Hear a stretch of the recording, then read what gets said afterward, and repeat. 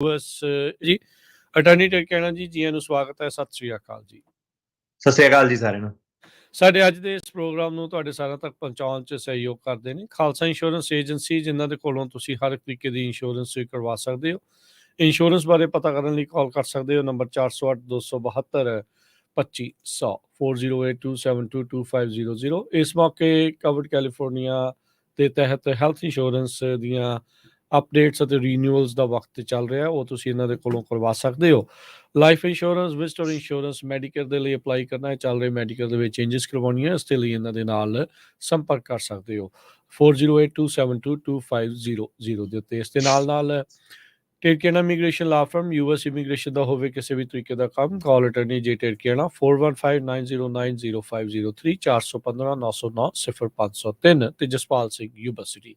ਇਹਨਾਂ ਸਾਰਿਆਂ ਦਾ ਧੰਨਵਾਦ। ਜੇ ਤੁਸੀਂ ਵੀ ਇਸ ਪ੍ਰੋਗਰਾਮ ਨੂੰ ਸਪਾਂਸਰ ਕਰਨਾ ਚਾਹੁੰਦੇ ਹੋ, ਸੰਪਰਕ ਕਰ ਸਕਦੇ ਹੋ 408 722 7698 ਦੇ ਉੱਤੇ। ਤੇ ਅਟਰਨੀ ਟਰਕੀਆਨਾ ਜੀ, ਅੱਜ ਆਪਾਂ ਕਿਹੜੇ ਟੌਪਿਕ ਦੇ ਉੱਤੇ ਗੱਲਬਾਤ ਜਿਹੜੀ ਉਹ ਕਰਾਂਗੇ? ਅੱਜ ਜੀ ਆਪਾਂ ਦੋ ਮੁੱਦਿਆਂ ਤੇ ਗੱਲ ਕਰਾਂਗੇ। ਮੇਨ ਇੱਕ ਰੀਲੋਕੇਸ਼ਨ ਦਾ ਮੁੱਦਾ, ਕੇਸਾਂ ਦੇ ਵਿੱਚ ਜਿਹੜਾ ਦੁਬਾਰਾ ਆ ਰਿਹਾ, ਤੇ ਇੱਕ ਹਰਿਆਣੇ ਦੇ ਜਿਹੜੇ ਅਸਾਈਲਮ ਕੇਸਿਸ ਹੈਗੇ ਉਹਨਾਂ ਦੇ ਮੁੱਦੇ। ਸੋ ਇਹ ਜਿਹੜਾ ਕੀ ਹੁੰਦਾ ਕਿ ਆਪਾਂ ਜਦੋਂ ਹਫਤੇ ਦੋ ਹਫਤਿਆਂ ਦੇ ਵਿੱਚ ਆਪਣੀ ਅਪਡੇਟ ਦੇਖਦੇ ਹਾਂ, ਜਿੱਦਾਂ ਦੇ ਸਾਡੇ ਕੇਸ ਜਿਹੜੇ ਚੱਲਦੇ ਆ ਹੋਏ ਹੁੰਦੇ ਆ, ਉਹ ਕੇਸਾਂ ਚੋਂ ਜਿਹੜੇ ਪਹਿਲੂ ਨਿਕਲ ਕੇ ਆਉਂਦੇ ਆ ਕੋਰਟ ਕਚਹਿਰੀਆਂ ਚੋਂ, ਜੀ ਪ੍ਰੋਬਲਮਾਂ ਜਿਹੜੀਆਂ ਹੁੰਦੀਆਂ ਸਾਰੀਆਂ ਉਹੀ ਆਪਾਂ ਦਰਸ਼ਕਾਂ ਨੂੰ ਜਿਹੜੀਆਂ ਦੱਸੀ ਦੀਆਂ, ਤਾਂ ਕਿ ਪਤਾ ਸਿਰਫ ਲੱਗ ਨਾ ਜਾਵੇ। ਕਿ ਸਾਡੇ ਜਿਹੜੇ ਕਲਾਇੰਟ ਆ ਉਹਨਾਂ ਦਾ ਕੋਈ ਫਾਇਦਾ ਹੋਵੇ, ਤੇ ਜਿਹੜੇ ਦੂਜੀ ਸੁਣਨ ਵਾਲੀ ਆਡੀਅנס ਆ ਭਾਵੇਂ ਕਿਸੇ ਹੋਰਾਂ ਵਕੀਲਾਂ ਕੋ ਵੀ, ਉਹਨਾਂ ਨੂੰ ਵੀ ਜਿਹੜਾ ਪਹਿਲਾਂ ਪਤਾ ਹੋਵੇ ਕਿ ਜਿਹੜੇ ਮੁੱਦੇ ਕਚਹਿਰੀਆਂ ਦੇ ਵਿੱਚ ਜਿਹੜੇ ਕੀ ਉੱਠਣੇ ਆ, ਹਨਾ।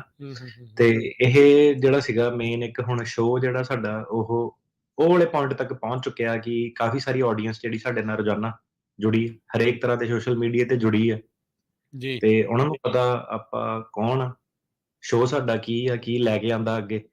ਤੇ ਇਹ ਜਿਹੜੀ ਟੈਕਨੀਕਲ ਨੌਲੇਜ ਹੈਗੀ ਹਰਿਆਣੇ ਦੇ ਅਸਾਈਲਮ ਦੇ ਕੇਸਾਂ ਦੀ, ਤੇ ਜਿਹੜੇ ਉਹਦੇ ਵਿੱਚ ਰੀਲੋਕੇਸ਼ਨ ਦੇ ਮੁੱਦੇ ਆ। ਹੁਣ ਜਦੋਂ ਹਰਿਆਣੇ ਦਾ ਅਸਾਈਲਮ ਕੀਤਾ ਤਾਂ ਮਤਲਬ ਇਹ ਨਹੀਂ ਕਿ ਇਹ ਬਾਕੀਆਂ ਨੂੰ ਇਹਨੇ ਹੈਲਪ ਨਹੀਂ ਕਰਨਾ, ਪਰ ਹਰਿਆਣੇ ਵਾਲੇ ਕੇਸਾਂ ਤੇ ਇਹਨੇ ਕਾਫੀ ਜਿਹੜਾ ਫੋਕਸ ਆ ਜ਼ਿਆਦਾ ਕਰਨਾ। ਠੀਕ ਹੈ ਜੀ। ਇੱਕ ਚੀਜ਼ ਇਸ ਤੋਂ ਪਹਿਲਾਂ ਆਪਾਂ ਹਰਿਆਣੇ ਵਾਲੇ ਅਸਾਈਲਮ ਦੀ ਇਹਨਾਂ ਇਸ਼ੂਜ਼ ਦੇ ਉੱਤੇ ਗੱਲ ਕਰੀਏ। ਇੱਕ ਚੀਜ਼ ਜਿਹੜੀ ਲੇਟੈਸਟ ਪਿਛਲੇ ਵੀਕ ਦੇ ਵਿੱਚ ਅਟਾਰਨੀ ਟਰਕੀਆਨਾ ਜੀ ਜਿਹੜੀ ਵਾਪਰੀ ਹੈ, ਜੇ ਤੁਹਾਨੂੰ ਮੈਂ ਦੱਸਦੇ ਜਾਈਏ, ਤੁਸੀਂ ਜ਼ਰੂਰ ਦੱਸਿਓ ਵੀ ਤੁਸੀਂ ਕੀ ਉਸ ਬਾਰੇ ਸੋਚਦੇ ਆ। ਵੀ ਜਿੱਦਾਂ ਟੈਕਸਸ ਨੇ ਆਪਣੇ ਸਟੇਟ ਲੈਵਲ ਦੇ ਉੱਤੇ ਰੂਲ, ਜਿਹੜਾ ਕਾਨੂੰਨ ਸੀਗਾ ਉਹ ਸਾਈਨ ਕਰ ਦਿੱਤਾ ਵੀ ਜਿਹੜਾ ਬਾਰਡਰ ਪਾਰ ਕਰਕੇ ਆਇਆ, ਜੇ ਉਹਨਾਂ ਦੇ ਪੁਲਿਸ ਵਾਲਿਆਂ ਨੂੰ ਸ਼ੱਕ ਆ, ਉਹਨੂੰ ਫੜ ਕੇ ਡਿਟੇਨ ਕਰ ਸਕਦੇ ਆ, ਅਰੈਸਟ ਕਰ ਸਕਦੇ ਆ। ਬਾਰਡਰ ਵਾਲ ਉਹਨਾਂ ਨੇ ਹੋਰ ਸਖਤੀ ਜਿਹੜੀ ਕਰਨੀ ਆ, ਨੈਸ਼ਨਲ ਗਾਰਡ ਜਿਹੜੇ ਲਾਉਣੇ ਆ। ਇਹ ਫੈਡਰਲ ਤੇ ਸਟੇਟ ਦਾ ਆਪਸ ਦੇ ਵਿੱਚ ਸਿੱਧਾ ਘਮਾਸਾਨ ਹੈਗਾ ਆ। ਬਾਰਡਰ ਨੂੰ ਐਜ਼ ਏ ਫੈਡਰਲ ਇਸ਼ੂ ਮੰਨਿਆ ਜਾਂਦਾ ਹੈ, ਪਰ ਸਟੇਟਸ ਜਿਹੜੀਆਂ ਦੁਖੀ ਆ ਉਹ ਕਹਿੰਦੀਆਂ ਵੀ ਅਸੀਂ ਆਪਣੇ ਪੱਧਰ ਦੇ ਉੱਤੇ ਇੱਦਾਂ ਦੇ ਕਾਨੂੰਨ, ਇੱਦਾਂ ਦੇ ਰੂਲਸ ਜਿਹੜੇ ਉਹ ਲੈ ਕੇ ਆ ਰਹੇ ਆ। ਇਸ ਨੂੰ ਓਵਰਆਲ ਆਪਾਂ ਕਿੱਦਾਂ ਅਟਾਰਨੀ ਟਰਕੀਆਨਾ ਜੀ ਦੇਖਾਂਗੇ? ਇਹ ਬਾਰਡਰ ਦੀ ਸਥਿਤੀ ਇਹਦੇ ਨਾਲ ਇਹੋ ਜਿਹੀਆਂ ਚੀਜ਼ਾਂ ਦੇ ਨਾਲ ਕਿੱਦਾਂ ਫਰਕ ਪਊਗਾ? ਦੇਖੋ ਜੀ, ਏਦਾਂ ਕਿ ਗੱਲ ਨੂੰ ਪਹਿਲਾਂ ਸਮਝਣ ਦੀ ਕੋਸ਼ਿਸ਼ ਕਰਨੀ ਸਾਰਿਆਂ ਨੇ ਕਿ ਲਾਅ ਮੇਕਿੰਗ ਜਿਹੜੀ ਕਿੱਦਾਂ ਚੱਲਦੀ ਹੈ, ਕਿ ਸਟੇਟ ਪਾਵਰ ਫੈਡਰਲ ਪਾਵਰ ਦੇ ਵਿੱਚ ਕੀ ਡਿਫਰੈਂਸ ਹੈਗਾ।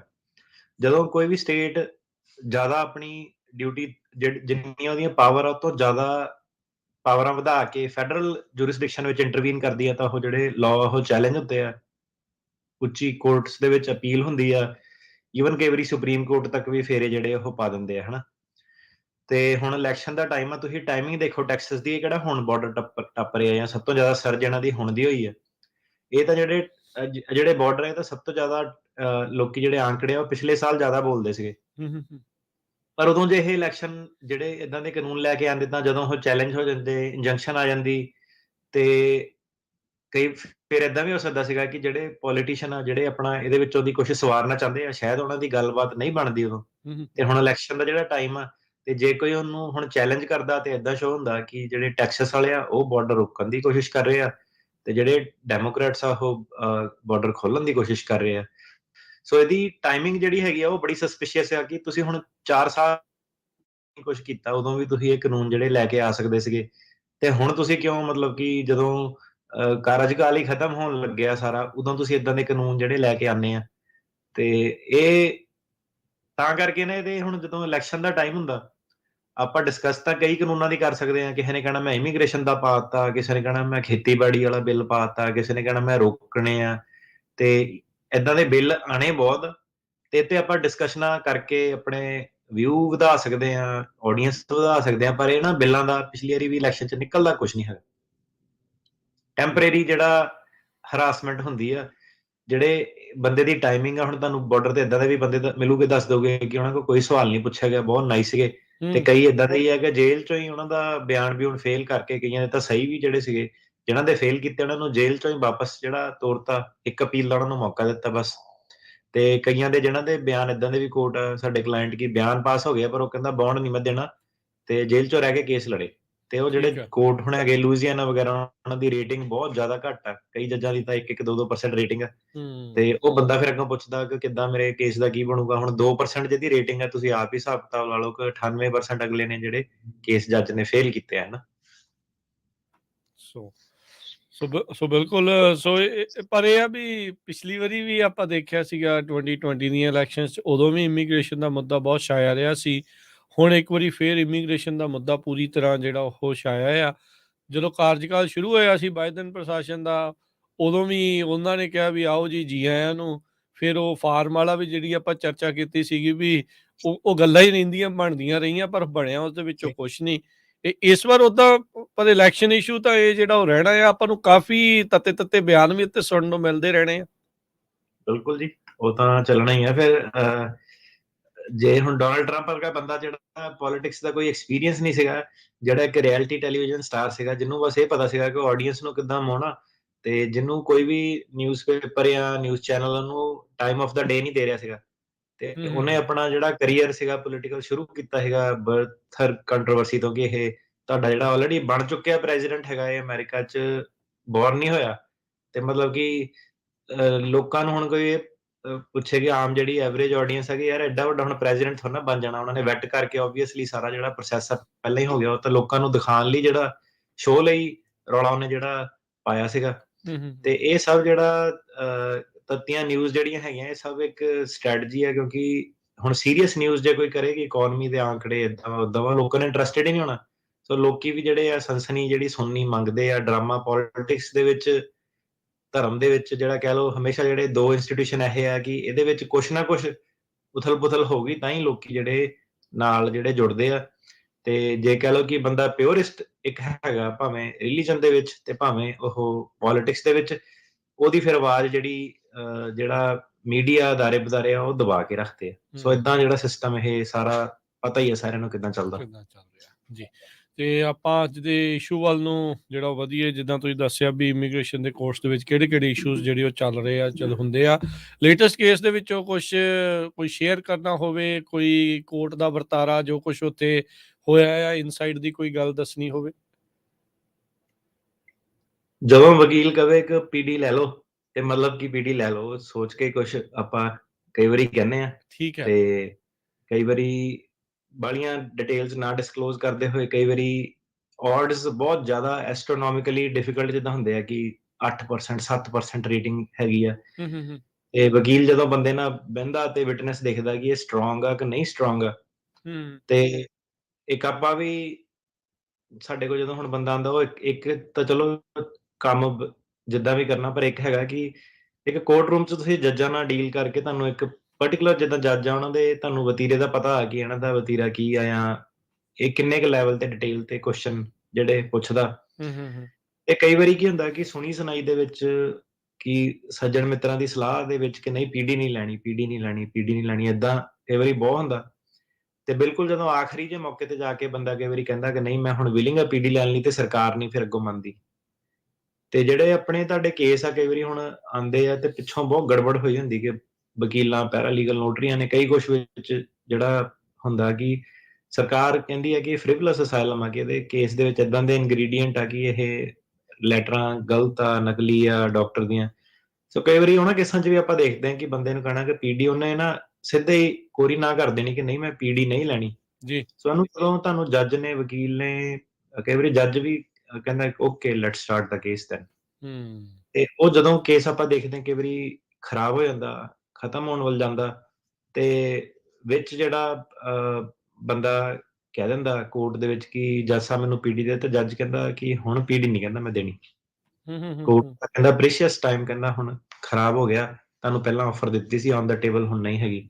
ਠੀਕ ਹੈ, ਕਈ ਵਾਰੀ ਏਦਾਂ ਹੁੰਦਾ ਕਿ ਸਾਡਾ ਇੱਕ ਵੈਲ ਫਾਊਂਡਡ ਜਿਹੜਾ cancellation of removal the case ਸੀਗਾ, ਹਾਰਡਸ਼ਿਪ ਸੀ ਬੱਚੇ ਨੂੰ ਕਾਫੀ, ਤੇ ਫੀਮੇਲ ਜੱਜ ਸੀਗੀ ਤੇ ਫੀਮੇਲ ਹੀ ਪ੍ਰੋਸੀਕਿਊਟਰ ਸੀ, ਉਹਨਾਂ ਨੇ ਕੇਸ ਸੁਣਿਆ ਸਾਰਾ। ਠੀਕ ਹੈ, ਤੇ ਪਹਿਲਾਂ ਉਹਨਾਂ ਨੇ ਪੀਡੀ ਦਿੱਤੀ ਤੇ ਲੇਡੀ ਨੇ ਮਨਾ ਕਰਤੀ ਨੇ, ਮੈਂ ਪੀਡੀ ਨਹੀਂ ਲੈਣੀ। ਤੇ ਓਕੇ, ਜਿਹੜਾ ਜੱਜ ਸਾਹਿਬ ਨੇ ਜਿੱਦਾਂ ਸੁਣਿਆ ਸਾਰਾ ਕਿ, ਤੇ ਉਹਨਾਂ ਨੇ ਕਿਹਾ ਕਿ ਜਵਾਕ ਨੂੰ ਨਾ ਹਾਰਡਸ਼ਿਪ ਹੈ ਨਹੀਂ ਗੀ, ਉਨੇ ਲੈਵਲ ਦੀ ਨਹੀਂ ਕਹਿੰਦੇ ਹਾਰਡਸ਼ਿਪ ਆ ਜਿੰਨੀ ਚਾਹੀਦੀ ਆ ਕੈਂਸਲੇਸ਼ਨ ਆਫ ਰਿਮੂਵਲ ਦੇ ਸਟੈਂਡਰਡ ਥੱਲੇ।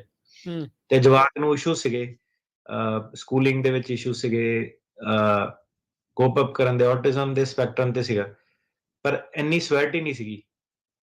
ਪ੍ਰੋਬਲਮ ਸੀਗੀਆਂ ਪਰ ਇੰਨੇ ਲੈਵਲ ਦੀਆਂ ਪ੍ਰੋਬਲਮ ਨਹੀਂ ਸੀਗੀਆਂ ਕਿ ਠੀਕ ਹੈ, ਜੱਜ ਨੇ ਕੈਂਸਲੇਸ਼ਨ ਦੇਣੀ ਸੀ। ਤਾਂ ਜੱਜ ਨੇ ਕਿਹਾ ਕਿ ਕੈਂਸਲੇਸ਼ਨ ਤਾਂ ਨਹੀਂ ਗ੍ਰਾਂਟ ਹੋ ਸਕਦੀ, ਤੇ ਜੱਜ ਨੇ ਕੇਸ ਖਤਮ ਹੋਣ ਤੋਂ ਬਾਅਦ ਸਰਕਾਰੀ ਵਕੀਲ ਨੂੰ ਪੁੱਛਿਆ, ਕਿਉਂਕਿ ਲੇਡੀ ਦੀ ਇੰਟਰਵਿਊ ਨਾਈ ਸੀ, ਜੈਨੂਇਨ ਸੀਗੀ ਜਿਹੜੇ ਕਲਾਇੰਟ ਸੀ, ਤੇ ਜੱਜ ਨੇ ਪੁੱਛਿਆ ਕਿ ਜੇ ਸਰਕਾਰੀ ਵਕੀਲ ਨੂੰ ਮੈਂ ਐਜ਼ ਅ ਜੱਜ ਪੁੱਛ ਸਕਦੀ ਹਾਂ ਕਿ ਜੇ ਫੇਰ ਉਹਨਾਂ ਨੇ ਪੀਡੀ ਦੇਣੀ ਹੈ, ਡਿਸਮਿਸ ਕੇਸ ਕਰਨਾ, ਤੇ ਸਰਕਾਰੀ ਵਕੀਲ ਨੇ ਸਾਰਾ ਜਿੱਦਾਂ ਵੇਖਿਆ, ਸੋਚਿਆ ਕਿ 2 ਮਿੰਟ ਚਾਹੀਦੇ ਆ ਆਪਣਾ ਕਰਕੇ ਕਿ ਚਲੋ ਠੀਕ ਹੈ ਮੈਂ ਪੀਡੀ ਇਹਨਾਂ ਦੀ ਗ੍ਰਾਂਟ ਕਰ ਦਿੰਨੀ ਆ। ਤੇ ਕਈ ਵਾਰੀ ਏਦਾਂ ਵੀ ਹੋਇਆ ਯੂਨੀਕ ਕੇਸਾਂ 'ਚ ਕਿ ਕੇਸ ਸੁਣਨ ਤੋਂ ਬਾਅਦ ਵੀ ਉਹਨਾਂ ਨੇ ਜਿਹੜੀ ਪੀਡੀ ਆ ਉਹ ਦੇਤੀ ਆ।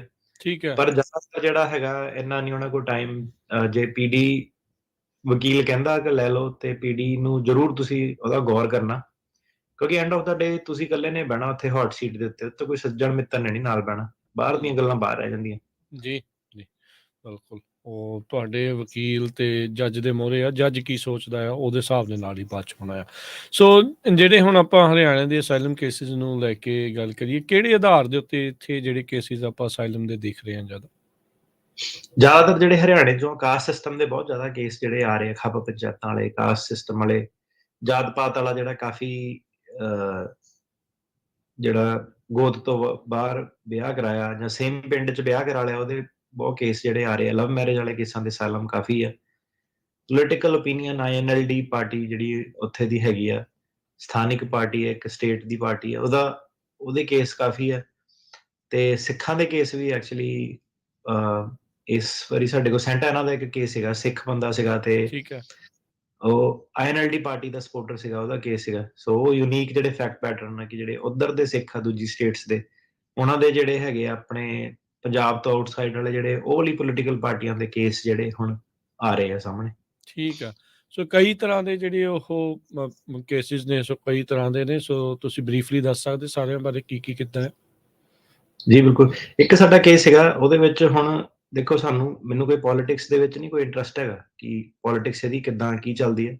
ਸਾਡਾ ਕੇਸ ਉਹ 'ਚ ਨਾ ਬੰਦੇ ਨੇ ਲੈਟਰ ਦਿੱਤੀ ਸੀ ਕੋਈ ਮਾਨ ਪਾਰਟੀ ਵੈਸਟ ਤੋਂ, ਮੈਨੂੰ ਪਤਾ ਵੀ ਨਹੀਂ ਕੌਣ ਹੈਗੀ ਇਹ, ਤੇ ਸਰਕਾਰੀ ਵਕੀਲ ਨੇ ਅੱਗੋਂ ਜਿਹੜੇ ਆਪਣੇ ਕੰਟਰੀ ਕੰਡੀਸ਼ਨ ਪੇਸ਼ ਕੀਤੇ ਸੀਗੇ ਕਿ ਸਿਮਰਨਜੀਤ ਸਿੰਘ ਮਾਨ ਹੋਣਾ ਨੇ ਕਿਹਾ ਕਿ ਜਿਹੜੀ ਮਾਨ ਪਾਰਟੀ ਵੈਸਟ ਯੂਐਸਏ ਆ, ਉਹਨਾਂ ਦੇ ਨਾਲ ਕੋਈ ਉਹਨਾਂ ਦਾ ਅਫੀਲੀਏਸ਼ਨ ਨਹੀਂ ਹੈਗੀ। ਤੇ ਉਹਨਾਂ ਨੇ ਜਿਹੜੀ ਸਰਕਾਰ ਨੇ ਰਿਕੁਐਸਟ ਪਾਈ ਆ ਜੱਜ ਸਾਹਿਬ ਨੂੰ ਕਿ ਇਹ ਜਿਹੜੀ ਇਹਨੂੰ ਮਾਨਤਾ ਨਹੀਂ ਦਿੱਤੀ ਜਾਣੀ ਚਾਹੀਦੀ, ਕਿਉਂਕਿ ਜਿਹੜਾ ਪਾਰਟੀ ਦਾ ਲੀਡਰ ਆ ਉਹਨੇ ਆਪ ਜਿਹੜਾ ਗਿਆ, ਤੇ ਉਹਦੇ ਵਿੱਚ ਆਪਾਂ ਹੋਰ ਟਾਈਮ ਮੰਗਿਆ ਕਿ ਉਹ ਕਹਿੰਦੇ ਕਿ ਸਾਨੂੰ ਜਿਹੜੇ ਇੱਥੋਂ ਇੰਡੀਆ ਤੋਂ ਇਨਕੁਆਇਰੀ ਕਰਕੇ ਦਿਓ ਪ੍ਰੋਪਰ ਜਿਹੜੀ ਹੈੱਡ ਆਫਿਸ ਤੋਂ ਕਿ ਇਹ ਸਹੀ ਗੱਲ ਹੈਗੀ ਕਿ ਨਹੀਂ ਸਹੀ ਗੱਲ ਹੈਗੀ ਆ। ਸੋ ਉਹਦੀ ਜਿਹੜੀ ਕੇਸ ਦਾ ਹੁਣ ਮੁੱਦਾ ਜਿਹੜਾ ਤੁਹਾਡੇ ਸਾਹਮਣੇ ਪੇਸ਼ ਤਾਂ ਕਰ ਰਹੇ ਹਾਂ ਕਿ ਇਹ ਚੀਜ਼ ਨੂੰ ਹੁਣ ਮੈਨੂੰ ਨਹੀਂ ਪਤਾ ਕਿ ਕਿਹੜੀ ਪਾਰਟੀ ਆ, ਕਿਹਦੇ ਹੈੱਡ ਆਫਿਸ ਆ, ਕਿੱਦਾਂ ਉਹਨਾਂ ਦੇ ਆਪਸ 'ਚ ਪੋਲਿਟਿਕਸ ਕੀ ਆ, ਪਰ ਅੱਜ ਤੱਕ ਕਦੀ ਹੋਇਆ ਨਹੀਂ ਸੀਗਾ। ਪਰ ਹੁਣ ਜਿਹੜਾ ਸਰਕਾਰੀ ਵਕੀਲ ਆ ਉਹਨੇ ਜਿਹੜੀ ਮਾਨ ਪਾਰਟੀ ਵੈਸਟ ਯੂਐਸਏ ਕੋਈ ਇਦਾਂ ਕਰਕੇ ਕੋਈ ਸੰਸਥਾ ਵਾ, ਉਹਨੇ ਲੈਟਰਾਂ ਜਾਂ ਕਾਰਡ ਕੂਡ ਜਿਹੜੇ ਦਿੱਤੇ ਆ, ਉਹਨੂੰ ਬੜੇ ਹੈਵੀ ਲੈਵਲ ਤੇ ਉਹ ਕਹਿੰਦੇ ਕੁਐਸਚਨ ਹੁਣ ਜਿਹੜਾ ਕਰ ਰਹੇ ਆ। ਸੋ ਉਹ ਆਪਣਾ ਨਾ ਦੇਖ ਕੇ ਜਿਹੜਾ ਕਦਮ ਰੱਖਿਓ ਕਿ ਕਿੱਦਾਂ ਵਾ, ਕੌਣ ਬੰਦੇ ਵਿੱਚ ਹੁੰਦੇ ਆ, ਕੌਣ ਪੇਪਰ ਤੁਹਾਡੇ ਕਰਦੇ ਆ। ਸੋ ਉਹ ਜਿਹੜੀ ਮੇਨ ਜਿਹੜੀ ਉਹ ਪਾਰਟੀ ਨੂੰ ਪਾਰਟੀ ਮੰਨਦੇ ਆ, ਉਹ ਜਿਹੜੀ ਐਕਚੁਅਲ ਸਰਦਾਰ ਸਿਮਰਨਜੀਤ ਸਿੰਘ ਮਾਨ ਜਿਹੜੇ ਉਹਨਾਂ ਦੇ ਦਫ਼ਤਰੋਂ ਜਿਹੜੇ ਪੇਪਰ ਆਉਂਦੇ ਆ, ਉਹਨੂੰ ਹੀ ਉਹ ਰੀਅਲ ਮਾਨ ਪਾਰਟੀ ਜਿਹੜੀ ਮੰਨਦੇ ਆ। ਸੋ ਉਹ ਚੀਜ਼ ਦਾ ਧਿਆਨ ਰੱਖਿਓ ਸਾਰੇ ਜਾਣੇ। ਠੀਕ ਹੈ। ਸੋ ਬਿਲਕੁਲ ਵੀ, ਤੇ ਇਹਨਾਂ ਫਿਰ ਕੇਸਿਸ ਦੇ ਵਿੱਚ ਕੀ ਜਿੱਦਾਂ ਤੁਸੀਂ ਲਵ ਮੈਰਿਜ ਵਾਲਾ, caste system, political opinion, political party ਦੀ ਸਪੋਰਟ ਵਾਲਾ, ਕੀ ਆ ਫਿਰ ਇਹਨਾਂ ਕੇਸਿਸ ਦਾ ਆਧਾਰ ਕੀ ਹੁੰਦਾ ਬਰੀਫਲੀ, ਕੀ ਇਹਦੇ ਵਿੱਚ ਤੁਸੀਂ ਦੱਸੋਗੇ ਚੈਲੰਜਸ ਕੀ ਹੁੰਦੇ ਆ ਨਾਲ ਇਹਦੇ? ਜਿੱਦਾਂ ਲਵ ਮੈਰਿਜ ਵਾਲੇ, ਕਾਸਟ ਵਾਲੇ, ਰਿਲੀਜਨ ਵਾਲੇ ਜਿਹੜੇ ਇਹ ਕੇਸ ਆ, ਇਹ ਸਾਰਿਆਂ ਦੇ ਵਿੱਚ ਕੁਝ ਪਹਿਲੂ ਕਾਮਨ ਹੁੰਦੇ ਆ ਕਿ ਇਹ ਧਾਰਮਿਕ ਬੇਸ ਤੇ ਜਾਂ ਸਮਾਜਿਕ ਬੇਸ ਤੇ ਪਰਟੀਕੁਲਰ ਸੋਸ਼ਲ ਗਰੁੱਪ, ਕਈਆਂ ਦੇ ਠੀਕ ਹੈ, ਤਾਂ ਧਰਮ ਦਾ ਹੀ ਰੌਲਾ ਕਿ ਇੱਕ ਧਰਮ ਤੋਂ ਦੂਸਰੇ ਧਰਮ ਦੇ ਵਿੱਚ ਕਿਉਂ ਵਿਆਹ ਕਰਾ ਲਿਆ, ਹਨਾ, ਉਹ ਘਰ ਦੇ ਅਪਣਾਉਂਦੇ ਨਹੀਂ ਆ, ਉੱਥੇ ਦੀ ਜਿਹੜੀ ਸੁਸਾਇਟੀ ਹੈ, ਸਿਸਟਮ ਉਹ ਅਪਣਾਉਂਦਾ ਨਹੀਂ। ਤੇ ਕਈਆਂ ਦਾ ਹੁਣ ਜਿਹੜਾ ਹੋਰ, ਇਹ ਤਾਂ ਚਲੋ ਰਿਲੀਜਨ ਵਾਲਾ ਤਾਂ ਕੋਡ ਸਮਝਦੇ ਆ ਸਾਰਾ ਕਿ ਮੁੱਦਾ ਜਿਹੜਾ ਕੀ ਆ।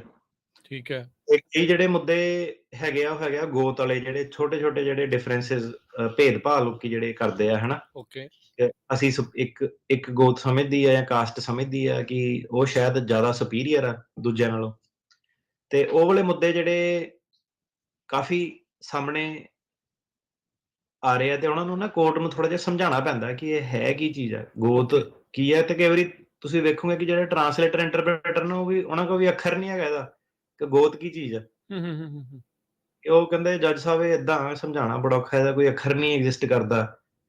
ਤੇ ਸਬ ਗਰੁੱਪ ਕਹਿ ਕੇ ਉੱਥੇ ਉਹਨੂੰ ਕਹਿੰਦੇ ਆ। ਸੋ ਪਾਰਟਿਕੂਲਰ ਸੋਸ਼ਲ ਗਰੁੱਪ ਦੇ ਥੱਲੇ ਇਹ ਜਿਹੜੇ ਕੇਸ ਆਉਂਦੇ ਆ, ਇਹਨਾਂ ਕੇਸਾਂ ਵਿੱਚ ਉਹ ਪਹਿਲਾਂ ਦੇਖਦੇ ਆ ਕਿ ਇੱਕ ਸੁਸਾਇਟੀ ਦਾ ਸਿਸਟਮਿਕ ਪੈਟਰਨ ਹੈਗਾ ਕਿ ਨਹੀਂ ਹੈਗਾ। ਸੋ ਏਦਾਂ ਨਹੀਂ ਕਿ ਲਵ ਮੈਰਿਜ ਹੋਈ ਕੇਸ ਪਾਸ ਹੋ ਜਾਣਾ, ਕਿ ਲਵ ਮੈਰਿਜ ਵਾਲਾ ਕੇਸ, ਏਦਾਂ ਨਹੀਂ ਗੱਲ ਹੁੰਦੀ।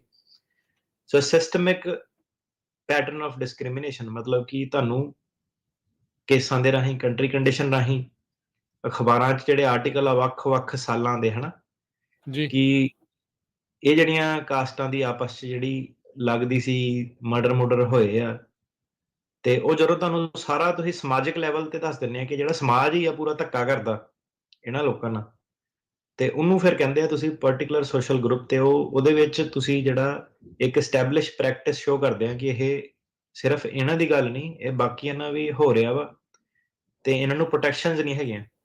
ਹੂੰ, ਹੂੰ। ਉਹਦੇ ਵਿੱਚ ਫੋਰਚੂਨੇਟਲੀ ਜਾਂ ਅਨਫੋਰਚੂਨੇਟਲੀ ਤੁਸੀਂ ਕਹਿ ਲਓ, ਕੇਸ ਸੀਗੇ ਕਿ ਜਿੱਦਾਂ ਹੁਣ ਹਾਈ ਕੋਰਟ ਆ, ਉੱਥੇ ਪ੍ਰੋਟੈਕਸ਼ਨ ਦਿੰਦੀ ਆ ਲਵ ਜੀ। ਮੈਰਿਜ ਵਾਲਿਆਂ ਨੂੰ, ਪ੍ਰੋਟੈਕਸ਼ਨ ਵੀ ਦਿੰਦੀ ਸੀ, ਮੇਰੇ ਖਿਆਲ ਪੈਸੇ ਵੀ ਦਿੰਦੀ ਸੀਗੀ। ਹੂੰ, ਹੂੰ। ਤੇ ਪਰ ਅੱਗੋਂ ਏਦਾਂ ਕਿ ਪੁਲਿਸ ਪ੍ਰੋਟੈਕਸ਼ਨ ਦੇ ਬਾਵਜੂਦ ਵੀ ਕਾਫੀ ਸਾਰੇ ਕੇਸ ਏਦਾਂ ਸੀਗੇ ਕਿ ਤਾਂ ਵੀ ਖੁਦ ਦੇ ਰਿਸ਼ਤੇਦਾਰਾਂ ਨੇ ਆਪਣੇ ਮੁੰਡੇ ਨੂੰ, ਆਪਣੀ ਕੁੜੀ ਨੂੰ ਮਾਰ ਦਿੱਤਾ। ਉਹਨੂੰ ਕਹਿੰਦੇ ਆ ਆਨਰ ਕਿਲਿੰਗ।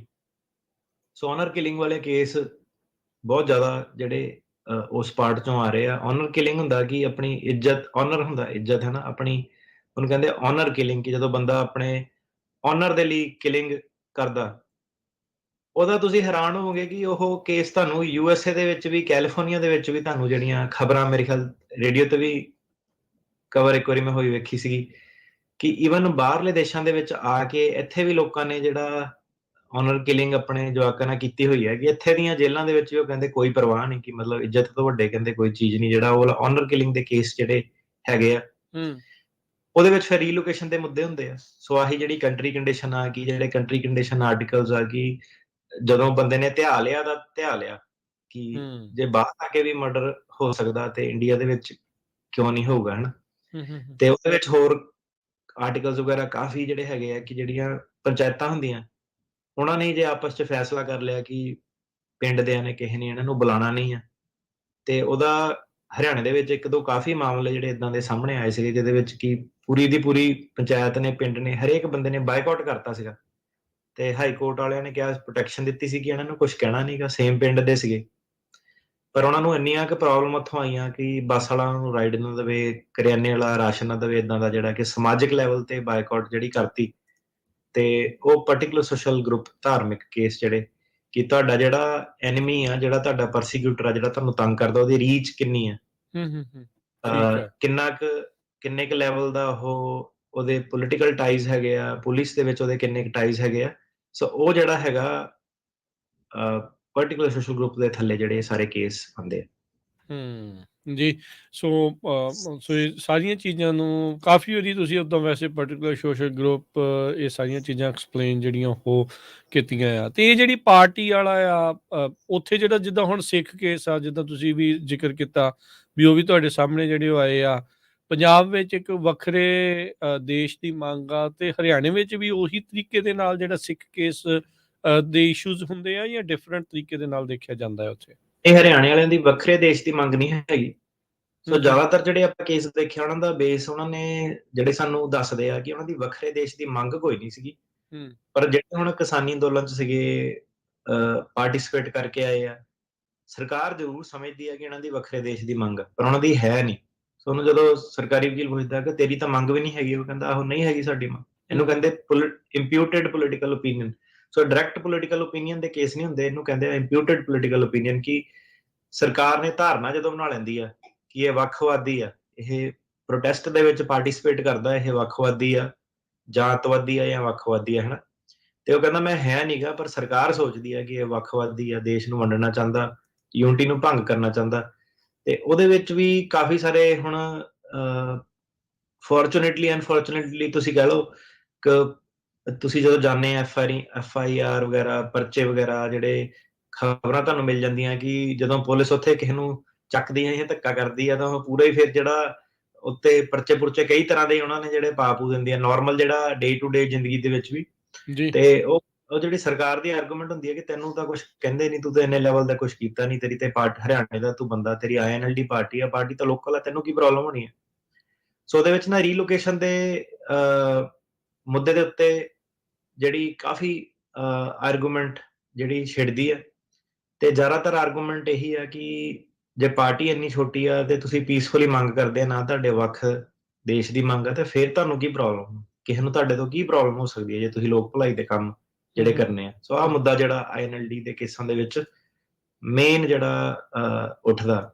ਠੀਕ ਹੈ। ਤੇ ਹੁਣ ਜਿਹੜਾ ਰੀਲੋਕੇਸ਼ਨ ਦਾ ਮੁੱਦਾ ਆ ਗਿਆ, ਮੁੱਦਾ ਉਹ ਕਿਉਂ ਆਇਆ, ਕਿਉਂਕਿ ਵੱਖਰੇ ਦੇਸ਼ ਦੀ ਜਦੋਂ ਮੰਗ ਨਹੀਂ ਤੇ ਸਿਰਫ ਲੋਕ ਭਲਾਈ ਦੇ ਕਿਸਾਨੀ ਹਿੱਤਾਂ ਦੇ ਜਦੋਂ ਬੰਦਾ ਲੜਦਾ, ਤੇ ਉਹਨੂੰ ਕਹਿੰਦੇ ਆ ਫਿਰ ਇੰਪਿਊਟਡ ਪੋਲੀਟੀਕਲ ਓਪੀਨੀਅਨ। ਸੋ ਉਹ ਬੰਦੇ ਕਹਿ ਰਹੇ ਆ ਕਿ ਕਿਉਂਕਿ ਆਪਾਂ ਇਹ ਗਤੀਵਿਧੀਆਂ ਕੀਤੀਆਂ, ਇਹਦੇ ਕਰਕੇ ਸਾਨੂੰ ਉਹ ਗਲਤ ਸਮਝਦੇ ਆ ਜਾਂ ਉਹ ਸਾਨੂੰ ਵੱਖਵਾਦੀਆਂ ਨਾਲ ਜੋੜਦੇ ਆ। ਸੋ ਇਹ ਉਹਨਾਂ ਦਾ ਜਿਹੜਾ ਕੇਸ ਆ।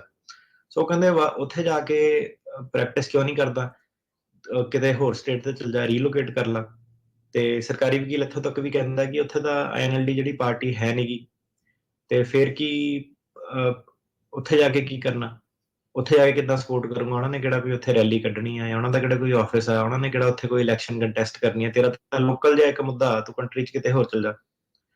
ਸੋ ਉਹਦਾ ਜਿਹੜਾ ਕੇਸ ਆ ਉਹ ਇਹ ਹੈ ਕਿ ਜਿਹਨਾਂ ਦੀ ਹੁਣ ਜ਼ਮੀਨ ਜਾਇਦਾਦ ਆ ਕਿਸੇ ਵੀ ਸਟੇਟ 'ਚੋਂ ਹੈਗੀ ਆ, ਉਹ ਹੁਣ ਜ਼ਮੀਨ ਜਾਇਦਾਦ ਦੇ ਰਿਲੇਟਡ ਜਿਹੜੇ ਮਸਲੇ ਆ, ਉਹਨੂੰ ਬੰਦਾ ਤਾਂ ਡਿਫੈਂਡ ਕਰੂਗਾ ਨਾ, ਉਹਨੂੰ ਛੱਡ ਕੇ ਥੋੜੇ ਨਾ ਹੁਣ ਚੱਲ ਜਾਊਗਾ ਕਿਤੇ ਹੋਰ। ਆਪਣੀ ਹੁਣ ਜ਼ਮੀਨ ਨੂੰ ਛੱਡ ਕੇ ਬੰਦਾ ਤੁਸੀਂ ਇਹ ਨਹੀਂ ਉਮੀਦ ਕਰ ਸਕਦੇ। ਸੋ ਉਹਦੇ ਵਿੱਚ ਨਾ ਟੈਕਨੀਕਲ ਕੇਸ ਲਾਅ BIA ਦੇ 9th ਸਰਕਟ ਦੇ ਕਾਫੀ ਹੈਗੇ ਆ, ਜਿਹਨਾਂ ਨੂੰ ਤੁਸੀਂ ਸਾਈਟ ਕਰ ਸਕਦੇ ਆ, ਕਹਿ ਸਕਦੇ ਆ ਕਿ ਜੇ ਤੁਸੀਂ ਮੈਨੂੰ ਇਹ ਕਹਿ ਰਹੇ ਕਿ ਮੈਂ ਕਿਸੇ ਹੋਰ ਸਟੇਟ 'ਚ ਚੱਲ ਜਾਵਾਂ, ਉੱਥੇ ਜਾ ਕੇ ਚੁੱਪ ਕਰਕੇ ਰਵਾਂ, ਤਾਂ ਤੁਸੀਂ ਉਹ ਇੱਕ ਤਰ੍ਹਾਂ ਮੈਨੂੰ ਇਹ ਕਹਿ ਰਹੇ ਕਿ ਮੈਂ ਆਪਣਾ ਜਿਹੜਾ ਪੋਲੀਟੀਕਲ ਓਪੀਨੀਅਨ ਉਹ ਛੱਡ ਦੇਵਾਂ, ਕਿ ਮੈਂ ਆਪਣੀ ਜਿਹੜੀ ਜ਼ਮੀਨ ਜਾਇਦਾਦ ਆ, ਪੁਰਖੀ ਜ਼ਮੀਨ ਆ, ਜਿਹੜੇ ਬਾਪ ਦਾਦਿਆਂ ਤੋਂ ਆਈ ਆ, ਤੇ ਜਿਹੜਾ ਮੇਰਾ ਇੱਕ ਕਲਚਰ ਉਹਨੂੰ ਮੈਂ ਛੱਡ ਦੇਵਾਂ ਤੇ ਉਹ ਸਾਰੇ ਤੋਂ ਬਾਹਰ ਹੋ ਕੇ ਰਵਾਂ। ਸਰਕਾਰੀ ਇਹਦੇ ਵਿੱਚ ਕਹਿੰਦਾ ਕਿ ਤੂੰ ਉਰੇ ਵੀ ਆ ਗਿਆ, ਉਰੇ ਆ ਕੇ ਵੀ ਤੂੰ ਟਰੱਕ ਡਰਾਈਵਰ ਬਣ ਗਿਆ, ਇੱਥੇ ਆ ਕੇ ਤੂੰ ਇੰਗਲਿਸ਼ ਵੀ ਸਿੱਖ ਲਈ ਆ, ਪਰ ਉਹ ਕਹਿੰਦਾ ਕਿ ਮੈਂ ਕਲਚਰ ਨਹੀਂ ਉਰੇ ਆ ਕੇ ਛੱਡਿਆ।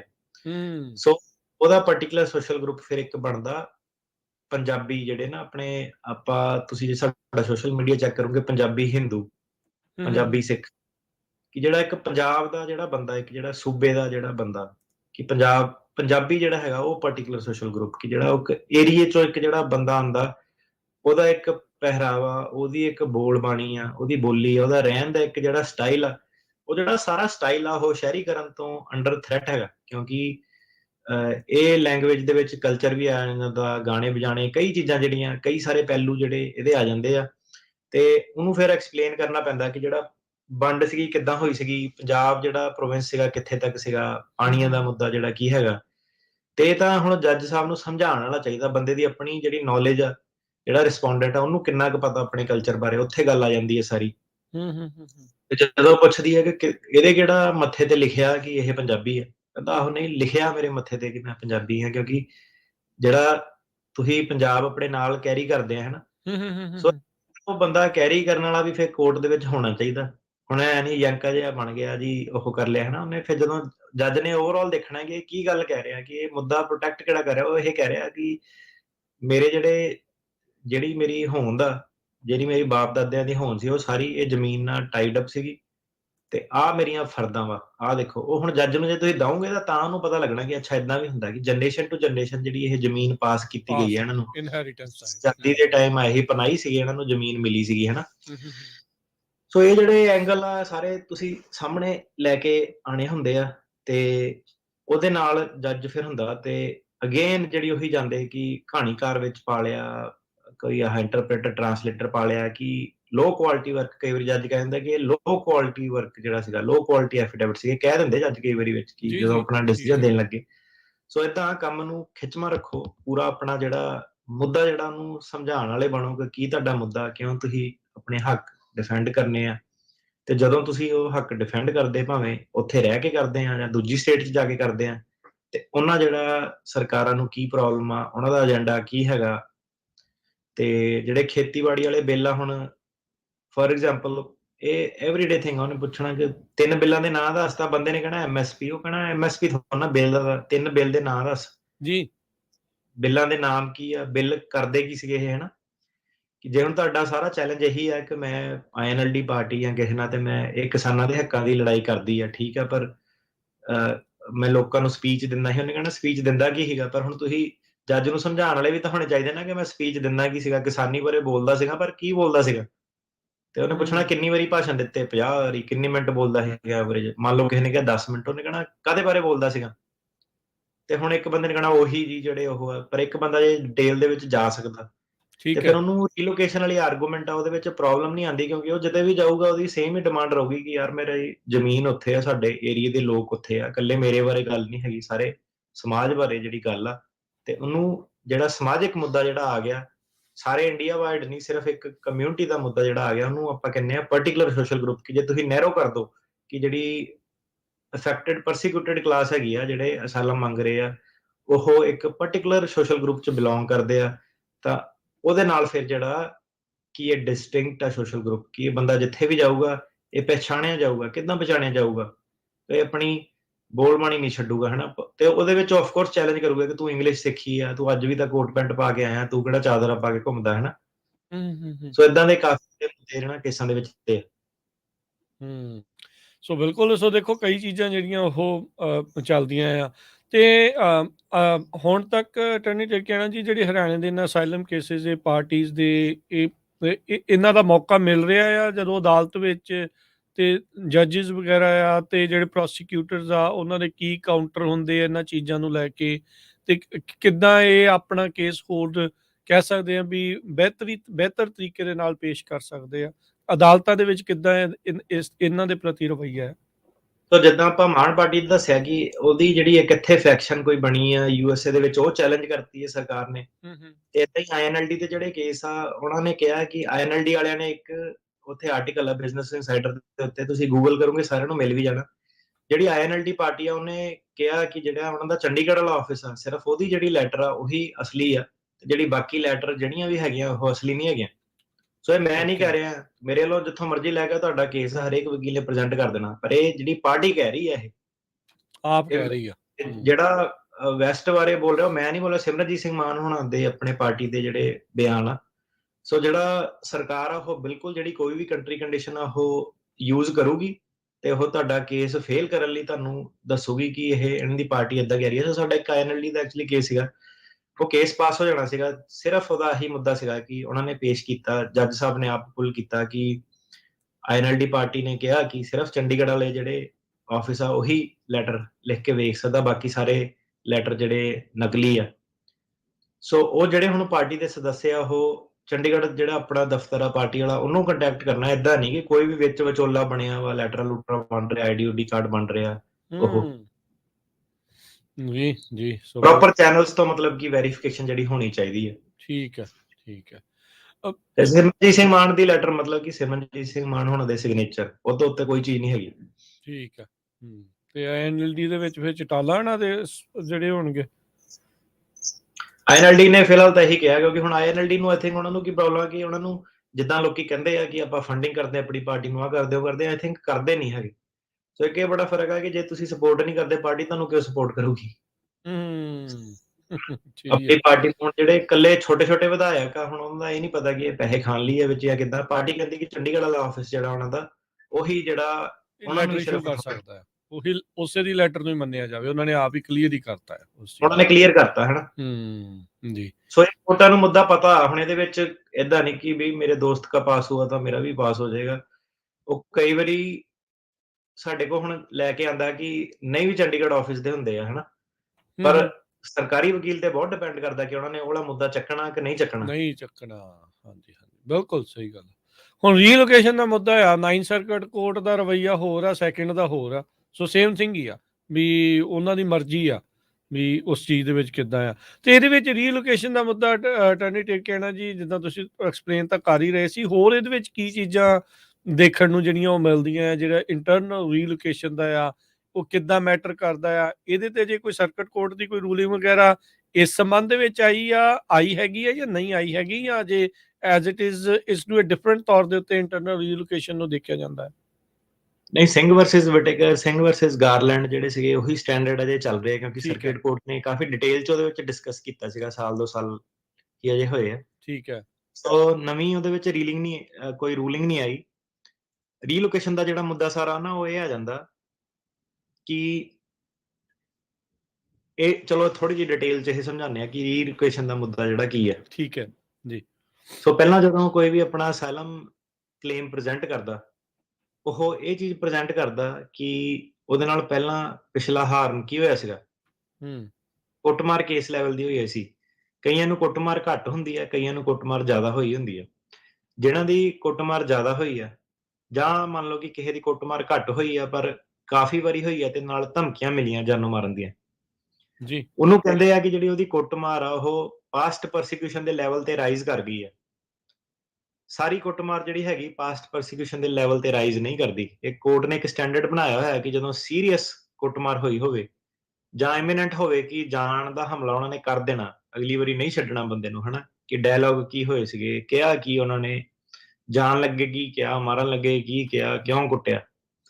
ਜਦੋਂ ਉਹ ਪਾਸਟ ਪਰਸੀਕਿਊਸ਼ਨ ਬਣ ਜਾਂਦੀ ਆ, ਮੰਨ ਲਓ ਤੁਸੀਂ ਸਾਬਤ ਕਰਤਾ ਕਿ ਨਹੀਂ ਮੇਰੀ ਕੁੱਟ ਜਾਂ ਧਮਕੀਆਂ ਦੇ ਨਾਲ ਜਿਹੜੇ ਥ੍ਰੈਟ ਜਿਹੜੇ ਦਿੱਤੇ ਆ ਮਲਟੀਪਲ ਟਾਈਮ, ਉਹ ਪਾਸਟ ਪਰਸੀਕਿਊਸ਼ਨ ਤੱਕ ਜਾਂਦੇ ਆ।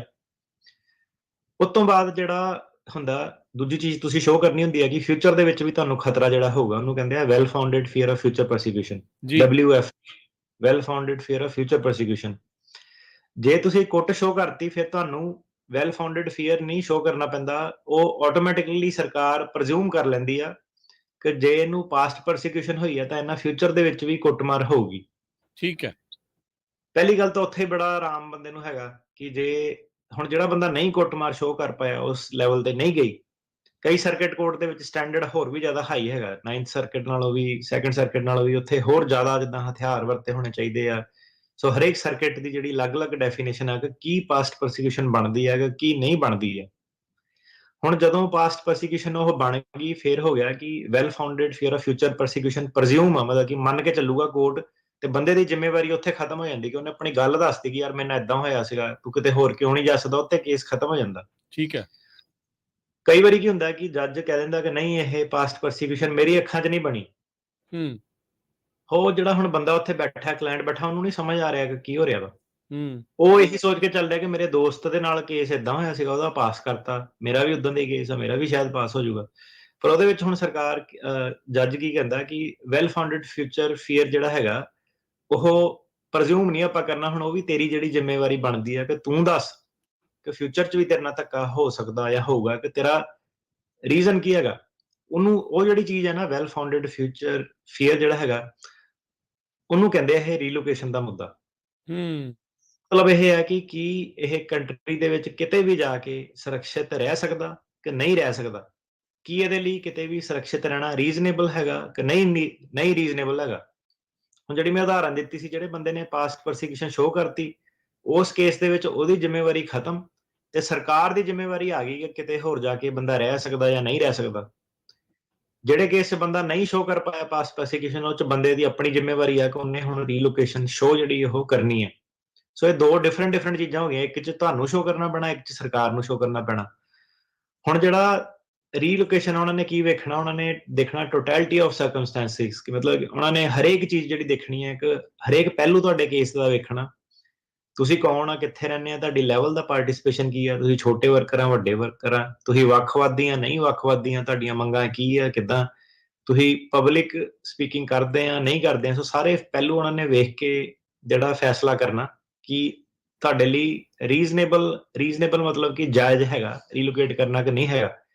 ਸੋ ਇਹਦੇ ਵਿੱਚ ਉਹ ਕਹਿੰਦੇ ਆ ਕਿ ਜਿਹੜਾ ਸਾਈਜ਼ ਹੈਗਾ ਤੁਹਾਡੀ ਕੰਟਰੀ ਆਫ ਨੈਸ਼ਨੈਲਿਟੀ ਦਾ, ਕਿ ਤੁਸੀਂ ਨੇਪਾਲ ਤੋਂ, ਪੰਜਾਬ ਤੋਂ ਆ, ਦਿੱਲੀ ਤੋਂ ਆ, ਕਿੱਥੋਂ ਹੈਗੇ ਆ, ਕਿ ਤੁਹਾਡੀ ਕੰਟਰੀ ਦਾ ਜਿਹੜਾ ਸਾਈਜ਼ ਕੀ ਆ, ਉਹ ਬੜੀ ਇੱਕ ਮੇਨ ਚੀਜ਼ ਜਿਹੜੀ ਮਾਇਨੇ ਰੱਖਦੀ ਆ। ਕਿਉਂਕਿ ਹੁਣ ਜੇ ਬੰਦਾ ਕੋਈ ਟਾਪੂ ਤੇ ਰਹਿੰਦਾ ਛੋਟੇ ਤੇ, ਉਹ ਤਾਂ ਜਾ ਨਹੀਂ ਸਕਦਾ ਕਿਤੇ।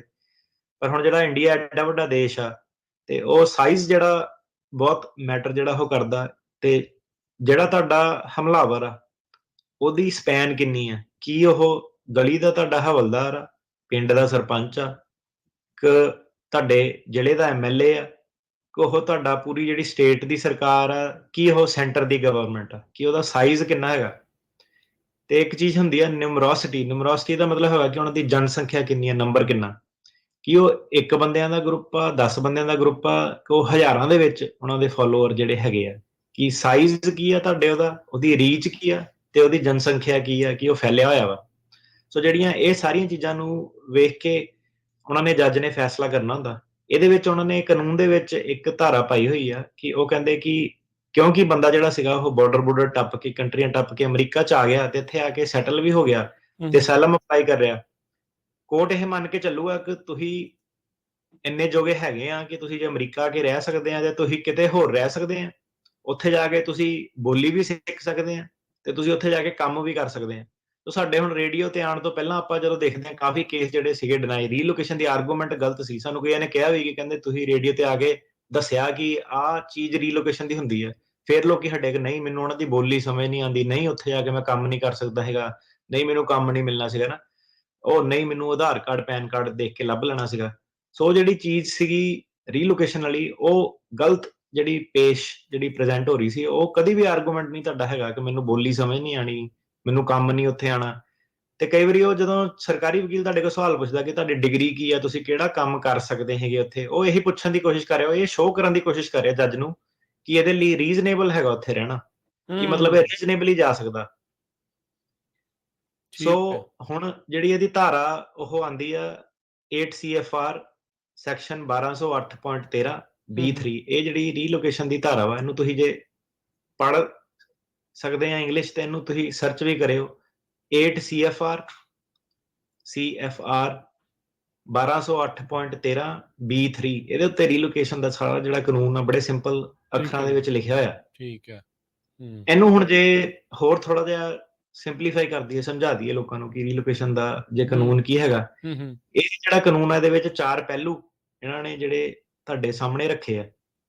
ਪਹਿਲਾ ਪਹਿਲੂ ਇਹ ਹੈਗਾ ਕਿ ਉਹ ਵਾਲੇ ਕੇਸ ਜਿਹਨਾਂ ਦੇ ਵਿੱਚ ਪਾਸਟ ਪਰਸੀਕਿਊਸ਼ਨ ਐਸਟੈਬਲਿਸ਼ ਨਹੀਂ ਕਰ ਪਾਇਆ ਬੰਦਾ, ਕਲਾਇੰਟ, ਕਿ ਉਹਦੀ ਕੋਰਟ ਲੈਵਲ ਦੀ ਸੀਗੀ, ਇਹ ਕਾਨੂੰਨ ਕਹਿੰਦਾ ਕਿ ਉਹ ਬੰਦੇ ਦੀ ਆਪਣੀ ਜ਼ਿੰਮੇਵਾਰੀ ਰਹੂਗੀ ਕਿ ਉਹ ਸ਼ੋਅ ਕਰੇ ਕਿ ਕਿਤੇ ਵੀ ਉਹ ਰੀਜ਼ਨੇਬਲੀ ਜਾ ਕੇ ਨਹੀਂ ਰਹਿ ਸਕਦਾ ਹੈਗਾ। ਸਿਰਫ ਆਪਾਂ ਉਹਨੂੰ ਮਾਫ ਤਾਂ ਕਰਾਂਗੇ ਜੇ ਉਹਦਾ ਜਿਹੜਾ ਹਮਲਾਵਰ ਆ ਉਹ ਜਾਂ ਤਾਂ ਸਰਕਾਰ ਆ ਜਾਂ ਤਾਂ ਸਰਕਾਰ ਦੇ ਦੁਆਰਾ ਸਪਾਂਸਰ ਕੀਤੇ ਗਏ ਆ। ਠੀਕ ਹੈ। ਹੁਣ ਕੀ ਸੀਗਾ ਕਿ ਇਹ ਜਿਹੜੀ ਧਾਰਾ ਨੂੰ ਦੁਬਾਰਾ ਇੱਕ ਵਾਰੀ ਸੁਣਿਆ ਕਿ ਉਹ ਕਹਿੰਦੇ ਆ ਕਿ ਜੇ ਤੁਸੀਂ ਪਾਸਟ ਪਰਸੀਕਿਊਸ਼ਨ ਐਸਟੈਬਲਿਸ਼ ਨਹੀਂ ਕਰ ਪਾਏ, ਜੇ ਤਾਂ ਤੁਸੀਂ ਕਰਤਾ ਫਿਰ ਤਾਂ ਠੀਕ ਆ, ਪਰ ਜੇ ਤੁਸੀਂ ਨਹੀਂ ਕਰ ਪਾਏ ਤੇ ਤੁਹਾਡੇ ਤੇ ਜ਼ਿੰਮੇਵਾਰੀ ਰਹਿਣੀ ਆ, ਤੁਸੀਂ ਸ਼ੋਅ ਕਰਨਾ ਕਿ ਤੁਸੀਂ ਰੀਜ਼ਨੇਬਲੀ ਕਿਤੇ ਜਾ ਸਕਦੇ ਸੀ ਜਾਂ ਨਹੀਂ ਜਾ ਸਕਦੇ ਸੀ, ਅਨਲੈਸ ਤੁਸੀਂ ਇਹ ਸ਼ੋਅ ਕਰੋ ਕਿ ਤੁਹਾਨੂੰ ਪ੍ਰੋਸੀਕਿਊਟ ਕਰਨ ਵਾਲਾ ਜਾਂ ਤਾਂ ਸਰਕਾਰ ਆ ਜਾਂ ਸਰਕਾਰ ਦੁਆਰਾ ਸਪਾਂਸਰਡ ਕੋਈ ਗਰੁੱਪ ਜਿਹੜਾ ਹੈਗਾ। ਠੀਕ ਹੈ। ਇਹਦੇ ਵਿੱਚ ਆਪਾਂ ਕੀ ਦੇਖਿਆ ਕਿ ਨਿਊਯਾਰਕ ਦੇ ਵਿੱਚ ਕੀ ਹੈਗਾ ਕਿ ਕਹਾਣੀਕਾਰ ਬਹੁਤ ਭਰੇ ਪਏ ਆ, ਉਹਨਾਂ ਨੇ ਅੱਗੇ ਜਾ ਕੇ ਜਿੱਦਾਂ ਮੇਰੇ ਖਿਆਲ ਅਮਰੀਕਨ ਵਕੀਲਾਂ ਦੇ ਨਾਲ ਰਲੇ ਹੋਏ ਆ, ਤੇ ਜਿਹੜਾ ਸਿਸਟਮ ਇੱਕ ਹੈਗਾ ਉਹਨਾਂ ਨੂੰ ਪਤਾ ਨਹੀਂ, ਉਹਨਾਂ ਨੇ ਕਿਸੇ ਨੇ ਮੇਰੇ ਖਿਆਲ ਮੈਨੂੰ ਲੱਗਦਾ ਨਹੀਂ ਕਿ ਕਿਸੇ ਨੇ ਬੋਦਰ ਕੀਤਾ ਹੋਣਾ ਕਿ ਜਿਹੜੇ ਪੜੂਗੇ ਕਿ ਰੈਗੂਲੇਸ਼ਨ ਕੀ ਆ, ਤਾਂ ਕਰਕੇ ਜਿਹੜਾ ਨਿਊਯਾਰਕ ਦਾ ਸੀਗਾ ਕਿ ਰੀਲੋਕੇਸ਼ਨ ਦੇ ਬੇਸ ਤੇ ਬਹੁਤ ਕੇਸ ਜਿਹੜੇ ਸਿੰਘ ਵਰਸਸ ਗਾਰਲੈਂਡ ਥੱਲੇ ਡਿਨਾਈ ਹੋਏ ਸੀਗੇ। ਠੀਕ ਹੈ। ਕਿਉਂਕਿ ਜਿਹੜਾ Singh versus Garland second circuit ਦਾ ਕੇਸ ਸੀਗਾ, ਉਹਦੇ ਵਿੱਚ ਉਹਨਾਂ ਨੇ ਕਿਹਾ ਸੀਗਾ ਕਿ ਜਿਹੜੇ ਪਾਰਟੀ ਦੇ ਵਰਕਰ ਹੁੰਦੇ ਆ ਉਹ ਸਰਕਾਰ ਨਹੀਂ ਹੁੰਦੇ। ਜਦੋਂ Singh versus Garland second circuit ਨੇ ਕਹਿਤਾ ਕਿ ਪਾਰਟੀ ਦੇ ਵਰਕਰ ਸਰਕਾਰ ਨਹੀਂ ਹੁੰਦੇ, ਸੋ ਵਾਲੀ ਧਾਰਾ ਜਿਹੜੀ ਆ ਟ੍ਰਿਗਰ ਹੋ ਜਾਂਦੀ ਹੈ। ਤਾਂ ਬਰਡਨ ਜਿਹੜਾ ਉਹ ਬੰਦੇ ਤੇ ਰਹਿੰਦਾ ਕਿ ਰੀਜ਼ਨੇਬਲਨੈਸ ਦਾ, ਕਿ ਤੁਸੀਂ ਰੀਜ਼ਨੇਬਲੀ ਕਿਉਂ ਨਹੀਂ ਲੋਕੇਟ ਕਰ ਸਕਦੇ। ਸੋ ਰੀਜ਼ਨੇਬਲ ਵਾਲਾ ਜਿਹੜਾ ਸਟੈਂਡਰਡ ਆ ਨੂੰ ਮੀਟ ਕਰਨ ਲਈ ਕਾਫੀ ਸਾਰੀ ਤੁਹਾਨੂੰ ਆਰਗੂਮੈਂਟ ਜਿਹੜੀ ਕਰਨੀ ਪੈਂਦੀ ਆ, ਉਹ ਕੇਸਾਂ ਦੇ ਵਿੱਚ ਮਿਸਿੰਗ ਹੁੰਦੀ ਸੀ। ਸੋ ਸਾਡੇ ਕੋਲ ਅਪੀਲਾਂ ਬਹੁਤ ਨਿਊਯਾਰਕ ਦੀਆਂ ਜਿਹੜੀਆਂ ਆਈਆਂ, ਤੇ ਆਪਾਂ ਥੱਲੇ ਹੀ ਦੇਖਿਆ ਕਿ ਜਿਹੜਾ ਵਕੀਲ ਸੀਗਾ ਉਹਨੇ ਸਹੀ ਤਰੀਕੇ ਨਾਲ ਜਿਹੜੀ ਰੀਲੋਕੇਸ਼ਨ ਉਹ ਆਰਗਿਊ ਨਹੀਂ ਕੀਤੀ।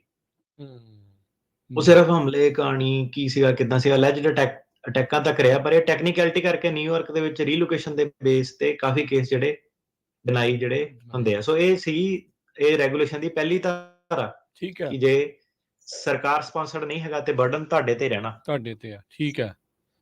ਹੁਣ ਇਹਦੀ ਦੂਜੀ ਧਾਰਾ ਕੀ ਕਹਿੰਦੀ ਹੈ? ਸੋ ਇਹਦੇ ਵਿੱਚ 4 ਪੁਆਇੰਟ ਸੀਗੇ। ਪਹਿਲੀ ਧਾਰਾ ਸਰਕਾਰ ਸਪਾਂਸਰਡ ਕਿ ਨਹੀਂ, ਉਹ 9th ਸਰਕਟ ਦੇ ਵਿੱਚ ਪਾਰਟੀ ਦੇ ਵਰਕਰ ਆ, ਉਹ ਸਰਕਾਰ, ਸੈਕੰਡ ਸਰਕਟ ਦੇ ਵਿੱਚ ਸਰਕਾਰ ਨਹੀਂ ਹੈਗੇ। ਕਹਿਣ ਦਾ ਮਤਲਬ ਕਿ ਸੈਕੰਡ ਸਰਕਟ ਦੇ ਵਿੱਚ ਜਿਹੜਾ ਰੀਲੋਕੇਸ਼ਨ ਦਾ ਮੁੱਦਾ ਥੋੜਾ ਜਿਹਾ ਮੁਸ਼ਕਿਲ ਆ।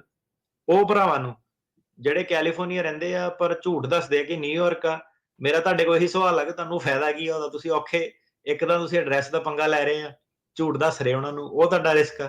ਤੇ ਦੂਜਾ ਉਹਨਾਂ ਨੇ ਨਿਊਯਾਰਕ 'ਚ ਤੁਹਾਨੂੰ ਫਾਇਦਾ ਕੀ ਹੋ ਰਿਹਾ ਵਾ ਉਹਦਾ? ਮਤਲਬ ਕਿ ਤੁਸੀਂ ਜਾ ਕੇ ਜਿਹੜਾ ਔਖਾ ਵਾਲਾ ਸੱਪ ਆ ਉਹ ਗਲੇ ਆਪਣੇ ਪਾ ਰਹੇ ਆ। ਉਹਦੇ ਵਿੱਚ ਕਈ ਵਾਰੀ ਗੱਲ ਜਦੋਂ ਸਾਹਮਣੇ ਆਉਂਦੀ, ਉਹ ਕਹਿੰਦਾ ਭਾਜੀ ਮੇਰਾ ਲੱਗਾ ਸੀਗਾ, ਫਿਰ ਮੈਂ ਮੂਵ ਹੋ ਗਿਆ, ਮੈਂ ਕਿਹਾ ਚੱਲ ਰਹਿਣ ਦੋ, ਜਾਂ ਮੈਨੂੰ ਦੋਸਤਾਂ ਨੇ ਸਲਾਹ ਦਿੱਤੀ ਕਿ ਐਡਰੈਸ ਬਦਲਣੇ ਨਹੀਂ ਚਾਹੀਦੇ। ਐਡਰੈਸ ਤੁਸੀਂ ਜਿੰਨੇ ਭਾਵੇਂ ਸਾਲ 'ਚ 10 ਵਾਰੀ ਬਦਲੋ, ਜਿੰਨੇ ਮਰਜ਼ੀ, ਕੋਈ ਪ੍ਰੋਬਲਮ ਨਹੀਂ ਆ। ਤੁਹਾਨੂੰ ਕੋਰਟ ਨੂੰ ਦੱਸਣਾ ਪੈਣਾ ਕਿ ਮੈਂ ਐਡਰੈਸ ਜਿਹੜਾ ਬਦਲ ਲਿਆ, ਤੇ ਕੇਸ ਆਪਣਾ ਮੂਵ ਕਰਾਉਣਾ ਪੈਣਾ। ਤੇ ਜਿਹੜਾ ਕੈਲੀਫੋਰਨੀਆ 'ਚ ਹੈਗਾ ਬੰਦਾ, 9th ਸਰਕਟ ਬੈਸਟ ਆ ਇਸ ਵੇਲੇ, ਤੇ 9th ਸਰਕਟ 'ਚ ਆਪਣਾ ਕੇਸ ਰੱਖੋ। ਜਿਹੜਾ ਨਿਊਯਾਰਕ ਰਹਿੰਦਾ ਸੈਕੰਡ ਸਰਕਟ, ਉਹ ਸੈਕੰਡ ਸਰਕਟ 'ਚ ਰੱਖੋ। ਪਰ ਆ ਜਿਹੜੀ ਧਾਰਾ ਹੁਣ ਦੱਸੀ, ਇਹਨੂੰ ਧਿਆਨ ਨਾਲ ਸਮਝੋ ਕਿ ਇਹ ਕੀ ਸੀਗੀ। ਗਵਰਨਮੈਂਟ ਸਪਾਂਸਰਡ, ਨਾਟ, ਇਹ ਹੁਣ ਇਹਦੀ ਪਹਿਲੀ ਧਾਰਾ ਸੀਗੀ। ਇਹਨੇ ਨਿਊਯਾਰਕ ਤੇ ਕੈਲੀਫੋਰਨੀਆ 'ਚ ਇਹ ਫਰਕ ਲੈ ਕੇ ਜਿਹੜਾ ਪਾਉਂਦੀ ਆ, ਰੈਗੂਲੇਟਰੀ ਫਰਕ ਜਿਹੜਾ ਹੈਗਾ। ਹੁਣ ਜੇ ਦੂਜੀ ਧਾਰਾ ਤੇ ਆਪਾਂ ਆ ਜਾਈਏ, ਦੂਜੀ ਧਾਰਾ ਇਹ ਕਹਿੰਦੀ ਹੈ ਕਿ ਜੇ ਪਰਸੀਕਿਊਟਰ, ਜਿਹੜਾ ਤੁਹਾਡਾ ਹਮਲਾਵਰ, ਤੁਹਾਨੂੰ ਨੁਕਸਾਨ ਪਹੁੰਚਾਉਣ ਵਾਲਾ ਗਵਰਨਮੈਂਟ, ਸਰਕਾਰ ਹੈਗੀ, ਜਾਂ ਸਰਕਾਰ ਦੁਆਰਾ ਸਪਾਂਸਰ ਕੀਤਾ ਗਰੁੱਪ ਹੈਗਾ, ਫਿਰ ਆਪਾਂ ਕੋਰਟ ਸਿੱਧੇ ਮੰਨ ਲਊਗਾ ਕਿ ਤੁਸੀਂ ਕਿਤੇ ਵੀ ਰੀਜ਼ਨੇਬਲੀ ਰੀਲੋਕੇਟ ਨਹੀਂ ਕਰ ਸਕਦੇ, ਅਨਲੈਸ ਜਿਹੜੀ ਸਰਕਾਰੀ ਵਕੀਲ ਆ ਉਹ ਸ਼ੋਅ ਕਰ ਦੇਵੇ ਕਿ ਹਰੇਕ ਹਾਲਾਤ ਦੇ ਵਿੱਚ ਤੁਸੀਂ ਕਿਤੇ ਨਾ ਕਿਤੇ ਹੋਰ ਮੂਵ ਕਰ ਸਕਦੇ ਆ। ਸੋ ਦੂਜੀ ਜਿਹੜੀ ਧਾਰਾ ਇਹਦੀ ਹੈਗੀ, ਉਹਨੇ ਬਰਡਨ ਜਿਹੜਾ ਹੈਗਾ, ਜਦੋਂ ਗਵਰਨਮੈਂਟ ਤੁਹਾਡੇ ਤੇ ਹਮਲਾ ਕਰਦੀ ਆ ਤੇ ਪਾਸਟ ਪਰਸੀਕਿਊਸ਼ਨ ਤੁਸੀਂ ਸ਼ੋਅ ਕਰਤੀ ਆ, ਤੇ ਜਿਹੜਾ ਬਰਡਨ ਆ ਉਹ ਸਰਕਾਰ ਵੱਲ ਜਿਹੜੀ ਜ਼ਿੰਮੇਵਾਰੀ ਸ਼ਿਫਟ ਹੋ ਜਾਂਦੀ ਹੈ, ਕਿ ਸਰਕਾਰੀ ਬੋਝ ਉਹ ਬਣ ਜਾਂਦਾ। ਇਹ ਮਤਲਬ ਤੁਹਾਡੇ ਫਾਇਦੇ ਦੀ ਧਾਰਾ ਕਿ ਜਦੋਂ ਸਰਕਾਰ ਅਟੈਕ ਕਰਦੀ ਆ ਤੇ ਫਿਰ ਸਰਕਾਰੀ ਵਕੀਲ ਦੀ ਜ਼ਿੰਮੇਵਾਰੀ ਬਣ ਜਾਂਦੀ ਹੈ ਕਿ ਉਹ ਸ਼ੋਅ ਕਰੇ ਕਿ ਰੀਜ਼ਨੇਬਲ ਹੋ ਸਕਦਾ ਜਾਂ ਨਹੀਂ ਹੋ ਸਕਦਾ। ਤੀਜੀ ਧਾਰਾ ਹੁਣ ਇਹਦੀ ਇਹ ਕਹਿੰਦੀ ਆ, ਮੈਨੂੰ ਪਤਾ ਥੋੜਾ ਜਿਹਾ ਜ਼ਿਆਦਾ ਟੈਕਨੀਕਲ ਜਿਹੜਾ ਸ਼ੋਅ ਆਪਣਾ ਹੋ ਰਿਹਾ, ਪਰ ਇਹਨੂੰ ਤੁਸੀਂ ਏਦਾਂ ਕਿ ਸੋਸ਼ਲ ਮੀਡੀਆ ਤੇ ਪਾਉਣ ਦਾ ਮਕਸਦ ਹੀ ਇਹੀ ਹੈ ਕਿ ਤੁਸੀਂ ਇਹਨੂੰ ਦੁਬਾਰਾ ਰਿਵਾਈਂਡ ਕਰਕੇ ਸੁਣ ਸਕਦੇ ਆ। ਤੇ ਇਹਨੂੰ ਜਿਹੜੇ ਵਕੀਲ ਜਾਂ ਲਾਅ ਸਟੂਡੈਂਟ ਆ, ਉਹਨਾਂ ਨੂੰ ਵੀ ਕਾਫੀ ਟਾਈਮ ਲੱਗਦਾ ਪੜ੍ਹਨ ਨੂੰ। ਸੋ ਮੈਂ ਐਕਸਪੈਕਟ ਨਹੀਂ ਕਰ ਰਿਹਾ ਕਿ ਤੁਸੀਂ ਇੱਕੋ ਵਾਰੀ ਸੁਣ ਕੇ ਇਹਨੂੰ ਸਮਝ ਜਾਓਗੇ, ਪਰ ਇਹ ਹੈ ਕਿ ਤੁਸੀਂ ਜਿਹੜੀ ਧਾਰਾ ਦੱਸੀ ਸੀਗੀ ਉਹਨੂੰ ਤੁਸੀਂ ਖੋਲੋ ਆਪਣੇ ਸਾਹਮਣੇ, ਇੰਟਰਨੈਟ ਤੇ ਜਾ ਕੇ ਜਿਹੜਾ ਪੇਜ ਆ ਖੋਲੋ, ਫਿਰ ਆ ਜਿਹੜਾ ਜੋ ਮੈਂ ਬੋਲ ਰਿਹਾ ਉਹਨੂੰ ਦੁਬਾਰਾ ਕੱਲੇ ਨੂੰ ਕੰਪੇਅਰ ਕਰਕੇ ਸੁਣੋ। ਜਦੋਂ ਤੁਸੀਂ ਇਹ 4 ਪੁਆਇੰਟ ਸੁਣੋਗੇ, ਤੁਹਾਨੂੰ ਰੀਲੋਕੇਸ਼ਨ ਏਦਾਂ ਦੀ ਸਮਝ ਆਊਗੀ ਕਿ ਤੁਸੀਂ ਜਿਹੜੇ ਬੈਠੇ ਕਹਾਣੀਕਾਰ, ਤੁਸੀਂ ਉਹਨਾਂ ਨੂੰ ਪੜ੍ਹਨੇ ਜਿਹੜਾ ਪਾ ਦੋਗੇ। ਤੀਜੀ ਧਾਰਾ ਇਹਨਾਂ ਦੀ ਇਹ ਕਹਿੰਦੀ ਹੈ ਕਿ ਭਾਵੇਂ ਤੁਹਾਡਾ ਪਾਸ ਪਰਸੀਕਿਊਸ਼ਨ ਹੋਈ ਆ ਜਾਂ ਨਹੀਂ ਹੋਈ ਆ, ਠੀਕ ਹੈ, ਜਿਹੜੇ ਕੇਸ ਦੇ ਵਿੱਚ ਤੁਹਾਡਾ ਹਮਲਾਵਰ ਪ੍ਰਾਈਵੇਟ ਐਕਟਰ ਸੀਗਾ, ਚਾਚੇ, ਮਾਮੇ, ਤਾਏ, ਕੁੜੀ ਦਾ ਜਿਹੜਾ ਪਿਓ, ਪ੍ਰਾਈਵੇਟ ਐਕਟਰ, ਜਦੋਂ ਤੁਹਾਨੂੰ ਪ੍ਰਾਈਵੇਟ ਐਕਟਰ ਨੇ ਕੁੱਟਿਆ ਕਿਸੇ ਨੇ, ਉਸ ਕੇਸ ਦੇ ਵਿੱਚ ਆਪਾਂ ਇਹ ਮੰਨ ਕੇ ਚੱਲਣਾ ਕਿ ਤੁਸੀਂ ਕਿਸੇ ਹੋਰ ਜਗ੍ਹਾ ਜਾ ਸਕਦੇ ਆ। ਸੋ ਪ੍ਰਾਈਵੇਟ ਐਕਟਰ ਦੇ ਕੇਸ ਦੇ ਵਿੱਚ, ਲਵ ਮੈਰਿਜ ਵਾਲੇ ਕੇਸ 'ਚ, ਪ੍ਰਾਪਰਟੀ ਦੇ ਜਿਹੜੇ ਝਗੜੇ ਆ ਉਹ ਵਾਲੇ ਕੇਸਾਂ ਦੇ ਵਿੱਚ ਆਪਾਂ ਇਹ ਮੰਨ ਕੇ ਚੱਲਣਾ ਕਿ ਤੁਸੀਂ ਬੈਂਗਲੌਰ, ਤੁਸੀਂ ਕੇਰਲਾ, ਤੁਸੀਂ ਕਿਸੇ ਹੋਰ ਜਗ੍ਹਾ ਜਾ ਕੇ ਰਹਿ ਸਕਦੇ ਆ। ਉਹ ਕੇਸਾਂ ਦੇ ਵਿੱਚ ਜਿਹੜਾ ਬਰਡਨ ਹੁੰਦਾ, ਉਹਨੂੰ ਉਹ ਕਹਿੰਦੇ ਆ preponderance of evidence standard. Preponderance of evidence standard ਦਾ ਮਤਲਬ ਇਹ ਹੁੰਦਾ ਕਿ ਬਹੁਤ ਜ਼ਿਆਦਾ ਐਵੀਡੈਂਸ ਦੇ ਨਾਲ ਤੁਸੀਂ ਸ਼ੋਅ ਕਰੋ ਕਿ ਤੁਹਾਨੂੰ ਲੱਭ ਹੀ ਲੈਣਾ ਪ੍ਰਾਈਵੇਟ ਐਕਟਰ ਨੇ। ਸੋ ਪ੍ਰਾਈਵੇਟ ਐਕਟਰ ਵਾਲਾ ਜਿਹੜਾ ਹੁਣ ਆਨਰ ਕਿਲਿੰਗ ਵਾਲਾ ਕੇਸ ਆ, ਉਹਦੇ ਵਿੱਚ ਤੁਹਾਡੇ ਕੋਲ ਕੰਟਰੀ ਕੰਡੀਸ਼ਨਸ, ਉਹਨਾਂ ਨੇ ਇਹੀ ਪੁੱਛਣਾ ਕਿ ਕਿੱਦਾਂ ਲੱਭੂਗਾ ਤੈਨੂੰ ਉਹ? ਤੂੰ ਤਾਂ ਲੁੱਕ ਕੇ ਰਹਿ ਸਕਦਾ ਉੱਥੇ, ਕਿੱਦਾਂ ਲੱਭੂਗਾ? ਤੂੰ ਕਿਹੜਾ ਕੋਈ ਵੱਖ ਦੇਸ਼ ਦੀ ਮੰਗ ਕਰਨੀ ਆ? ਸੋ ਇਹ ਕੇਸ ਜਿਹੜੇ ਆ ਪ੍ਰਾਈਵੇਟ ਐਕਟਰ ਕਰਕੇ ਜਿਹੜੇ ਔਖੇ ਹੋ ਜਾਂਦੇ ਆ। ਜੇ ਹੁਣ ਇਹਦੇ ਵਿੱਚ ਤੁਸੀਂ ਆਰਗੂਮੈਂਟ ਦਿੰਦੇ ਆ ਕਿ ਜਿਹੜਾ ਪ੍ਰਾਈਵੇਟ ਐਕਟਰ ਉਹਦੀ ਪੁਲਿਸ ਦੀ ਜਾਂ ਰੀਜ਼ਨੇਬਲ ਬੈਕਿੰਗ ਸੀਗੀ ਕਿ ਉਹ ਉਹਨਾਂ ਦੀ ਰੀਚ ਉਹ ਕਰ ਸਕਦਾ, ਤਾਂ ਸਰਕਾਰੀ ਵਕੀਲ ਕਹੂਗਾ ਕਿ ਪਰ ਉਹ ਗਵਰਨਮੈਂਟ ਸਪਾਂਸਰਡ ਨਹੀਂ ਹੈਗੀ ਇਹ ਪਰਸੀਕਿਊਸ਼ਨ। ਪ੍ਰਾਈਵੇਟ ਐਕਟਰ ਦਾ ਮਤਲਬ ਹੁੰਦਾ ਕਿ ਭਾਵੇਂ ਪੁਲਿਸ ਤੁਹਾਨੂੰ ਲੱਭਣ ਵੀ ਆ ਰਹੀ ਹੈ, ਪਰ ਇਹ ਸਰਕਾਰ ਦੁਆਰਾ ਨਹੀਂ, ਸਰਕਾਰ ਦੁਆਰਾ ਸਪਾਂਸਰ ਨਹੀਂ ਕੀਤਾ ਗਿਆ। ਜਿਹੜਾ ਸਰਕਾਰ ਨੇ ਕਿਹਾ ਹੈਗਾ ਕਿ ਲਵ ਮੈਰਿਜ ਵਾਲੇ ਕੇਸਾਂ ਨੂੰ ਇਹਨਾਂ ਨਾਲ ਧੱਕਾ ਕਰੋ, ਇਹ ਪ੍ਰਾਈਵੇਟ ਐਕਟਰ ਇੱਕ ਹੁੰਦਾ। ਭਾਵੇਂ ਹੁਣ ਕੁੜੀ ਦਾ ਪਿਓ ਪੁਲਿਸ ਵਾਲਾ ਹੀ ਸੀਗਾ, ਉਹ ਕਹਿੰਦਾ ਕਿ ਉਹ ਆਪਣੇ ਲੈਵਲ ਤੇ ਜਿਹੜਾ ਇਹ ਕੰਡਕਟ ਕਰ ਰਿਹਾ। ਸੋ ਇਹਦੇ ਵਿੱਚ ਜਿਹੜਾ ਰੀਲੋਕੇਸ਼ਨ ਦਾ ਮੁੱਦਾ, ਉਹਦਾ ਸਟੈਂਡਰਡ ਹੋਰ ਹੋ ਜਾਂਦਾ। ਹੁਣ ਇਹ ਤਿੰਨ ਤੁਹਾਨੂੰ ਚੀਜ਼ਾਂ ਦੱਸਤੀਆਂ ਕਿ ਸਰਕਾਰ ਇਨਵੋਲਡ ਆ, ਜਿਹਦੇ ਵਿੱਚ ਸਰਕਾਰ ਨਹੀਂ ਇਨਵੋਲਡ ਆ, ਤੇ ਤੀਜਾ ਜਿਹਦੇ ਵਿੱਚ ਪ੍ਰਾਈਵੇਟ ਐਕਟਰ ਹੈਗਾ। ਸੋ ਤਿੰਨਾਂ ਦੇ ਵਿੱਚ ਜਿਹੜੀ ਰੀਲੋਕੇਸ਼ਨ ਦੀ ਆਰਗੂਮੈਂਟ ਆ, ਉਹਨੂੰ ਪੇਸ਼ ਕਿੱਦਾਂ ਕਰਨਾ, ਉਹ ਡਿਫਰੈਂਟ ਆ, ਉਹਦਾ ਸਟੈਂਡਰਡ ਜਿਹੜਾ ਉਹ ਡਿਫਰੈਂਟ ਹੈ, ਹਨਾ। ਸੋ ਇਹਨੂੰ ਜੇ ਹੋਲਸੇਲ ਦੇ ਨਾਲ ਬੰਦੇ ਨੇ ਪੇਸ਼ ਕੀਤਾ ਰੀਲੋਕੇਸ਼ਨ ਦਾ ਕਿ ਇਹਦੇ ਵਿੱਚ ਵੀ ਉਹੀ ਸੀਗਾ, ਉਹਦੇ ਵਿੱਚ ਵੀ ਉਹੀ ਸੀਗਾ, ਤਾਂ ਫਿਰ ਕੇਸ ਦੇ ਵਿੱਚ ਤਾਂ ਕਰਕੇ ਜਿਹੜੀ ਰੀਲੋਕੇਸ਼ਨ ਦੀ ਪ੍ਰੋਬਲਮ ਆਉਂਦੀ ਹੈ ਕਿ ਜਦੋਂ ਆਪਾਂ ਅਪੀਲ ਤੇ ਜਾਂਦੇ ਆ, ਅਪੀਲ ਦੇ ਵਿੱਚ ਉਹ ਕਹਿੰਦਾ ਕਿ ਜਿਹੜਾ ਨੀਚੇ ਵਾਲੀ ਅਦਾਲਤ ਦੇ ਵਿੱਚ ਵਕੀਲ ਸੀਗਾ, ਉਹਨੇ ਮੀਨਿੰਗਫੁਲੀ ਚੈਲੰਜ ਨਹੀਂ ਕੀਤਾ, ਉਹਨੇ ਜਿਹੜੇ ਮੁੱਦੇ ਰੇਜ਼ ਨਹੀਂ ਕੀਤੇ। ਜਿਹੜਾ ਕਹਾਣੀਕਾਰ ਸੀਗਾ, ਪੈਰਾਲੀਗਲ ਸੀਗਾ, ਉਹਨਾਂ ਨੇ ਮੀਨਿੰਗਫੁਲੀ ਜਿਹੜੇ ਮੁੱਦੇ ਲਿਖੇ ਨਹੀਂ। ਤਾਂ ਕਰਕੇ ਤੁਸੀਂ ਅਪੀਲ ਦੇ ਵਿੱਚ ਵੀ ਇਹ ਆਰਗੂਮੈਂਟ ਹੁਣ ਨਹੀਂ ਕਰ ਸਕਦੇ ਇਸ ਵੇਲੇ, ਕਿਉਂਕਿ ਤੁਸੀਂ ਆਪਣਾ ਉਹ ਹੱਕ ਜਿਹੜਾ ਗਵਾ ਚੁੱਕੇ ਹੋ। ਸੋ ਤਾਂ ਕਰਕੇ ਇੰਪੋਰਟੈਂਟ ਹੁੰਦਾ ਕਿ ਕਹਿਣ ਨੂੰ ਅਸਾਈਲਮ ਅਸਾਈਲਮ ਆ, ਕਹਿਣ ਨੂੰ ਜਦੋਂ ਦੱਸਿਆ ਹੈਗਾ ਕਿ ਮੈਨੂੰ ਅਕਾਊਂਟੈਂਟ ਕਵੇ ਕਿ ਮੈਂ ਇਮੀਗ੍ਰੇਸ਼ਨ ਦੇ ਵੀ ਪੇਪਰ ਭਰ ਦਿੰਦਾ ਵਾ, ਮੈਂ ਆ ਵੀ ਕਰ ਦਿੰਦਾ ਵਾ, ਘਰਾਂ ਚੋਂ ਬਹਿ ਕੇ ਲੋਕਾਂ ਨੇ ਅਸਾਈਲਮ ਦੀਆਂ ਦੁਕਾਨਾਂ ਜਿਹੜੀਆਂ ਖੋਲੀਆਂ ਪਈਆਂ। ਗੱਲ ਸਿਰਫ ਉੱਥੇ ਤੱਕ ਨਹੀਂ, ਗੱਲ ਜਿਹੜੀ ਹੈਗੀ ਆ ਉਤੋਂ ਬਾਹਰ ਹੋ ਗਈ ਹੈ। ਇੱਕ ਹਕੀਮ ਦੇ ਵਿੱਚ ਤੇ ਇੱਕ ਡਾਕਟਰ ਦੇ ਵਿੱਚ ਫਰਕ ਜ਼ਰੂਰ ਹੁੰਦਾ। ਹਕੀਮ ਨੇ ਤੁਹਾਨੂੰ ਮਿਰਚ ਮਸਾਲਾ ਲਾ ਕੇ, ਤੁਹਾਡੇ ਨਾਲ ਚੰਗੀ ਬੋਲ ਬਾਣੀ ਨਾ ਕਰਕੇ, ਤੁਹਾਨੂੰ ਪੰਪ ਦੇ ਕੇ ਜ਼ਰੂਰ ਤੁਹਾਨੂੰ ਉਹਨੇ ਪਤਿਆ ਲੈਣਾ, ਭਾਈ ਮੈਂ ਅਸਾਈਲਮ ਦਾ ਮੈਨੂੰ ਬਹੁਤ ਇੱਲ ਦਾ ਕੁੱਕੜ ਪਤਾ ਵਾ, ਪਰ ਪਤਾ ਨਹੀਂ ਉਹਨੂੰ ਹੈਗਾ। ਸੋ ਇਹਨੂੰ ਆ ਜਿਹੜੀ ਧਾਰਾ ਤੁਹਾਨੂੰ ਦੱਸੀ ਹੈ, ਇਹਨੂੰ ਡਾਊਨਲੋਡ ਕਰੋ, ਚਾਰੋਂ ਚੀਜ਼ਾਂ ਆਪਣੇ ਸਾਹਮਣੇ ਰੱਖੋ ਤਾਂ ਫੇਰ ਪੜ੍ਹੋ। ਸੋ ਇਹਦੇ ਵਿੱਚ ਏਦਾਂ ਕਿ ਪੈਰਾਲੀਗਲ ਵੀ ਕਈ ਸਾਨੂੰ ਸੁਣਦੇ ਆ, ਪ੍ਰੋਗਰਾਮ ਸੁਣ ਕੇ ਉਹ ਵੀ ਅਪਗ੍ਰੇਡ ਹੋਏ ਆ। ਉਹਨਾਂ ਨੂੰ ਚਲੋ ਸਲੂਟ ਆ ਕਿ ਚੱਲ ਯਾਰ ਤੁਸੀਂ ਇੱਕ ਐਫਰਟ ਆ, ਤੁਸੀਂ ਟ੍ਰੇਨਿੰਗ ਹੈਗੀ ਕਿ ਤੁਸੀਂ ਟ੍ਰੇਨਿੰਗ ਘੱਟੋ ਘੱਟ ਲੈ ਰਹੇ ਆ, ਕਰ ਰਹੇ ਆ, ਵਧੀਆ ਕਰ ਰਹੇ ਆ। ਸੋ ਇੰਪਰੂਵਮੈਂਟ ਵੀ ਆਪਾਂ ਬੜੀ ਦੇਖੀ ਆ। ਬੜੇ ਜਾਣੇ ਲੋਕੀ ਪੈਰਾਲੀਗਲ ਵੀ ਜਿਹੜੇ ਵਿੱਚ ਆਪਣਾ ਕੰਮ ਕਰਦੇ ਸੀ, ਉਹਨਾਂ ਨੇ ਵੀ ਕਾਫੀਆਂ ਨੇ ਜਿਹੜਾ ਫੋਨ ਕਰਕੇ ਸਾਨੂੰ ਧੰਨਵਾਦੀ ਰਹਿੰਦੇ ਆ ਕਿ ਚੱਲ ਯਾਰ ਸ਼ੋਅ ਤੁਹਾਡਾ ਜਿਹੜਾ ਸੁਣਦੇ ਆ, ਜੁੜਦੇ ਆ, ਕਰਦੇ ਆ। ਤੇ ਕਈਆਂ ਦਾ ਏਦਾਂ ਕਿ ਕਈ ਏਦਾਂ ਇੰਨੇ ਕਿਸਾਨੇ ਜਿਹੜੇ ਹੈਗੇ ਆ ਕਿ ਕਈ ਵਾਰੀ ਨਾ ਮਾਮਲਾ ਜਿਹੜਾ ਬਾਹਰ ਹੋ ਜਾਂਦਾ ਉਹਨਾਂ ਦੀ ਸਮਝ ਤੋਂ, ਤਾਂ ਉਹ ਕਹਿੰਦੇ ਕਿ ਨਹੀਂ ਯਾਰ ਤੂੰ ਜਾ ਕੇ ਕਰ ਲਾ। ਆਪ ਹੀ ਕਈ ਵਾਰੀ ਫੋਨ ਕਰਕੇ ਬੰਦੇ ਨੂੰ ਫੜਾ ਜਾਂਦੇ ਕਿ ਯਾਰ ਆਹ ਵਾਲਾ ਮਾਮਲਾ ਮੈਂ ਸਾਂਭ ਨਹੀਂ ਸਕਦਾ, ਹੁਣ ਇਹਦੀ ਤੁਸੀਂ ਜਿਹੜੀ ਜ਼ਿੰਮੇਵਾਰੀ ਲਓ। ਸੋ ਉਹ ਚੀਜ਼ ਆ ਕਿ ਤੁਹਾਨੂੰ ਹੁਣ ਇਹ ਟੈਕਨੀਕੈਲਿਟੀ ਦੱਸਣ ਦਾ ਕੀ ਫਾਇਦਾ? ਫਾਇਦਾ ਸਿਰਫ ਇਹੀ ਹੈ ਕਿ ਜਿੱਦਾਂ ਹੁਣ ਕਈ ਵਾਰੀ ਕਾਲਰ ਸਾਨੂੰ ਕਾਲ ਕਰਦੇ ਆ ਕਿ ਪਹਿਲਾਂ ਰੇਡੀਓ ਸ਼ੋਅ ਆਉਣ ਤੋਂ ਪਹਿਲਾਂ ਕਮਿਊਨਿਟੀ ਟ੍ਰੇਨ ਨਹੀਂ ਸੀਗੀ, ਪਤਾ ਨਹੀਂ ਸੀ, ਕੁਝ ਲੋਕਾਂ ਨੂੰ ਪਤਾ ਨਹੀਂ ਹੁੰਦਾ ਹੈਗਾ, ਤਾਂ ਕਰਕੇ ਹਰੇਕ ਬੰਦਾ ਉਹਨਾਂ ਨੂੰ ਮੂਰਖ ਬਣਾਈ ਜਾਂਦਾ ਸੀਗਾ।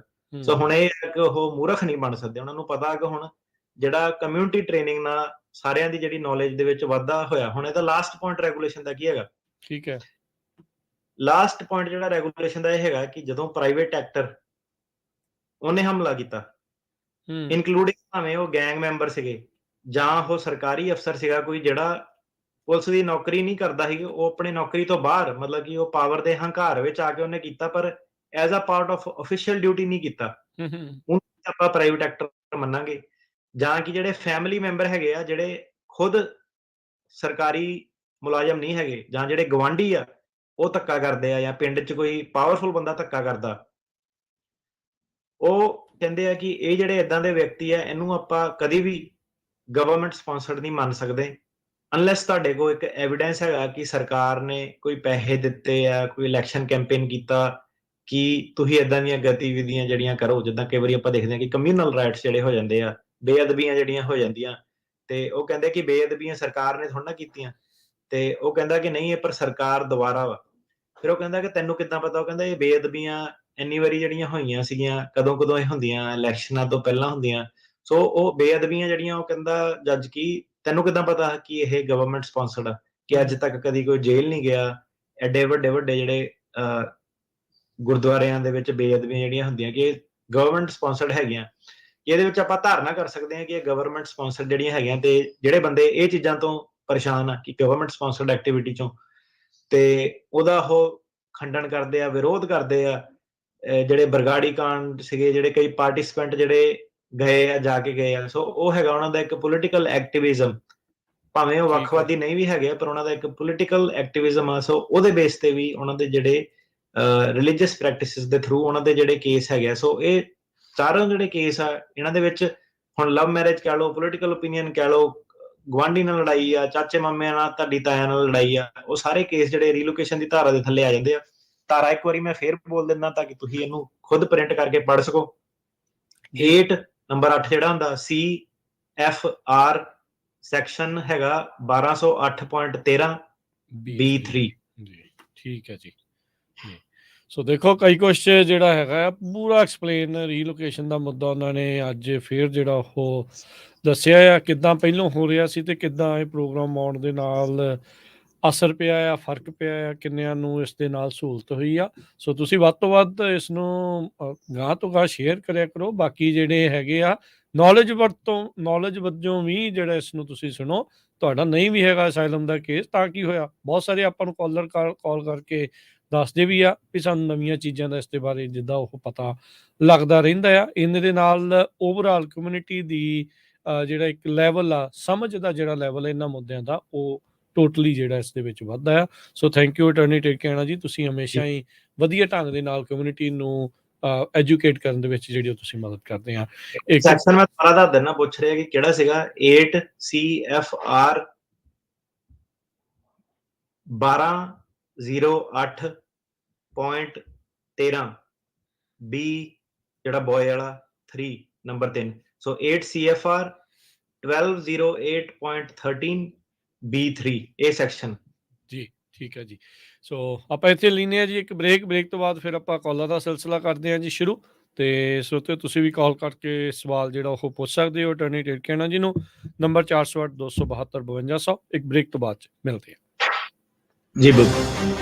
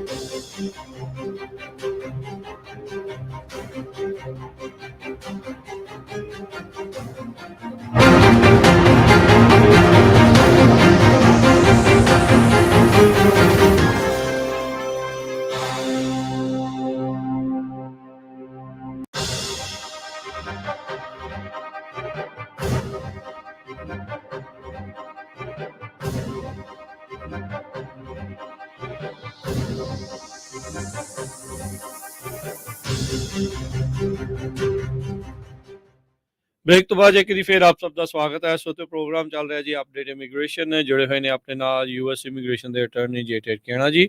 ਅਟਾਰਨੀ ਟਰਕੀਆਣਾ ਜੀ, ਜੀ ਆਇਆਂ ਨੂੰ ਸਵਾਗਤ ਹੈ। ਸਤਿ ਸ਼੍ਰੀ ਅਕਾਲ ਜੀ ਇੱਕ ਵਾਰੀ ਫਿਰ। ਸਤਿ ਸ਼੍ਰੀ ਅਕਾਲ ਜੀ ਸਾਰਿਆਂ ਨੂੰ ਜੀ। ਤੇ ਇਸ ਉੱਤੇ ਤੁਸੀਂ ਕਾਲ ਕਰ ਸਕਦੇ ਹੋ ਨੰਬਰ 408 272 5200 4082725200। ਇਸ ਨੰਬਰ ਦੇ ਉੱਤੇ ਕਾਲ ਕਰੋ ਤੇ ਕਾਲ ਕਰਕੇ ਤੁਸੀਂ ਵੀ ਸਵਾਲ ਜਿਹੜਾ ਆ ਉਹ ਪੁੱਛ ਸਕਦੇ ਆ ਅਟਾਰਨੀ ਟਰਕੀਆਣਾ ਜੀ ਨੂੰ। ਆਪਣੇ ਨਾਲ ਜੁੜੇ ਹੋਏ ਨੇ 4082725200। ਟਰਾਈ ਕਰਿਓ ਸਾਰੇ ਜਾਣੇ ਵੀ ਭਾਈ ਸਵਾਲ ਜਿਹੜਾ ਉਹ ਥੋੜਾ ਸਮਾਲ ਰੱਖਿਓ, ਛੋਟਾ ਸ਼ਾਰਟ ਰੱਖਿਓ, ਤਾਂ ਜੋ ਵੱਧ ਤੋਂ ਵੱਧ ਕਾਲਸ ਜਿਹੜੀਆਂ ਉਹ ਆਪਾਂ ਲੈ ਸਕੀਏ। ਤੇ ਆਓ ਵਾਰੀ ਸਿਰ ਕਾਲਸ ਦੇ ਸਿਲਸਿਲੇ ਨੂੰ ਕਰਦੇ ਹਾਂ ਜੀ ਸ਼ੁਰੂ। ਓਂਕਾਰ ਸਿੰਘ ਜੀ, ਸਤਿ ਸ਼੍ਰੀ ਅਕਾਲ ਜੀ। ਸਤਿ ਸ਼੍ਰੀ ਅਕਾਲ ਜੀ ਗਿੱਲ ਸਾਹਿਬ। ਮੈਂ ਨਾ ਟੇਰਕੀਆਨਾ ਸਾਹਿਬ ਨਾਲ ਗੱਲ ਕਰਨੀ ਜੀ। ਪੁੱਛੋ ਜੀ ਸਵਾਲ। ਟੇਰਕੀਆਨਾ ਸਾਹਿਬ ਸਤਿ ਸ਼੍ਰੀ ਅਕਾਲ ਜੀ। ਮੈਂ ਨਾ ਓਂਕਾਰ ਸਿੰਘ ਵਰਜੀਨੀਆ ਤੋਂ ਬੋਲ ਰਿਹਾ ਜੀ। ਮੈਂ ਇਹ ਕਮਿਊਨਿਟੀ ਨੂੰ ਦੱਸਣਾ ਚਾਹੁੰਦਾ ਵੀ ਜਿੱਦਾਂ ਤੁਸੀਂ ਕਰ ਰਹੇ ਸੇਵਾ, ਮੈਂ ਤੁਹਾਨੂੰ ਐਪਰੀਸ਼ੀਏਟ ਕਰਨਾ ਚਾਹੁੰਦਾ। ਇੱਧਰ ਜਿੰਨੇ ਵੀ ਵਕੀਲ ਆ, ਇੱਧਰ ਜਿੰਨੇ ਮੁੰਡੇ ਰਹਿ ਰਹੇ, ਉਹਨਾਂ ਨੂੰ ਪੁੱਛ ਕੇ ਦੇਖੋ, ਨਾ ਕੋਈ ਵਕੀਲ ਵਿਚਾਰਾ ਚੰਗੀ ਸਲਾਹ, ਨਾ ਕੋਈ ਜਿਨ੍ਹਾਂ ਨੂੰ ਮੁਫਤ ਦੇ ਵਿੱਚ ਟੇਰਕੀਆਨਾ ਸਾਹਿਬ ਤੁਸੀਂ ਦੇ ਰਹੇ ਨਾ। ਤੇ ਇੱਕ ਗੱਲ ਕਹਿੰਦੇ ਆ ਫੀਸਾਂ ਬਾਰੇ, ਵੈਦ ਵਕੀਲ ਤੇ ਜੋਤਸੀ ਔਰ ਸੰਤ ਕੇ ਜਾਏ, ਰੀਤੇ ਹੱਥ ਨਾ ਜਾਈਏ, ਫਲ ਦੀਏ ਫਲ ਪਾਏ। ਕਹਿੰਦੇ ਇਹ ਜੇ ਇਹਨਾਂ ਵਕੀਲ ਜਿਨ੍ਹਾਂ ਨੂੰ ਪਿੱਛੇ ਸਾਡੇ ਇਤਿਹਾਸ 'ਚ ਲਿਖਿਆ ਵੈਦਾਂ ਜੋਤਸ਼ੀਆਂ ਕੋਲ, ਜੇ ਤੁਸੀਂ ਕੋਈ ਤਿਲ ਫੁੱਲ ਦਓਗੇ ਤੇ ਤੁਹਾਨੂੰ ਕੋਈ ਦੇਣਗੇ। ਬਾਕੀ ਟੇਰਕੀਆਨਾ ਸਾਹਿਬ, ਮੈਂ ਕਮਿਊਨਿਟੀ ਨੂੰ ਦੱਸਣਾ ਚਾਹੁੰਦਾ, ਜਿਹੜੇ ਕਈ ਹੇਟਰ ਵੀ ਕਈ ਕਾਲਾਂ ਕੋਈ ਵੀਡੀਓ ਕਹਿੰਦੇ ਟੇਰਕੀਆਨਾ ਸਾਹਿਬ ਅਰਜਨ ਦੇ ਪੱਥੇ ਦੇ ਉਹ ਤੀਰ ਆ ਜਿਹਨੂੰ ਅਰਜਨ ਨੇ, ਕ੍ਰਿਸ਼ਨ ਨੇ ਕਿਹਾ ਸੀ ਨਾ, ਇਹ ਸਭ ਤੋਂ ਜਦੋਂ ਤੇਰਾ ਕੋਈ ਪੇਸ਼ ਨਾ ਚੱਲੇ ਇਹਨੂੰ ਉਦੋਂ ਛੱਡਣਾ। ਬ੍ਰਹਮ ਅਸਤ ਜਿਹੜਾ ਉਹ ਟੇਰਕੀਆਨਾ ਸਾਹਿਬ ਇੱਕ ਦਿਨ ਬਣੂਗਾ ਤੇ ਹੈਗਾ ਵੀ ਆ। ਤੇ ਦੂਸਰੀ ਗੱਲ, ਭਾਵੇਂ ਕਹਿੰਦੇ ਕੋਈ ਕਹਿੰਦਾ ਜੀ ਉਮਰ ਦੀ ਹਿਸਾਬ, ਕਹਿੰਦੇ ਖੋਤਾ ਭਾਵੇਂ 100 ਸਾਲ ਦਾ ਹੋ ਜੇ, ਉਹਨੇ ਖੋਤਾ ਹੀ ਰਹਿਣਾ ਹੁੰਦਾ। ਜਿਹੜਾ ਘੋੜਾ ਰੇਸ ਦਾ ਘੋੜਾ ਹੁੰਦਾ ਉਹ 3 ਸਾਲ 'ਚ ਹੀ ਬੰਦਾ ਲੈ ਕੇ ਤੇ ਉੱਡ ਜਾਂਦਾ। ਉਹ ਘੋੜੇ ਆ ਸਾਡੇ ਮਿਹਰਬਾਨੀ ਓਂਕਾਰ ਜੀ। ਜੀ ਹਾਂਜੀ, ਥੈਂਕ ਯੂ ਓਂਕਾਰ ਜੀ, ਬਹੁਤ ਸ਼ੁਕਰੀਆ ਸਰ ਜੀ। ਦੇਖੋ ਬੇਨਤੀ ਇੱਕ ਜੀ। ਫਿਰ ਕਹਿੰਦੇ ਵੀ ਫੀਸਾਂ ਦੀ ਗੱਲ, ਫੀਸਾਂ ਵਕੀਲ ਸਾਹਿਬ ਇਹ ਕਹਿੰਦੇ ਨਾ $250 ਟੇਰਕੀਆਨਾ ਸਾਹਿਬ ਲੈਂਦੇ ਆ ਜੀ। ਗੱਲ ਮੈਂ ਕਹਿੰਦਾ ਤੁਸੀਂ ਹੋਰ 4 ਸਾਲ ਨੂੰ ਦੇਖ ਲਿਓ, $1000 ਲੈ ਕੇ ਨਾ ਇੱਥੇ ਲੈਣ ਲੱਗੀ ਹੋਊਗੀ ਟੇਰਕੀਆਣਾ ਸਾਹਿਬ ਦੇ ਵੀ ਸਾਡੀ ਗੱਲ ਸੁਣ ਲਓ। ਅਜੇ ਮੇਰੇ ਵਕੀਲ ਨਹੀਂ ਗਏ, ਮੈਂ ਸਿਰਫ ਇਹਨਾਂ ਦੀ ਉਹ ਜਾਣਕਾਰੀ ਲੈਣਾ, ਪ੍ਰੋਗਰਾਮ ਸੁਣ ਕੇ ਆਪਣਾ ਕੇਸ ਹੱਲ ਕਰ ਰਿਹਾ ਥੋੜਾ। ਨਹੀਂ ਤੇ ਮੈਂ ਹੋਰ ਤੁਹਾਡਾ ਸਾਰਿਆਂ ਦਾ ਐਪਰੀਸ਼ੀਏਟ ਕਰਦਾ। ਓਂਕਾਰ ਸਿੰਘ ਮੇਰਾ ਨਾਮ। Thank you Onkar Singh ji. ਵਕੀਲ ਸਾਹਿਬ ਨੂੰ ਜਦੋਂ ਕਿਤੇ ਮਿਲਾਂਗੇ ਆਵਾਜ਼ ਤੂਫਾਨ ਹੀ ਲੈਂਦੇ ਹੁੰਦੇ ਆ, ਇਹ ਇਹਨਾਂ ਦੀ ਸੰਸਥਾ। ਠੀਕ, ਵਾਹਿਗੁਰੂ ਜੀ ਕਾ ਖਾਲਸਾ, ਵਾਹਿਗੁਰੂ ਜੀ ਕੀ ਫਤਿਹ ਜੀ। ਬਹੁਤ ਸ਼ੁਕਰੀਆ, ਬਹੁਤ ਸ਼ੁਕਰੀਆ। ਧੰਨਵਾਦ ਜੀ, ਧੰਨਵਾਦ ਸਾਰਿਆਂ ਦਾ। ਤੇ 250 ਦਾ ਜਿਹੜਾ ਦੱਸਦੀ ਹੈ ਏਦਾਂ ਕਿ ਸਾਡਾ ਹੁਣ ਜਿਹੜਾ, ਮੈਂ ਉਦਾਂ ਗੱਲ ਦੱਸਦਾ, ਚਲੋ ਕਿਸੇ ਨੂੰ ਕੋਈ ਆਪਣੇ ਵੱਲੋਂ ਜਿਹੜੀ ਇਨਫੋਰਮੇਸ਼ਨ ਦੇਈਏ ਕੀ ਹੈ ਕਿ ਸਾਡੇ ਹੁਣ 30 ਜਾਣਿਆਂ ਦਾ ਸਟਾਫ ਹੋ ਰਿਹਾ ਹੈ ਹਨਾ ਜੀ, ਤੇ 25 ਜਾਣੇ 25-30 ਜਾਣੇ ਇੰਡੀਆ ਹੋਣੇ, 160 ਜਾਣਿਆਂ ਦਾ ਸਟਾਫ ਆ ਘੰਟੇ ਦਾ। ਤੇ ਘੰਟੇ ਦੇ ਵਿੱਚ ਮੈਨੂੰ ਹੁਣ ਤੁਸੀਂ ਦੱਸੋ ਕਿ ਜੇ ਮੇਰਾ ਹੁਣ ਖਰਚਾ $2-3,000 ਆ, ਮੈਨੂੰ ਤਾਂ ਮੈਂ ਤਾਂ ਗੱਲ ਕਰਨਾ ਹੀ ਨਹੀਂ ਚਾਹੁੰਦਾ 250 ਨਾਲ ਵੀ। ਉਹਨੇ ਕਹਿਣਾ ਯਾਰ ਮੇਰਾ ਕੇਸ ਪੜ੍ਹ ਲੈ, ਟੈਕਨੀਕਲ ਉਹ।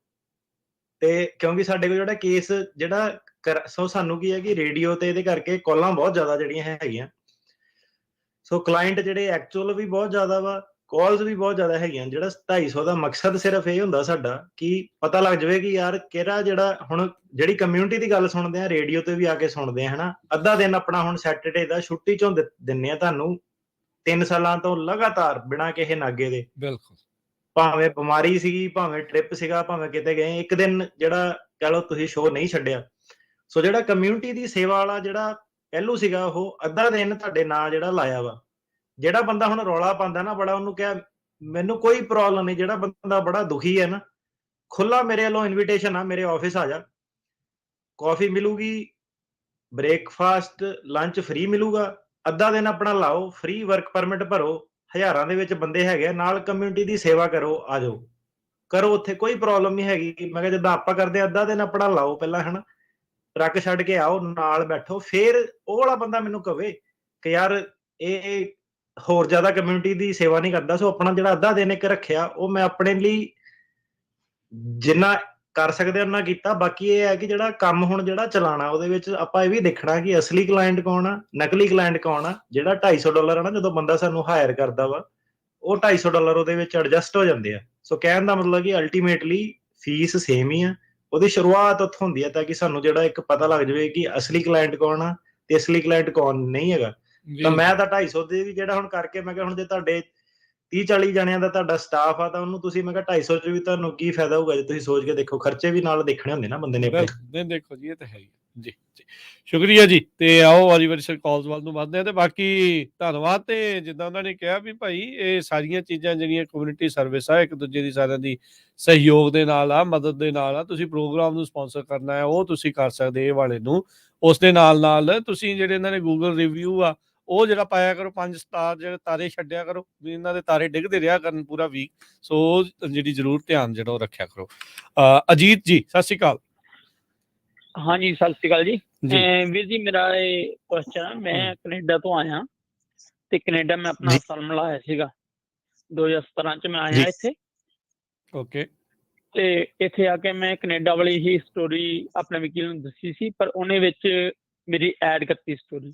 ਕੀ ਮੈਂ ਉਹ ਅਪਡੇਟ ਕਰ ਸਕਦਾ? ਹੁਣ ਮੈਂ ਆਪਣੀ ਕੈਨੇਡਾ ਲਈ ਰੱਖਣੀ ਚਾਹੁੰਦਾ। ਦੋ ਚੀਜ਼ਾਂ ਆ ਗਈਆਂ ਇਹਦੇ ਵਿੱਚ। ਜਿਹੜੀ ਜੋ ਪਹਿਲਾਂ ਐਜ਼ ਅ ਲਾਇਰ ਤਾਂ ਤੁਹਾਨੂੰ ਮੈਂ ਉਹੀ ਦੱਸਣਾ ਕਿ ਜੋ ਤੁਹਾਡੇ ਨਾਲ ਹੱਡ ਬੀਤੀ ਹੈ ਤੁਸੀਂ ਉਹੀ ਦੱਸਣੀ ਹੈ ਹਨਾ। ਤੁਸੀਂ ਮੇਰੇ ਆਫਿਸ ਵੀ ਆਓਗੇ, ਤੁਹਾਨੂੰ ਉਹੀ ਦੱਸਣਾ ਕਿ ਤੇਰੇ ਨਾਲ ਹੋਇਆ ਕੀ, ਉਹ ਦੱਸ। ਹਾਂਜੀ, ਜੋ ਸਭ ਤੋਂ ਪਹਿਲੀ ਚੀਜ਼ ਜੋ ਤੁਹਾਡਾ ਹੈਗਾ ਅਪਗ੍ਰੇਡ, ਡਾਊਨਗ੍ਰੇਡ, ਜੋ ਵੀ ਹੈਗਾ, ਤੁਸੀਂ ਇੱਥੇ ਜੋ ਹੋਇਆ ਉਹੀ ਦੱਸਣਾ ਆਪਣਾ ਸਹੀ। ਜਿਹੜੀ ਕੈਨੇਡਾ ਦੇ ਵਿੱਚ ਤੁਹਾਡੀ ਜਿਹੜੀ ਫਾਈਲ ਆ, ਉਹਦੇ ਵਿੱਚ ਉਹਦੇ ਕੰਟੈਂਟ ਕੀ ਆ। ਜਿਹੜੀ ਅਸਾਈਲਮ ਦੀ ਐਪਲੀਕੇਸ਼ਨ ਹੁੰਦੀ ਨਾ, ਉਹ ਕੋਈ ਵੀ ਸਰਕਾਰ ਕਿਸੇ ਹੋਰ ਸਰਕਾਰ ਨੂੰ ਡਿਸਕਲੋਜ਼ ਨਹੀਂ ਕਰ ਸਕਦੀ। ਈਵਨ ਜਿਹੜੇ ਉਰੇ ਕੇਸ ਚੱਲਦੇ ਆ ਨਾ, ਜੇ 2 ਭਰਾਵਾਂ ਦੇ ਕੇਸ ਜਿਹੜੇ ਚੱਲਦੇ ਆ, ਉਹਦੇ ਵਿੱਚ ਵੀ ਪ੍ਰਾਈਵੇਸੀ ਵੇਵਰ ਜਦੋਂ ਬੰਦਾ ਸਾਈਨ ਕਰਦਾ, ਫੇਰ ਹੀ ਇੱਕ ਭਰਾ ਦੇ ਕੇਸ ਦੀ ਫਾਈਲ ਦੂਜੇ ਭਰਾ ਦੇ ਕੇਸ ਨਾਲ ਸ਼ੇਅਰ ਹੁੰਦੀ ਆ। ਈਵਨ ਅਮਰੀਕਾ ਦੇ ਵਿੱਚ ਤੁਹਾਡੇ ਕੈਨੇਡਾ ਵਾਲੀ ਫਾਈਲ ਦੇ ਵਿੱਚ ਕੀ ਆ, ਕੀ ਗਲਤੀਆਂ, ਉਹ ਮੈਨੂੰ ਨਹੀਂ ਪਤਾ। ਤੁਹਾਨੂੰ ਬਸ ਮੈਂ ਇਹੀ ਕਹੂੰਗਾ ਕਿ ਅਮਰੀਕਾ ਦੇ ਵਿੱਚ ਤੁਸੀਂ ਜਿਹੜੀ ਫੁੱਲ ਆਪਣੀ ਜੋ ਕਮੀ ਪੇਸ਼ੀ ਰਹਿ ਗਈ ਸੀ, ਉਹ ਤੁਸੀਂ ਪੂਰੀ ਦੱਸਣੀ ਆ ਤੇ ਉਹਨੂੰ ਕਰੈਬੋਰੇਟ ਕਰਨਾ ਐਵੀਡੈਂਸ ਨਾਲ। ਉਹ ਤੁਹਾਡਾ ਕੇਸ ਜਿਹੜਾ ਕੈਨੇਡਾ ਵਾਲੇ ਜਦੋਂ ਇੱਥੇ ਆ ਕੇ ਕਰਦੇ ਆ ਚੀਜ਼ ਆ। ਠੀਕ ਹੈ ਜੀ, ਓਕੇ, ਥੈਂਕ ਯੂ ਜੀ, ਥੈਂਕ ਯੂ। ਹਰਜੀਤ ਸਿੰਘ ਜੀ, ਭਾਈ ਸਤਿ ਸ਼੍ਰੀ ਅਕਾਲ ਜੀ। ਸਤਿ ਸ਼੍ਰੀ ਅਕਾਲ ਭਾਜੀ, ਮੇਰੇ ਨਾਲ ਇੱਕ ਆਪਣੇ ਫਿਆਂਸੇ ਵੀਜ਼ਾ ਅਪਰੂਵ ਹੋਇਆ NVC ਤੋਂ ਕੋਈ ਲੈਟਰ ਨਹੀਂ ਆਈ ਸੀਗੀ ਤੇ ਚਲੋ ਇਨਕੁਆਇਰੀ ਪਾਈ ਤੇ ਉਹਨਾਂ ਨੇ ਦੱਸ ਦਿੱਤਾ ਆਪਣੇ ਨੰਬਰ, ਉਹਨਾਂ ਨੇ ਦੱਸ ਦਿੱਤਾ ਕਿ ਵੀ ਆਹ ਤੁਹਾਡਾ ਨੰਬਰ ਆ NVC ਦਾ, ਤੇ ਉਹ ਕਹਿੰਦੇ ਕੌਂਸੂਲੇਟ ਨੂੰ ਤੁਹਾਡੀ ਅੱਗੇ ਫਾਰਵਰਡ ਕਰ ਦਿੱਤੀ। ਤੇ ਮੈਨੂੰ ਅੱਗੇ ਪੁੱਛਣਾ ਸੀਗਾ ਕਿ ਐਫੀਡੇਵਿਟ ਆਫ ਸਪੋਰਟ ਕਿਹੜਾ ਭਰਨਾ ਤੇ ਉਹ ਕਿੱਥੇ ਇੰਟਰਵਿਊ ਤੇ ਨਾਲ ਲੈ ਕੇ ਜਾਣਾ ਕਿ ਕਿਤੇ ਸਬਮਿਟ ਕਰਾਉਣਾ ਜੀ?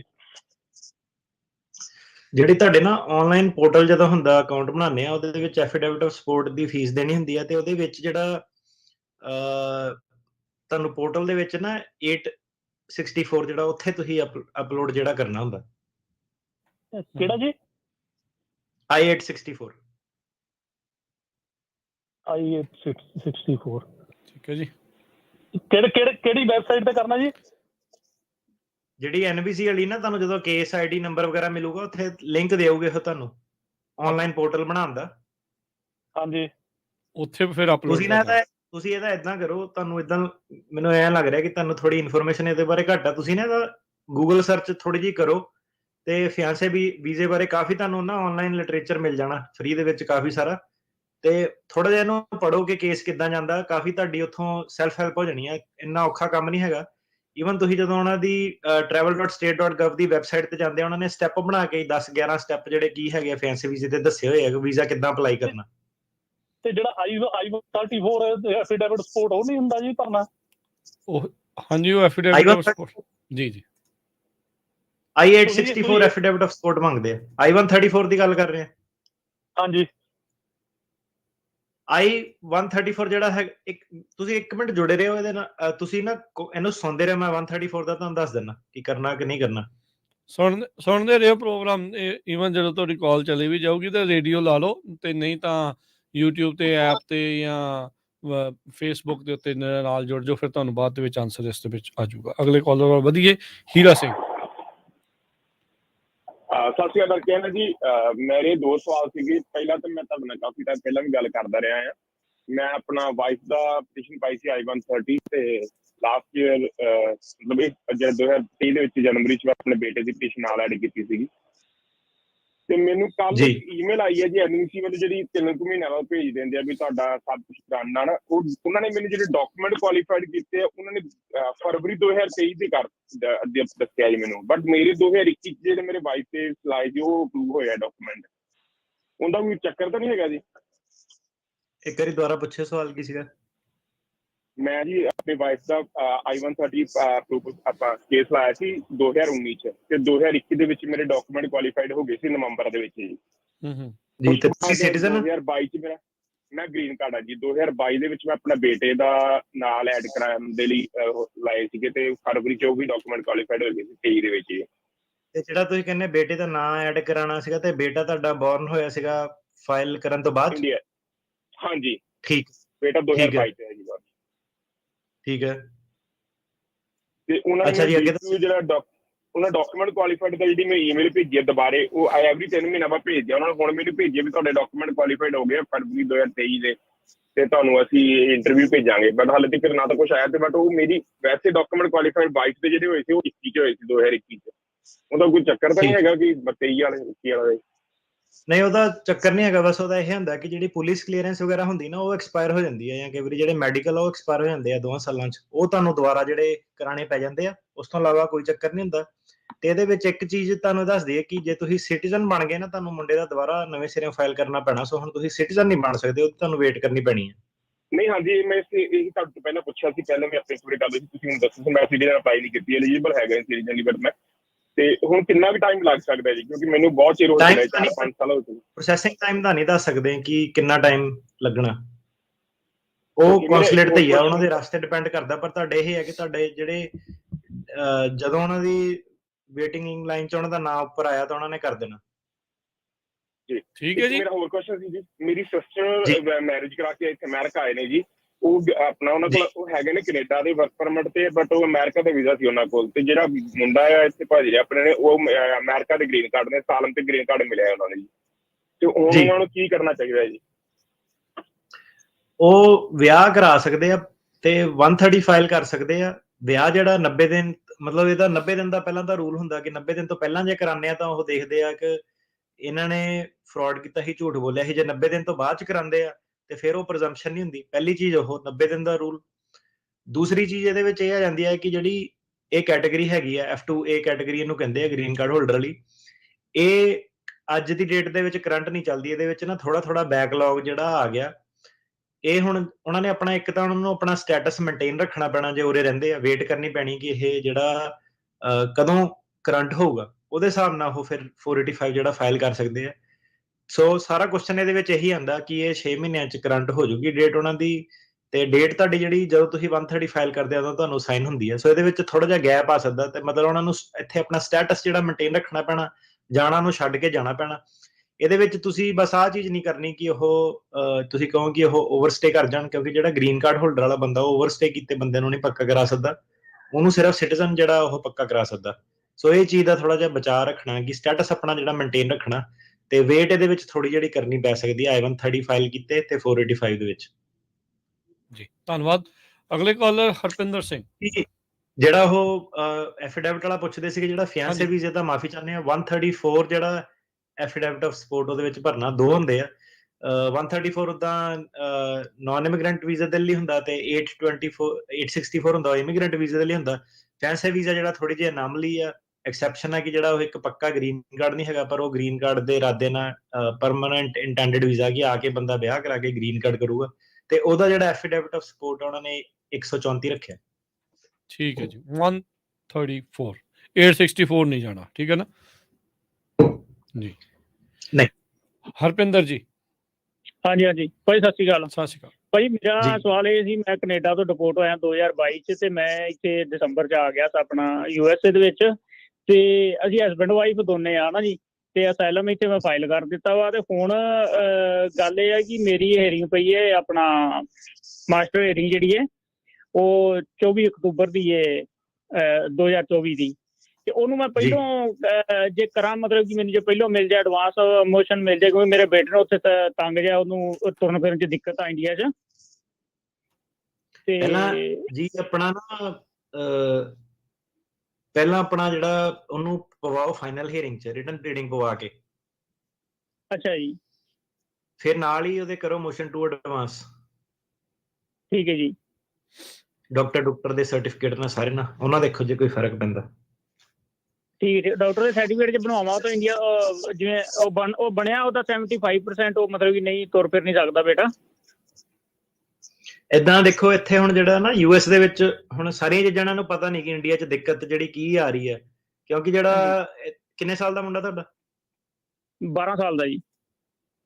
12 ਸਾਲ ਦਾ। ਹਾਂਜੀ, ਤੁਹਾਨੂੰ ਨਾ ਹੁਣ ਕਿਉਂਕਿ US ਦੇ ਵਿੱਚ ਤੁਹਾਨੂੰ ਪਤਾ ਐਕਸੈਸਿਬਿਲਿਟੀ, ਇੱਥੇ ਰੈਂਪ ਵਗੈਰਾ ਸਾਰੇ, ਰੈਸਟ ਰੂਮ ਲਾਜ਼, ਕਈ ਕੁਛ ਆ। ਹੁਣ ਕੱਲਾ ਜੇ ਕਹਿ ਲਓ ਕਿ 75% ਹੈਂਡੀਕੈਪ ਹੈ, ਤਾਂ ਏਦਾਂ ਨਹੀਂ ਕਿ ਉਹਦੀ ਕੋਈ ਗਰੰਟੀ ਨਹੀਂ ਕਿ ਜੱਜ ਨੇ ਉਹਦੇ ਬੇਸ ਤੇ ਐਕਸਪੀਡਾਈਟ ਕਰਨਾ। ਤੁਹਾਨੂੰ ਉਹਦੇ ਵਿੱਚ ਆਪਣੇ ਮੁੰਡੇ ਦਾ ਐਫੀਡੈਵਿਟ ਲਾਉਣਾ ਪੈਣਾ, ਤੇ ਕੀ ਉਹਨੂੰ ਜਿਹੜੀ ਪ੍ਰੋਬਲਮ ਉਹ ਆ ਰਹੀ ਆ, ਤੇ ਹੋਰ ਉਹਨੂੰ ਕੋਈ ਜੇ ਸਿਕਿਉਰਿਟੀ ਕੰਸਰਨ ਹੈਗਾ ਉਹ ਵੀ ਤੁਸੀਂ ਦੱਸ ਸਕਦੇ ਆ, ਤੇ ਜੱਜ ਨੇ ਜਿਹੜਾ ਸਾਰਾ ਵੇਖ ਕੇ ਫਿਰ ਉਹਨੇ ਫੈਸਲਾ ਕਰਨਾ ਕਿ ਐਡਵਾਂਸ ਕਰਨਾ ਕਿ ਨਹੀਂ ਕਰਨਾ। ਠੀਕ ਹੈ ਜੀ, ਮਿਹਰਬਾਨੀ ਜੀ। ਕੁਲਬੀਰ ਸਿੰਘ। ਹਾਂਜੀ, ਸਤਿ ਸ੍ਰੀ ਅਕਾਲ ਜੀ। ਸਤਿ ਸ਼੍ਰੀ ਅਕਾਲ ਜੀ। ਹਾਂਜੀ, ਟੇਕਰਿਆਣਾ ਜੀ, ਮੈਂ F3 ਕੈਟਾਗਰੀ ਬਾਰੇ ਪੁੱਛਣਾ ਚਾਹੁੰਦਾ ਵਾਂ। ਹਾਂਜੀ। ਹਾਂਜੀ, ਜਿਹੜੀ ਇਹ ਕੈਲੀਫੋਰਨੀਆ ਸਰਵਿਸ ਸੈਂਟਰ ਆ, ਮਤਲਬ 80% ਇਹ ਕੇਸ ਅਪਰੂਵਡ ਮਿਲ ਰਿਹਾ ਕਿ ਜਿਵੇਂ 72 ਮੰਥ ਚ ਕਰ ਰਿਹਾ ਹਨਾ। ਤੇ ਮੈਂ ਪੁੱਛਣਾ ਚਾਹੁੰਦਾ ਕਿ ਕੀ ਸਾਨੂੰ ਇੰਡੀਅਨ ਪਟੀਸ਼ਨ ਦਾ ਵੀ ਪਤਾ ਲੱਗ ਸਕਦਾ ਕਿ ਇੰਡੀਅਨ ਪਟੀਸ਼ਨਾਂ ਕਿੰਨੇ ਮਹੀਨਿਆਂ ਚ ਅਪਰੂਵਡ ਹੁੰਦੀਆਂ ਨੇ? ਨਹੀਂ, ਏਦਾਂ ਮਤਲਬ ਤੁਸੀਂ ਕਹਿ ਰਹੇ ਕਿ ਜਿਹੜਾ ਸਿਰਫ ਇੰਡੀਆ ਵਾਲਿਆਂ ਦੀ ਕੈਟਾਗਰੀ ਦੀ ਗੱਲ ਕਰਦੇ ਆ, ਏਦਾਂ ਕਰਨੇ? ਨਹੀਂ, ਕੱਲਾ ਇੰਡੀਆ ਨਹੀਂ, ਮੰਨ ਲਓ ਕਿ 80% ਦਾ ਤੇ ਕਹਿ ਰਹੇ ਆ ਕਿ 72 ਮੰਥ ਚ ਹੋ ਰਹੀਆਂ ਹਨਾ, ਪਰ ਉਸ ਤੋਂ ਜਿਹੜੀਆਂ ਉੱਪਰ ਵਾਲੀਆਂ ਸਾਰੀਆਂ ਜਾਂ ਉਹਨਾਂ ਦੇ ਵਿੱਚ ਇੰਡੀਆ ਦਾ ਨੰਬਰ ਕਿੱਥੇ ਆਉਂਦਾ, ਉਹ ਜਾਂ ਕਿੰਨੇ ਮਹੀਨੇ ਲੱਗਦੇ ਹੋਣਗੇ? ਨਹੀਂ, ਉਹ ਮੇਰਾ ਵੀਰ ਏਦਾਂ ਜਿਹੜੇ ਇਹ ਨੰਬਰ ਆ ਨਾ, ਇਹ ਕੰਪਿਊਟਰ ਜਨਰੇਟਡ ਆ ਸਾਰੇ, ਕੋਈ ਆਪ ਟਾਈਪ ਨਹੀਂ ਕਰਦਾ। ਸੋ ਕਿੱਦਾਂ ਹੁੰਦਾ, ਮੰਨ ਲਓ ਮੇਰੇ ਕੋਲ 100 ਕੇਸ ਆ ਹਨਾ, ਤੇ 100 ਕੇਸਾਂ ਦੇ ਵਿੱਚੋਂ ਇੱਕ ਐਵਰੇਜ ਕੱਢਤੀ ਉਹਨਾਂ ਨੇ ਕੇਸ ਫਾਈਲ ਤੇ ਕੇਸ ਅਪਰੂਵ ਹੋਣ ਦੇ ਵਿੱਚ 80% ਕੇਸ ਜਿਹੜੇ ਆ ਉਹ 10 ਮਹੀਨਿਆਂ ਚ ਹੋ ਜਾਂਦੇ ਮੰਨ ਲਓ, ਤੇ 20% ਜਿਹੜੇ ਕਈਆਂ ਨੂੰ, ਕਿਉਂਕਿ ਉਹਨਾਂ ਨੇ ਜ਼ਿਆਦਾ ਟਾਈਮ ਵੀ ਲਾਣਾ, ਕੋਈ ਕੰਪਲਿਕੇਟਡ ਕੇਸ ਆ, ਕੋਈ ਫਰਾਡ ਵਾਲੇ ਕੇਸ ਆ, ਕੋਈ ਸਾਇਲਮ, ਕਿਸੇ ਨੂੰ ਡੀਪੋਰਟੇਸ਼ਨ ਲੱਗੀ, ਉਹਨਾਂ ਨੇ ਸਾਰੇ ਪਹਿਲੂ ਜਿਹੜੇ ਵੇਖਣੇ ਆ, ਕਈਆਂ ਨੇ ਦੁਬਾਰਾ ਵਿਆਹ ਜਿਹੜੇ ਕਰਾਏ ਆ ਹਨਾ, ਤੇ ਉਹ ਜਿਹੜੀ ਤੁਹਾਨੂੰ ਉਹ ਦੱਸ ਰਿਹਾ ਕਿ ਔਨ ਐਵਰੇਜ ਜਿਹੜੇ 80% ਕੇਸ ਇੰਨੇ ਟਾਈਮ ਦੇ ਵਿੱਚ ਜਿਹੜੇ ਅਪਰੂਵ ਹੁੰਦੇ ਆ, ਤੇ ਕਈ ਵਾਰੀ ਕੇਸ ਛੇਤੀ ਵੀ ਅਪਰੂਵ ਹੋ ਜਾਂਦਾ ਤੇ ਕਈ ਵਾਰੀ ਉਹ ਲੇਟ ਵੀ ਹੋ ਸਕਦਾ। ਸੋ 100% ਤਾਂ ਨਹੀਂ ਉਹ ਤੁਹਾਨੂੰ ਦੱਸ ਸਕਦੇ। ਸੋ ਇਹ ਡੇਟਾ ਨਹੀਂ ਤੁਹਾਨੂੰ ਮਿਲਣਾ, ਇਹ ਤੁਸੀਂ ਸਬਰ ਹੀ ਕਰੋ ਜੀ। ਥੈਂਕ ਯੂ ਜੀ। ਤੇ ਇੱਕ ਜੀ ਦੱਸਦੇ ਜਾਈਏ ਟੇਰਕੀਆਣਾ ਜਿਹੜਾ ਨਾਮ ਆ, ਸੋ ਇਹ ਜਿਹੜਾ ਪਿੰਡ ਦਾ ਨਾਂ ਆ, ਸੋ ਉਸ ਹਿਸਾਬ ਦੇ ਨਾਲ ਚਲੋ ਕੋਈ ਨਹੀਂ। ਤਾਂ ਲਾਇਆ ਜੇਕੇ ਟੇਰਕੀਆਣਾ, ਮੈਂ ਕਿਹਾ ਯਾਰ ਇਹ ਜੇਕੇ ਟੇਰਕੀਆਣਾ ਕਿਹੜਾ ਬਣਾਤਾ। ਤੁਹਾਨੂੰ ਜੇਕੇ ਰੋਲਿੰਗ ਬਣਾਉਣ ਲੱਗੇ ਆ, ਤੁਸੀਂ ਕਿਤਾਬ ਲਿਖਾਉਣੀ ਹੈ ਨਾਲੇ ਤੁਹਾਡੇ ਕੋਲ ਨਾ। ਠੀਕ ਜੇਕੇ ਆ ਭਾਜੀ। ਤੇ ਬਖਸ਼ੀਸ਼ ਸਿੰਘ, ਸਤਿ ਸ਼੍ਰੀ ਅਕਾਲ ਜੀ। ਮੈਂ ਪੁੱਛਣਾ ਜੀ, ਆਪਣੇ ਮੈਂ 2016 ਦੇ ਬੇਟੇ ਦਾ ਕੀਤਾ ਜੀ ਅਪਲਾਈ, ਕਿਹੜਾ ਡੇਟ ਚੱਲਣ ਰਹੀ ਹੈ ਜੀ?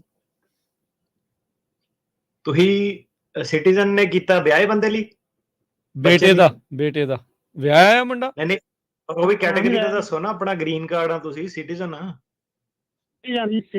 ਸਿਟੀਜ਼ਨ ਮੁੰਡਾ ਵਿਆਹਿਆ? ਸਿਟੀਜ਼ਨ ਵਾਲੇ ਵਿਆਹੇ ਬੰਦੇ ਦੀ ਚੱਲਦੀ 2009 ਜੀ। ਅੱਛਾ ਜੀ। ਤੇ ਇੱਕ ਜਿਵੇਂ ਘਰਦਿਆਂ ਦਾ ਕੀਤਾ ਅਪਲਾਈ, ਆਪਣਾ ਗ੍ਰੀਨ ਕਾਰਡ ਦਿੱਤਾ, 1.5 ਸਾਲ ਹੋ ਗਿਆ, ਅਜੇ ਤੱਕ ਆਇਆ ਨਹੀਂ ਜੀ। ਤੁਸੀਂ ਆਪਣੇ ਐਜ਼ ਅ ਸਿਟੀਜ਼ਨ ਤੁਸੀਂ ਆਪਣੇ ਮਮ ਡੈਡ ਦਾ ਕੀਤਾ ਇਹ ਕਹਿਣਾ ਚਾਹ ਰਹੇ? ਹਾਂਜੀ, ਤੁਸੀਂ ਆਪਣੇ ਮਾਪਿਓ ਦਾ ਕੀਤਾ ਹੈ ਐਜ਼ ਅ ਸਿਟੀਜ਼ਨ? ਮਾਪੇ ਦਾ ਨਹੀਂ ਜੀ, ਬੇਟੇ ਦਾ ਕੀਤਾ। ਬੇਟੇ ਦਾ ਤੇ ਨਹੀਂ, ਤੁਸੀਂ ਹੁਣੇ ਪੁੱਛਿਆ ਨਹੀਂ, ਬੇਟੇ ਦਾ ਤਾਂ ਦੱਸਤਾ ਤੁਹਾਨੂੰ। ਗ੍ਰੀਨ ਕਾਰਡ ਨਿਊ ਕਰਾਉਣਾ ਦਿੱਤਾ ਘਰਦਿਆਂ ਦਾ ਜੀ, ਫੈਮਿਲੀ ਦਾ। ਰੀਨਿਊ ਕਰਾਉਣਾ ਦਿੱਤਾ ਹੈ, ਠੀਕ ਆ। 1.5 ਸਾਲ ਹੋ ਗਿਆ। ਅੱਛਾ, ਉਹ ਹਾਂ ਲੱਗ ਜਾਂਦੇ ਉਹਦੇ 1.5-2 ਸਾਲ ਲੱਗ ਜਾਂਦੇ ਆ, ਤੇ 1.5 ਸਾਲ ਤੋਂ ਐਕਸਟੈਂਡ ਵੀ ਕਰ ਦਿੰਦੇ ਆ ਆਟੋਮੈਟਿਕ। ਤੇ ਉਹਦਾ ਕੋਈ ਚੱਕਰ ਨਹੀਂ। ਤੁਸੀਂ ਜੀ ਜਿਹੜਾ ਤੁਹਾਡਾ ਲੋਕਲ ਸਰਵਿਸ ਸੈਂਟਰ ਆ ਨਾ ਇਮੀਗ੍ਰੇਸ਼ਨ ਦਾ, ਉੱਤੇ ਜਾ ਕੇ ਠੱਪਾ ਲਵਾ ਸਕਦੇ ਜੇ ਤੁਸੀਂ ਟਰੈਵਲ ਟਰੂਵਲ ਕਰਨਾ, ਤੇ ਉਹ ਗ੍ਰੀਨ ਕਾਰਡ ਵਾਲਾ ਗ੍ਰੀਨ ਕਾਰਡ ਹੀ ਰਹਿੰਦਾ ਵਾ। ਠੀਕ ਹੈ, ਤੇ ਉਹ 1.5-2 ਸਾਲਾਂ ਚ ਆ ਜਾਂਦਾ ਉਦਾਂ ਤਕਰੀਬਨ। ਠੀਕ ਹੈ ਜੀ। ਅਗਲੇ ਕਾਲਰ ਲਖਵਿੰਦਰ ਸਿੰਘ। ਹਾਂਜੀ ਲਖਵਿੰਦਰ ਜੀ। ਅਗਲੇ ਕਾਲਰ ਸੁਖਵਿੰਦਰ ਕੌਰ। ਹੈਲੋ, ਸਤਿ ਸ਼੍ਰੀ ਅਕਾਲ ਭਾਜੀ। ਸਤਿ ਸ਼੍ਰੀ ਅਕਾਲ। ਮੇਰਾ ਕੁਐਸਚਨ ਇਹ ਹੈ ਭਾਜੀ, ਮੈਂ ਸਪੇਨ ਤੋਂ ਆਈ ਹਾਂ ਟੂਰਿਸਟ ਵੀਜ਼ੇ ਤੇ। ਇੱਥੇ ਮੈਨੂੰ 15 ਕੁ ਦਿਨ ਹੋ ਗਏ। ਮੈਂ ਸੈਕਿੰਡ ਟਾਈਮ ਅਮਰੀਕਾ ਦੇ ਵਿੱਚ ਆਈ ਹਾਂ ਹੁਣ। ਪਹਿਲਾਂ ਮੈਂ ਅਗਸਤ 'ਚ ਆਈ ਸੀਗੀ। ਮੈਂ ਇੱਥੇ ਮੂਵ ਹੋਣਾ ਚਾਹੁੰਦੀ ਹਾਂ। ਵਰਕ ਪਰਮਿਟ ਮੈਂ ਕਿਸ ਬੇਸ ਤੇ ਅਪਲਾਈ ਕਰ ਸਕਦੀ ਹਾਂ? ਤੁਸੀਂ ਆਪਣਾ ਸਪੇਨ ਦੇ ਵਿੱਚ ਕੀ ਸਟੇਟਸ ਸੀਗਾ ਤੁਹਾਡਾ? ਭਾਜੀ ਮੈਂ ਉੱਥੇ ਜੌਬ ਕਰਦੀ ਹਾਂ, ਮੇਰੇ ਕੋਲ ਉੱਥੇ ਰੈਜ਼ੀਡੈਂਸੀ ਆ, ਉੱਥੇ ਦੀ ਰੈਜ਼ੀਡੈਂਸੀ ਆ, ਪਰ ਮੇਰੇ ਕੋਲ ਉੱਥੇ ਦੀ ਸਿਟੀਜ਼ਨਸ਼ਿਪ ਨਹੀਂ ਹੈਗੀ। ਮੇਰੇ ਕੋਲ ਉੱਥੇ ਦਾ ਪਾਸਪੋਰਟ ਨਹੀਂ ਹੈਗਾ, ਜਿੱਦਾਂ ਇੰਡੀਅਨ ਪਾਸਪੋਰਟ ਹੀ ਆ ਉੱਥੇ। ਸਿਟੀਜ਼ਨਸ਼ਿਪ ਕਿੰਨੀ ਦੇਰ ਚ ਆਣੀ ਤੁਹਾਨੂੰ? ਮੈਨੂੰ ਅਪਲਾਈ ਕਰਨੀ ਪੈਣੀ ਆ, ਘੱਟੋ ਘੱਟ 2-2.5 ਸਾਲ ਲੱਗ ਜਾਂਦੇ ਆ ਉੱਥੇ, ਜਿੱਦਾਂ ਟੈਸਟ ਤੋਂ ਬਾਅਦ। ਉੱਦਾਂ ਮੈਨੂੰ ਮੋਸਟਲੀ ਉੱਥੇ ਰਹਿੰਦੀ ਨੂੰ ਹੁਣ ਜਿੱਦਾਂ ਜਨਵਰੀ ਦੇ ਵਿੱਚ 10 ਸਾਲ ਹੋ ਜਾਣੇ, 10 ਸਾਲ ਤੋਂ ਬਾਅਦ ਅਪਲਾਈ ਕਰ ਸਕਦੇ ਆ। ਤੇ ਤੁਹਾਡੀ ਡਿਗਰੀ ਕਾਹਦੀ ਹੈਗੀ ਹੈ?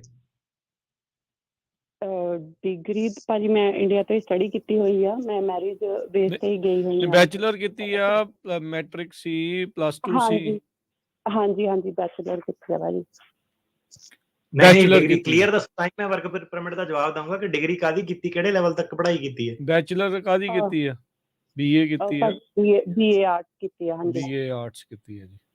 ਦੇਖੋ ਉਹਦੇ ਇੱਥੇ ਜਿਹੜਾ ਅਮਰੀਕਾ ਦਾ ਵਰਕ ਵੀਜ਼ਾ ਨਾ, ਉਹਦੇ ਲਈ ਤੁਹਾਡੀ ਰਿਕੁਆਇਰਮੈਂਟ ਹੈਗੀ ਆ ਬੈਚਲਰਸ ਡਿਗਰੀ ਚਾਹੀਦੀ ਆ 4 ਸਾਲ ਦੇ ਇਕੁਇਵਲੈਂਟ, ਜਾਂ ਜੇ ਤੁਹਾਡੀ 3 ਸਾਲ ਵਾਲੀ ਆ ਤਾਂ ਫਿਰ ਅੱਗੇ ਤੁਹਾਡਾ ਹੋਰ 3 ਸਾਲ ਦਾ ਐਕਸਪੀਰੀਅੰਸ ਮੰਗਦੇ ਆ ਕਿਸੇ ਪਾਰਟਿਕੂਲਰ ਫੀਲਡ ਦੇ ਵਿੱਚ ਜਿਹੜਾ ਡਿਗਰੀ ਦੇ ਨਾਲ ਰਿਲੇਟਡ ਹੋਵੇ। ਉਹ ਡਿਗਰੀ ਦੀ ਇਕੁਇਵਲੈਂਸੀ ਲੈਣੀ ਹੁੰਦੀ ਆ। ਤੇ ਜੌਬ ਦੇ ਵਿੱਚ ਤੁਹਾਨੂੰ ਇੱਕ ਮਾਲਕ ਜਿਹੜਾ ਹੁੰਦਾ US EMPLOYER ਸੇਮ ਫੀਲਡ ਦੇ ਵਿੱਚ ਲਾਈਨ, ਜਿੱਦਾਂ ਡਾਕਟਰ ਨੇ ਡਾਕਟਰ ਦੀ, ਲਾਇਰ ਨੇ ਲਾਇਰ ਦੀ। ਤੇ ਫਰਵਰੀ ਦੇ ਵਿੱਚ ਤੁਹਾਡਾ ਜਿਹੜਾ ਕੇਸ ਉਹ ਫਾਈਲ ਕਰ ਸਕਦਾ ਵਾ। ਹਰ ਸਾਲ ਲੋਟਰੀ ਖੁੱਲਦੀ ਹੈ H1B ਵੀਜ਼ੇ ਰਾਹੀਂ। ਤੇ ਇਸ ਤੋਂ ਇਲਾਵਾ ਤੁਸੀਂ ਜਿਹੜਾ ਹੈਗਾ ਆਪਣਾ ਸਿਟੀਜ਼ਨ ਜਦੋਂ ਬਣ ਜਾਂਦੇ ਆ ਤੇ ਫਿਰ ਇਨਵੈਸਟਮੈਂਟ ਰਾਹੀਂ E2 ਵੀਜ਼ੇ ਰਾਹੀਂ ਆ ਸਕਦੇ ਆ। ਹੋਰ ਤੁਹਾਡੇ ਕੋਲ ਕੋਈ ਆਪਸ਼ਨ ਨਹੀਂ। ਤੇ ਆਹੀ 2 ਆਪਸ਼ਨਾਂ ਜਿਹੜੀਆਂ ਤੁਹਾਨੂੰ ਪਰਸੂ ਕਰਨੀਆਂ ਚਾਹੀਦੀਆਂ। ਤੇ ਜੇ ਹੋਰ ਤੁਹਾਡਾ ਅੱਗੇ ਪੜ੍ਹਨ ਲਿਖਣ ਦਾ ਇਰਾਦਾ ਤੇ ਤੁਸੀਂ ਸਟੂਡੈਂਟ ਵੀਜ਼ਾ ਚੇਂਜ ਜਿਹੜਾ ਕਰ ਸਕਦੇ ਆ। ਨਹੀਂ ਭਾਜੀ, ਇੱਥੇ ਕੋਈ ਸਾਲਨ ਲਗਾ ਕੇ ਜਾਂ ਕੁਛ ਏਦਾਂ ਕੁਛ ਪੋਲੀਟੀਕਲ ਸਮਥਿੰਗ ਕੁਛ ਇੱਥੇ ਕਿੱਦਾਂ ਸਟੇ ਕਰ ਸਕਦੀ ਹਾਂ ਮੈਂ? ਜਿੱਦਾਂ ਕਿ ਸਮਥਿੰਗ ਤਾਂ ਨਹੀਂ ਏਦਾਂ ਹੋਣਾ। ਅਸਾਈਲਮ ਦਾ ਅਸਾਈਲਮ ਤੁਸੀਂ ਲਾ ਸਕਦੇ ਹੋ। ਫਰਵਲਸ ਨਹੀਂ ਕਰਨਾ, ਨਕਲੀ ਨਹੀਂ ਕਰਨਾ। ਤੁਸੀਂ ਵਕੀਲ ਨੂੰ ਪੁੱਛ ਰਹੇ ਆ ਭੈਣ ਜੀ, ਤੇ ਜਿੰਨੇ ਵੀ ਜਾਣੇ ਬਾਕੀ ਵੀ ਆ, ਜੇ ਤੁਹਾਡਾ ਅਸਾਈਲਮ ਦਾ ਕੇਸ ਹੈਗਾ ਆ, ਤੁਹਾਡੇ ਨਾਲ ਇਦਾਂ ਕੁਝ ਹੋਇਆ ਆ, ਧੱਕਾ ਹੋਇਆ ਆ, ਤੁਹਾਨੂੰ ਲੱਗਦਾ ਆ, ਫਿਰ ਤੁਸੀਂ ਅਪਲਾਈ ਕਰ ਸਕਦੇ ਹੁੰਦੇ ਆ। ਜੇ ਸਿਰਫ ਰਹਿਣ ਦੇ ਚੱਕਰ ਦੇ ਵਿੱਚ ਧੱਕੇ ਦੇ ਨਾਲ ਹੀ ਕਰਨਾ ਹੈ, ਫਿਰ ਉਹ ਚੀਜ਼ ਨਾ ਪੁੱਛੋ ਤੇ ਨਾ ਖਾਸ ਕਰਕੇ ਪਬਲਿਕ ਫੋਰਮ ਦੇ ਵਿੱਚ ਤਾਂ ਇਸ ਚੀਜ਼ ਦਾ ਪਲੀਜ਼ ਪਰਹੇਜ਼ ਕਰਿਆ ਕਰੋ। ਪ੍ਰਾਈਵੇਟ ਇਹ ਤੁਹਾਡੇ ਲਈ ਵੀ ਭਾਈ ਚੰਗੀ ਨਹੀਂ ਆ ਤੇ ਸਾਡੇ ਲਈ ਵੀ ਚੰਗੀ ਗੱਲ ਨਹੀਂ ਲੱਗਦੀ ਫਿਰ, ਹਨਾ ਵੀ ਉਹ ਪ੍ਰਾਈਵੇਟ ਚ ਵੀ ਨਾ ਪੁੱਛੋ ਕੋਈ, ਕਿਉਂਕਿ ਜਵਾਬ ਸੇਮ ਹੀ ਮਿਲਣਾ ਭਾਵੇਂ ਪਬਲਿਕ ਚ ਭਾਵੇਂ ਨਹੀਂ ਪ੍ਰਾਈਵੇਟ ਚ। ਉਹ ਨਹੀਂ ਇਹਨਾਂ ਦੂਸਰਾ ਨੂੰ ਨਹੀਂ, ਚਲੋ ਫਿਰ ਵੀ ਤੁਸੀਂ ਹਿਸਾਬ ਤਾਂ ਰੱਖੋ ਨਾ ਵੀ ਕਿੱਥੇ ਪੁੱਛਣ ਦੇ ਆ, ਸਾਰੀ ਦੁਨੀਆ ਸੁਣਨ ਦੀ ਆ। ਤੁਸੀਂ ਆਪ ਹੀ ਆਪਣੇ ਮੂੰਹੋਂ ਜੇ ਇਸ ਹਿਸਾਬ ਦੇ ਨਾਲ ਕਹੋਗੇ, ਕੱਲ ਨੂੰ ਕੋਈ ਰਿਕਾਰਡਿੰਗ ਸੁਣਾ ਦੂਗਾ ਤੁਹਾਡੀ, ਫਿਰ ਤੁਸੀਂ ਦੇਖੋਗੇ ਤਾਂ ਨੂੰ ਵੀ ਆ ਕੀ ਕਹਿੰਦੇ ਸੀ। ਜਿਹੜਾ ਆਪਣਾ ਨਾਲੇ ਸਪੇਨ ਦੇ ਵਿੱਚ ਜਿਹੜਾ ਬੰਦਾ 10 ਸਾਲ ਸੇਫ ਰਿਹਾ ਵਾ, ਉਹਨੂੰ ਕਾਹਦਾ ਖਤਰਾ ਵਾ? ਜਿਹੜਾ 10 ਸਾਲ ਰੈਜ਼ੀਡੈਂਟ ਰਿਹਾ ਵਾ ਸਪੇਨ ਚ, ਉਹਨੂੰ ਕੋਈ ਖਤਰਾ ਹੀ ਨਹੀਂ। ਉਹ ਤਾਂ ਸਪੇਨ ਦੀ ਐਡੀ ਵਧੀਆ ਗਵਰਨਮੈਂਟ, ਉੱਥੇ ਤਾਂ ਲੋਕੀ ਇੱਥੋਂ ਘੁੰਮਣ ਜਾਂਦੇ ਆ। ਤੁਸੀਂ ਤੁਹਾਡੇ ਲਈ ਸੌਖਾ ਕੰਮ ਇਹ ਆ ਵੀ ਸਿਟੀਜ਼ਨ ਹੋਵੋ, E2 ਤੇ ਆਓ, E2 ਤੇ ਆਓ, ਹਨਾ। ਭੁਪਿੰਦਰ ਸਿੰਘ ਉਹ ਤਾਂ ਸਾਨੂੰ ਰੋਜ਼ ਦੇ ਕੰਮ ਆ ਗਿਆ, ਵਕੀਲ ਬਹੁਤ ਮਾੜਾ, ਇਹ ਤਾਂ ਸਲਾਹ ਨਹੀਂ ਦਿੱਤੀ, ਮੈਨੂੰ ਵਾਪਸ ਭੇਜਣਾ ਚਾਹੁੰਦਾ। ਉਹਦਾ ਕਮੈਂਟ ਨਹੀਂ ਤੁਹਾਨੂੰ ਪਾਇਆ ਸੀ, ਮੈਂ ਕਈ ਵਾਰੀ ਹੱਸਦਾ, ਕਹਿੰਦਾ ਪੱਗ ਵਾਲਾ ਭਾਊ ਆ ਜਿਹੜਾ, ਇਹ ਕਹਿੰਦਾ ਚਾਹੁੰਦਾ ਨਹੀਂ ਇੰਡੀਆ ਤੋਂ ਕੋਈ ਇੱਥੇ ਆ ਜਾਵੇ, ਕਹਿੰਦਾ ਭਾਈ ਹੁਣ ਤੁਹਾਡੇ ਕਰਕੇ ਅਸੀਂ ਥੋੜੀ ਬਾਹਰ ਹੋਣਾ ਹੈ। ਇਹ ਤਾਂ ਉਹ ਗੱਲ ਹੋ ਗਈ। ਭੁਪਿੰਦਰ ਜੀ। ਹਾਂਜੀ ਹਾਂਜੀ ਸਰ, ਸਰ ਮੇਰੇ ਮਦਰ ਸੀਗੇ ਸਰ, ਉਹਨਾਂ ਕੋਲ ਗ੍ਰੀਨ ਕਾਰਡ ਉਹ 2 ਸਾਲ ਹੋ ਗਏ, ਵਾਪਸ ਨਹੀਂ ਆਏ ਇੱਥੇ ਤੇ ਓਵਰਸਟੇ ਹੋ ਗਏ। ਤੇ ਸਰ ਜੇ ਉਹ ਆਪਣਾ ਅਬੈਂਡਨ ਗ੍ਰੀਨ ਕਾਰਡ ਕਰ ਦਿੰਦੇ ਆ ਤੇ ਜੇ ਵਿਜ਼ਟਰ ਵੀਜ਼ਾ ਲੈਂਦੇ ਆ, ਤੇ ਇਨ ਦਾ ਫਿਊਚਰ ਜੇ ਨਾ ਰੀਅਪਲਾਈ ਕਰਨਾ ਹੋਵੇ ਗ੍ਰੀਨ ਕਾਰਡ ਲਈ, ਮੈਂ ਕਰਨਾ ਹੋਵੇ ਤਾਂ ਮੈਂ ਕਰ ਸਕਦਾ ਜੀ? ਬਿਲਕੁਲ ਕਰ ਸਕਦੇ ਹਾਂ ਜੀ, ਦੁਬਾਰਾ ਕਰ ਸਕਦੇ ਹਾਂ, ਕੋਈ ਉਹਨਾਂ ਚ ਹੋਣੀ। ਭਾਵੇਂ ਉਹ ਬਾਹਰ ਬੈਠੇ, ਇੱਥੋਂ ਦੀ ਕਰ ਦੋ ਤੁਸੀਂ, 1.5-2 ਸਾਲਾਂ ਚ ਆ ਜਾਣਾ ਉਹਨਾਂ ਨੇ ਗ੍ਰੀਨ ਕਾਰਡ ਤੇ। ਨਹੀਂ ਸਰ, ਜਿੱਦਾਂ ਹੁਣ ਉਹਨਾਂ ਕੋਲ ਗ੍ਰੀਨ ਕਾਰਡ ਇੱਥੇ ਹੈ ਉਹਨਾਂ ਦਾ, ਤੇ ਵਾਪਸ ਨਹੀਂ ਆਏ, ਉੱਥੇ ਰਹਿ ਗਏ, ਤੇ ਮੈਂ ਇੱਥੋਂ ਉਹਨਾਂ ਦਾ ਅਬੈਂਡਨ ਲਈ ਕਰ ਸਕਦਾ, ਗ੍ਰੀਨ ਕਾਰਡ ਲਈ ਭੇਜ ਸਕਦਾ ਫਾਈਲ 407? ਭੇਜ ਸਕਦੇ ਆ, ਪਰ ਉਹ ਐਮਬੈਸੀ ਜਾ ਕੇ ਸਰੈਂਡਰ ਕਰਨ ਤਾਂ ਕਿ ਨਾਲੋਂ ਨਾਲ ਉਹਨਾਂ ਨੂੰ ਵੀਜ਼ਾ ਮਿਲ ਜਾਵੇ। ਉੱਥੇ ਵੀ ਲੱਗ ਜਾਣਾ ਫਿਰ ਐਮਬੈਸੀ ਤੇ ਸਰ, ਜਿੱਦਾਂ ਉਹਦਾ ਜੇ ਕਰਨੀ ਅਪਾਇੰਟਮੈਂਟ, ਤੁਹਾਨੂੰ ਮੈਨੂੰ ਲਿੰਕ ਦੱਸ ਸਕਦੇ? ਮੈਨੂੰ ਲੱਭਿਆ ਨਹੀਂ ਸਰ ਆਨਲਾਈਨ, ਮੈਂ ਬਹੁਤ ਟਰਾਈ ਕੀਤੀ ਉੱਥੇ ਨਿਊ ਦਿੱਲੀ ਲਈ। ਨੀਰਲੀ ਤੁਸੀਂ ਸੁਣਦੇ ਰਹੋ, ਮੈਂ ਅਨਾਉਂਸ ਕਰ ਦੂੰਗਾ, ਸੁਣਦੇ ਰਹਿਣਾ ਜੀ। ਅਪਾਇੰਟਮੈਂਟ ਓਕੇ ਸਰ, ਓਕੇ ਜੀ। ਸ਼ਰਨਜੀਤ। ਹਾਂਜੀ ਸ਼ਰਨਜੀਤ, ਸਤਿ ਸ਼੍ਰੀ ਅਕਾਲ। ਸਰ ਮੈਂ ਪੁੱਛਣਾ ਸੀ, ਇੰਡੀਵਿਜੂਅਲ ਹੀਅਰਿੰਗ ਤੇ ਜੱਜ ਇੰਟਰਵਿਊ ਲੈਣ ਤੋਂ ਬਾਅਦ ਜੇ ਜੱਜ ਨੂੰ ਕੇਸ ਜਿਹੜਾ ਕਿ ਨਾ ਪ੍ਰੂਵ ਕਰਨਾ ਹੋਏ ਤੇ ਉਹ ਪੀਡੀ ਦੇ ਸਕਦਾ ਇੰਟਰਵਿਊ ਲੈਣ ਤੋਂ ਬਾਅਦ, ਜਾਂ ਮਤਲਬ ਪਹਿਲਾਂ ਹੀ ਆਫਰ ਕਰਨੀ ਪੈਂਦੀ ਹੈ ਉਹਨੂੰ, ਜਾਂ ਸਾਨੂੰ ਉਹਨੂੰ ਕਹਿਣਾ ਪੈਂਦਾ ਕਿ ਪਹਿਲਾਂ ਹੀ ਕਰੋ ਜੀ? ਇੱਕ ਵਾਰੀ ਜਿਹੜਾ ਉਹਨਾਂ ਨੇ ਕਰਤਾ ਤੇ ਫੇਰ ਨਹੀਂ ਉਹਨਾਂ ਨੇ ਤੁਹਾਨੂੰ ਇੱਕ ਵਾਰੀ ਉਹਨਾਂ ਨੇ ਕਰਤਾ ਤਾਂ ਫੇਰ ਨਹੀਂ ਉਹਨਾਂ ਨੇ ਪੀਡੀ ਤੁਹਾਨੂੰ ਦੇਣੀ ਮੋਸਟ ਲਾਈਕਲੀ। ਸਰ ਜੇ ਕੇਸ ਡਿਨਾਈ ਕਰਕੇ ਕੇ ਲੱਗ ਜਾਂਦਾ ਹੈ ਤੇ ਸਰ ਤੁਸੀਂ ਦੁਬਾਰਾ ਅਸਾਈਲਮ ਆਫਿਸ ਲਾ ਸਕਦੇ ਹੋ ਜੇ 601 ਵੇਵਰ ਲੈਣੀ ਹੋਵੇ ਬੰਦੇ ਨੂੰ? ਭਾਜੀ ਜੇ ਡਿਨਾਈ ਹੋ ਗਿਆ ਤੇ ਕੇ ਲੱਗ ਗਿਆ, ਫਿਰ ਅਸਾਈਲਮ ਆਫਿਸ ਤੋਂ ਨਾ ਜਾ ਸਕਦੇ, ਫਿਰ ਤੇ ਅਪੀਲ ਹੀ ਕਰਨੀ ਪੈਣੀ ਤੁਹਾਨੂੰ ਉੱਪਰ BIA ਤੇ। ਪਰ ਜੇ ਉਹ ਕੇ ਨਹੀਂ ਲਾਉਂਦੇ ਫਿਰ ਤੁਸੀਂ ਅਸਾਈਲਮ ਆਫਿਸ 'ਚ ਜਾ ਸਕਦੇ ਹੋ, ਹਨਾ? ਨਹੀਂ, ਜੇ ਤੁਹਾਡਾ ਡਿਸਮਿਸ ਹੁੰਦਾ ਫਿਰ ਅਸਾਈਲਮ ਆਫਿਸ 'ਚ ਜਾ ਸਕਦੇ। ਠੀਕ ਹੈ ਜੀ। ਸਰ ਅਸਾਈਲਮ ਆਫਿਸ 'ਚ ਕਿੰਨੇ ਕਿਤੇ ਮਿਲ ਜਾਂਦੀ 601 ਵੇਵਰ? ਭਾਜੀ ਤੁਹਾਨੂੰ ਨਾ ਪ੍ਰੋਸੈਸ ਦੀ ਬਹੁਤ ਗਲਤ ਫੈਮਿਲੀ ਹੋ ਗਈ। ਅਸਾਈਲਮ ਆਫਿਸ 'ਚ ਨਹੀਂ 601 ਵੇਵਰ ਮਿਲਦੀ, ਉਹ ਤੁਹਾਨੂੰ USCIS ਮੋਰੇ ਫਾਈਲ ਕਰਨੀ ਪੈਂਦੀ ਆ, ਤੇ ਉਦੋਂ ਹੀ ਫਾਈਲ ਹੁੰਦੀ ਹੈ ਜਦੋਂ ਤੁਹਾਡੀ ਪ੍ਰੋਸੀਡਿੰਗਸ ਜਿਹੜੀਆਂ ਉਹ ਟਰਮੀਨੇਟ ਹੋ ਗਈਆਂ ਜੀ। ਸਰ ਮੈਨੂੰ ਇਹ ਕਨਫਿਊਜ਼ਨ ਨਹੀਂ ਕਿ ਜੇ ਤੁਹਾਡਾ ਇਮੀਗ੍ਰੇਸ਼ਨ ਕੋਰਟ ਦੇ ਵਿੱਚ ਕੇਸ ਤੇ ਜੇ ਡਿਨਾਈ ਹੋ ਜਾਂਦਾ ਦੈਨ 601 ਵੇਵਰ ਨੂੰ ਟਾਈਮ ਲੱਗਦਾ, ਪਰ ਜੇ ਅਸਾਈਲਮ ਮਤਲਬ ਤੁਹਾਡਾ ਥੱਲੇ USCIS 'ਚ ਹੋਵੇ ਤੇ ਫਿਰ 601 ਛੇਤੀ ਮਿਲ ਜਾਂਦੀ? ਨਹੀਂ, ਛੇਤੀ ਨਹੀਂ ਮਿਲਦੀ। ਜੇ ਤੁਹਾਡਾ ਇਮੀਗ੍ਰੇਸ਼ਨ ਕੋਰਟ ਦੇ ਵਿੱਚ ਆ ਫਿਰ ਤੁਸੀਂ 601 ਵੇਵਰ ਕਰ ਹੀ ਨਹੀਂ ਸਕਦੇ ਹੈਗੇ ਫਾਈਲ, ਜਦ ਤੱਕ ਤੁਸੀਂ ਪ੍ਰੋਸੀਡਿੰਗ 'ਚ ਹੁੰਨੇ ਆ। ਤੇ ਪ੍ਰੋਸੀਡਿੰਗ 'ਚ ਤੁਸੀਂ ਉਦੋਂ ਹੁੰਨੇ ਆ ਜਦੋਂ ਤੁਸੀਂ ਕੋਰਟ ਜਾਂ ਅਪੀਲ ਦੇ ਵਿੱਚ ਹੁੰਨੇ ਆ, ਤੇ ਅਸਾਈਲਮ ਆਫਿਸ ਦੇ ਵਿੱਚ ਤੁਸੀਂ ਪ੍ਰੋਸੀਡਿੰਗ 'ਚ ਨਹੀਂ ਹੁੰਦੇ, ਉਦੋਂ ਤੁਸੀਂ 601 ਕਰ ਸਕਦੇ ਆ। ਠੀਕ ਸਰ, ਕਿੱਦਾਂ ਕਰ ਸਕਦੇ ਸਰ ਜੇ 601 ਕਰਨੀ ਹੋਵੇ ਤੇ? ਭਰਾਵਾ ਹੁਣ ਸਾਰਾ ਸੁਣਨਾ, ਤੈਨੂੰ ਮੈਂ ਕਾਨੂੰਨ ਸਮਝਾ ਦੇਣਾ ਇੱਥੇ ਰੈਗੂਲੇਸ਼ਨ ਦਾ। ਉੱਥੇ ਮੇਰਾ ਵੀਰ ਜੋ ਵੀ ਲੂਅਰ ਆ ਨਾ, ਦਫਾ ਧਾਰਾ ਕਾਫੀ ਟੈਕਨੀਕਲ ਆ। ਜਿਹੜਾ ਅਸਾਈਲਮ ਦਾ ਕੇਸ ਹੈਂਡਲ ਕਰ ਰਿਹਾ ਨਾ, ਉਹਨੂੰ ਆਪਣੇ ਨੂੰ ਸੰਪਰਕ ਕਰੋ, ਉਹੀ ਦੱਸੂਗਾ। 601 ਹੁਣ ਮੈਂ ਕਿੱਦਾਂ ਸਮਝਾ ਦੇਵਾਂ ਕਿ ਕਰ ਸਕਦੇ? ਉਹ ਤਾਂ ਉਹੀ ਗੱਲ ਹੋ ਗਈ ਕਿ ਡਾਕਟਰ ਨੂੰ ਮੈਂ ਪੁੱਛਾਂਗੇ ਯਾਰ ਕਿੱਦਾਂ ਮੈਂ ਅੱਖਾਂ ਦਾ ਆਪਰੇਸ਼ਨ ਕਰ ਸਕਦਾ। ਜੀ ਮੋਹਨ ਜੀ। ਮੈਂ ਤਾਂ ਹੁਣ ਸਵਾਲਾਂ ਦੇ ਜਵਾਬ ਦੇ ਸਕਦਾ, ਟੈਕਨੀਕਲਿਟੀ ਤੇ ਪੁੱਛ ਸਕਦੇ। ਹੁਣ ਇਹਦਾ ਮੈਂ ਕਿੱਦਾਂ ਦੱਸਾਂ ਕਿ ਮੈਂ 601 ਵੇਵਰ ਕਿੱਦਾਂ ਫਾਈਲ ਕਰਨੀ ਹੈ? ਇਹਦਾ ਬਹੁਤ ਜ਼ਿਆਦਾ ਬਰੌਡ ਜੈਨਰਿਕ ਕੁਐਸਚਨ। ਹੈਲੋ। ਹਾਂਜੀ ਮੋਹਨ ਜੀ। ਮੇਰੇ ਛੋਟੇ 2 ਕੁਐਸਚਨ ਹੈ ਜੀ। ਇੱਕ ਤੇ 601 ਵੇਵਰ ਕਿੰਨੇ ਟਾਈਮ ਤੇ ਅਪਰੂਵ ਹੁੰਦਾ, ਤੇ ਉਸ ਤੋਂ ਬਾਅਦ ਇੰਟਰਵਿਊ ਕਿੰਨੇ ਟਾਈਮ ਤੇ ਆਉਂਦੀ ਹੈ? 3 ਤੋਂ 4 ਸਾਲ ਔਨ ਐਵਰੇਜ ਇਹਦੇ ਲੱਗਦੇ ਆ, ਤੇ ਇੰਟਰਵਿਊ ਤਾਂ ਤੁਹਾਡੀ ਜਿਹੜੀ ਹੈਗੀ ਆ ਉਹ ਪਹਿਲਾਂ ਹੀ ਪੇਪਰ ਕੰਪਲੀਟ ਹੋਏ ਹੁੰਦੇ ਆ, ਫੀ ਵਗੈਰਾ ਪੇ ਕੀਤੀ ਹੁੰਦੀ ਆ, ਤਾਂ ਹੀ ਤੁਸੀਂ 601 ਕਰਦੇ ਆ। ਇੱਕ ਵਾਰੀ ਅਪਰੂਵ ਹੋ ਜਾਵੇ ਤਾਂ ਤੁਸੀਂ ਸਕੈਜੂਲ ਉਸ ਤੋਂ ਬਾਅਦ ਕਰਨੀ ਹੁੰਦੀ ਆ। ਜ਼ਿਆਦਾਤਰ ਆਪਣਾ ਦੇਖਦੇ ਆ ਕਿ 3-4 ਮਹੀਨਿਆਂ ਦੇ ਵਿੱਚ ਆ ਜਾਂਦੀ ਹੈ ਇੰਟਰਵਿਊ। ਠੀਕ ਹੈ ਜੀ, ਓਕੇ, ਥੈਂਕ ਯੂ ਜੀ। Okay Okay thank you. Ranjit ਜੀ। ਸਤਿ ਸ਼੍ਰੀ ਅਕਾਲ ਭਾਜੀ, ਮੈਂ ਰਣਜੀਤ ਗੱਲ ਕਰਨ ਡਿਆ ਭਾਜੀ। ਮੈਂ ਗ੍ਰੀਨ ਕਾਰਡ ਹੋਲਡਰ ਹਾਂ ਤੇ ਮੋਸਟਲੀ 9 ਸਾਲ ਤੋਂ ਇਨ ਆਊਟ ਕਰ ਰਿਹਾ ਇੱਥੇ ਅਮਰੀਕਾ ਦੇ ਵਿੱਚ ਹੈਗਾ ਵਾ। ਤੇ ਐਲਕ ਉਹਨਾਂ ਨੇ ਮੈਨੂੰ ਘੇਰ ਲਿਆ ਸੀ ਤੇ ਉਹ ਕਹਿ ਰਹੇ ਸੀ ਕਹਿੰਦੇ ਜਾਂ ਤਾਂ ਫਿਰ ਆਪਣਾ ਤੂੰ ਗ੍ਰੀਨ ਕਾਰਡ ਸਰੈਂਡਰ ਕਰ ਤੇ ਜਾਂ ਫਿਰ ਪਰਮਨੈਂਟ ਇੱਥੇ ਰਹਿ। ਜੇ ਇਨ ਆਊਟ ਤੂੰ ਇਸ ਤਰ੍ਹਾਂ 6 ਮਹੀਨੇ ਬਾਹਰ ਰੱਖਣਾ ਹੈਗਾ ਵਾ ਤਾਂ ਫਿਰ ਆਪਣਾ ਰਜਿਸਟਰੀ ਜਾਂਦਾ ਹੈ। ਤੇ ਮੈਂ ਤੁਹਾਨੂੰ ਇਹ ਪੁੱਛਣਾ ਕਿ ਜੇ ਗ੍ਰੀਨ ਕਾਰਡ ਮੈਨੂੰ ਅਮਰੀਕਾ ਦੇ ਵਿੱਚ ਸਰੈਂਡਰ ਕਰਨਾ ਪਊਗਾ ਜਾਂ ਮੈਂ ਦੁਬਈ ਵੀ ਕਰ ਸਕਦਾ ਕੰਮ ਹੈ? ਗ੍ਰੀਨ ਕਾਰਡ ਸਰੈਂਡਰ ਕਰਨ ਦੀ ਗੱਲ ਕਰਨ ਦੇ? ਹਾਂਜੀ ਭਾਜੀ। ਮੈਂ ਹੁਣ ਉਹ ਜਿਹੜਾ ਪਹਿਲਾਂ ਵੀ ਇੱਕ ਵੀਰ ਨੇ ਪੁੱਛਿਆ ਸੀਗਾ, ਉਹਨਾਂ ਦਾ ਇਹੀ ਆ ਕਿ ਉਹਨਾਂ ਨੇ ਕਿਹਾ ਕਿ ਫਾਰਮ ਜਿਹੜਾ ਨਾ I-407 ਭਰਨਾ ਵਾ। ਹਾਂਜੀ। ਤੇ ਜਿਹੜਾ I-407 ਹੈਗਾ, ਉਹ ਤੁਸੀਂ ਜਿਹੜਾ ਇੱਕ ਐਡਰੈਸ ਮੈਂ ਤੁਹਾਨੂੰ ਦੱਸਦਾ, ਉਹ ਹੈਗਾ USCIS eastern forms centre, USCIS eastern form centre. ਉਹਦੇ ਵਿੱਚ ਤੁਸੀਂ ਲਿਖਣਾ ਅਟੈਂਸ਼ਨ I-407 ਯੂਨਿਟ, ਕਿਉਂਕਿ ਜਿਹੜਾ ਫਾਰਮ ਨੰਬਰ I-407 ਆ ਤੇ ਐਡਰੈਸ ਇਹਦਾ ਹੈਗਾ 124 LEROY ਲੀਰੋਏ ਰੋਡ, ਵਿਲਿਸਟਨ WILLISTON ਵਿਲਿਸਟਨ, ਵਰਮੌਂਟ ਤੇ 05495। ਇਹਦਾ ਐਡਰੈਸ ਤੁਹਾਨੂੰ ਲੱਭ ਵੀ ਜਾਣਾ। ਸਿੰਪਲੀ ਗੂਗਲ 'ਚ ਜਾ ਕੇ ਪਾਓ ਕਿ ਸਰੈਂਡਰ ਗ੍ਰੀਨ ਕਾਰਡ, ਤੇ ਉਹਨਾਂ ਨੇ ਹੁਣ ਜਿਹੜਾ ਪ੍ਰੋਸੀਜਰ ਆਪਣਾ ਅਪਡੇਟ ਇਹੀ ਕੀਤਾ ਕਿ ਇੱਥੇ ਜਾ ਕੇ ਤੁਸੀਂ ਆਪਣਾ ਨਾ ਜਿਹੜਾ ਗ੍ਰੀਨ ਕਾਰਡ ਜਿਹੜਾ ਕਰਕੇ ਭੇਜੋ ਤੇ ਤੁਹਾਨੂੰ ਫਿਰ ਰਸੀਦ ਮਿਲ ਜੂਗੀ। ਉਹਨੂੰ ਫਿਰ ਲੈ ਕੇ ਤੁਸੀਂ ਅੰਬੈਸੀ ਦੇ ਵਿੱਚ ਜਾ ਸਕਦੇ ਆ ਤੇ ਅੰਬੈਸੀ ਵਾਲੇ ਤਾਂ ਫਿਰ ਤੁਸੀਂ ਦੁਬਾਰਾ ਆਪਣਾ ਟੂਰਿਸਟ ਵੀਜ਼ਾ ਲਵਾ ਕੇ ਵੇਖੋ। ਤੇ ਇਹ ਕਿੰਨਾ ਟਾਈਮ ਲੱਗੂਗਾ ਜੇ ਮੰਨ ਲਓ ਜੇ ਅੱਜ ਮੈਂ ਭੇਜਦਾ ਸਰੈਂਡਰ ਕਰਨ ਵਾਸਤੇ ਆਪਣਾ, ਕਿਉਂਕਿ ਨੈਕਸਟ ਮੰਥ ਮੇਰੀ ਵਾਪਸੀ ਆ 4 ਤਰੀਕ ਦੀ ਹੈਗੀ, ਤਾਂ ਵਿਦਨ ਜੇ 10 to 15 ਡੇਜ਼ ਹੋ ਸਕਦਾ ਵਾ ਕਿ ਨਹੀਂ? ਤੁਸੀਂ ਵਾਪਸ ਨਹੀਂ ਆਉਣਾ ਹੁਣ? ਨਹੀਂ ਭਾਜੀ, ਮੈਂ ਦੁਬਈ ਰਹਿਣਾ ਚਾਹੁੰਦਾ ਗਾ ਤੇ ਵਾਪਸ ਨਹੀਂ ਆਉਣਾ ਕਰਨਾ। ਤੇ ਸਿਟੀਜ਼ਨ ਬਣਨ ਦਾ ਤੁਸੀਂ ਕੋਈ ਇਰਾਦਾ ਨਹੀਂ ਬਣਾਇਆ? ਨਹੀਂ ਭਾਜੀ, ਵਾਈਫ ਔਰ ਬੱਚੇ ਸਿਟੀਜ਼ਨ ਹੈਗੇ ਆ ਤੇ ਮੇਰਾ ਮੋਸਟਲੀ ਇਰਾਦਾ ਇਹੋ ਹੀ ਹੈ ਕਿ ਮੈਂ ਆਪਣਾ ਦੁਬਈ ਰਵਾਂ ਉੱਥੇ ਕੰਮ ਕਰਨ ਵਾਸਤੇ। ਬਸ ਇਹਨਾਂ ਨੂੰ ਮੇਲ ਪਾ ਕੇ ਚੱਲ ਜਾਓ, ਦੈਟਸ ਇਟ, ਕੰਮ ਡਨ। ਠੀਕ ਹੈ ਜੀ। ਤੇ ਜੇ 5-10 ਸਾਲਾਂ ਬਾਅਦ ਪ੍ਰੋਗਰਾਮ ਬਣਦਾ ਵੀ ਵਾਪਸ ਆਉਣ ਦਾ ਤਾਂ ਵਾਈਫ ਅਪਲਾਈ ਕਰ ਸਕਦੀ ਜਾਂ ਬੱਚੇ ਅਪਲਾਈ ਕਰਨਗੇ ਬਾਅਦ ਦੇ ਵਿੱਚ? ਬਿਲਕੁਲ ਕਰ ਸਕਦੇ ਆ, ਵਾਈਫ ਤੇ ਬੱਚੇ ਦੋਨੇ ਹੀ ਅਪਲਾਈ ਕਰ ਸਕਦੇ ਆ। ਤੇ ਜਦੋਂ ਵੀਜ਼ਾ ਤਾਂ ਤੁਸੀਂ ਲੈ ਕੇ ਰੱਖ, ਜਦੋਂ ਅਮੈਂਡਮੈਂਟ ਕਰਦੇ ਆ ਤਾਂ ਫਿਰ ਇਹਨਾਂ ਦਾ ਵੀਜ਼ਾ ਵੀ ਉਦੋਂ ਨਾਲ ਹੀ ਹੋ ਜਾਊਗਾ ਜੀ, ਉਹ ਦੁਬਾਰਾ ਲਵਾਉਣਾ ਪਊਗਾ ਆਉਣ ਜਾਣ ਦੇ ਲਈ? ਬਾਅਦ ਚ ਲਵਾਉਣਾ ਪੈਣਾ। ਹਾਂਜੀ ਠੀਕ ਹੈ ਜੀ, ਓਕੇ ਜੀ, ਥੈਂਕ ਯੂ ਭਾਜੀ, ਥੈਂਕ ਯੂ। ਸੋ ਇਹਦੀ ਸਮਰੀ ਕਰਦੀ ਹੈ ਜਿਹੜਾ I-407 ਫਾਰਮ ਹੈਗਾ, ਇਹਨੂੰ ਤੁਸੀਂ ਈਸਟਰਨ ਫਾਰਮ ਸੈਂਟਰ ਤੇ ਭੇਜਣਾ। ਇਹਨਾਂ ਨੇ ਤੁਹਾਨੂੰ ਉਹਦਾ ਰਸੀਦ ਸੋ ਜੋ ਵੀ ਪ੍ਰੂਫ ਭੇਜ ਦੇਣਾ ਵਾ।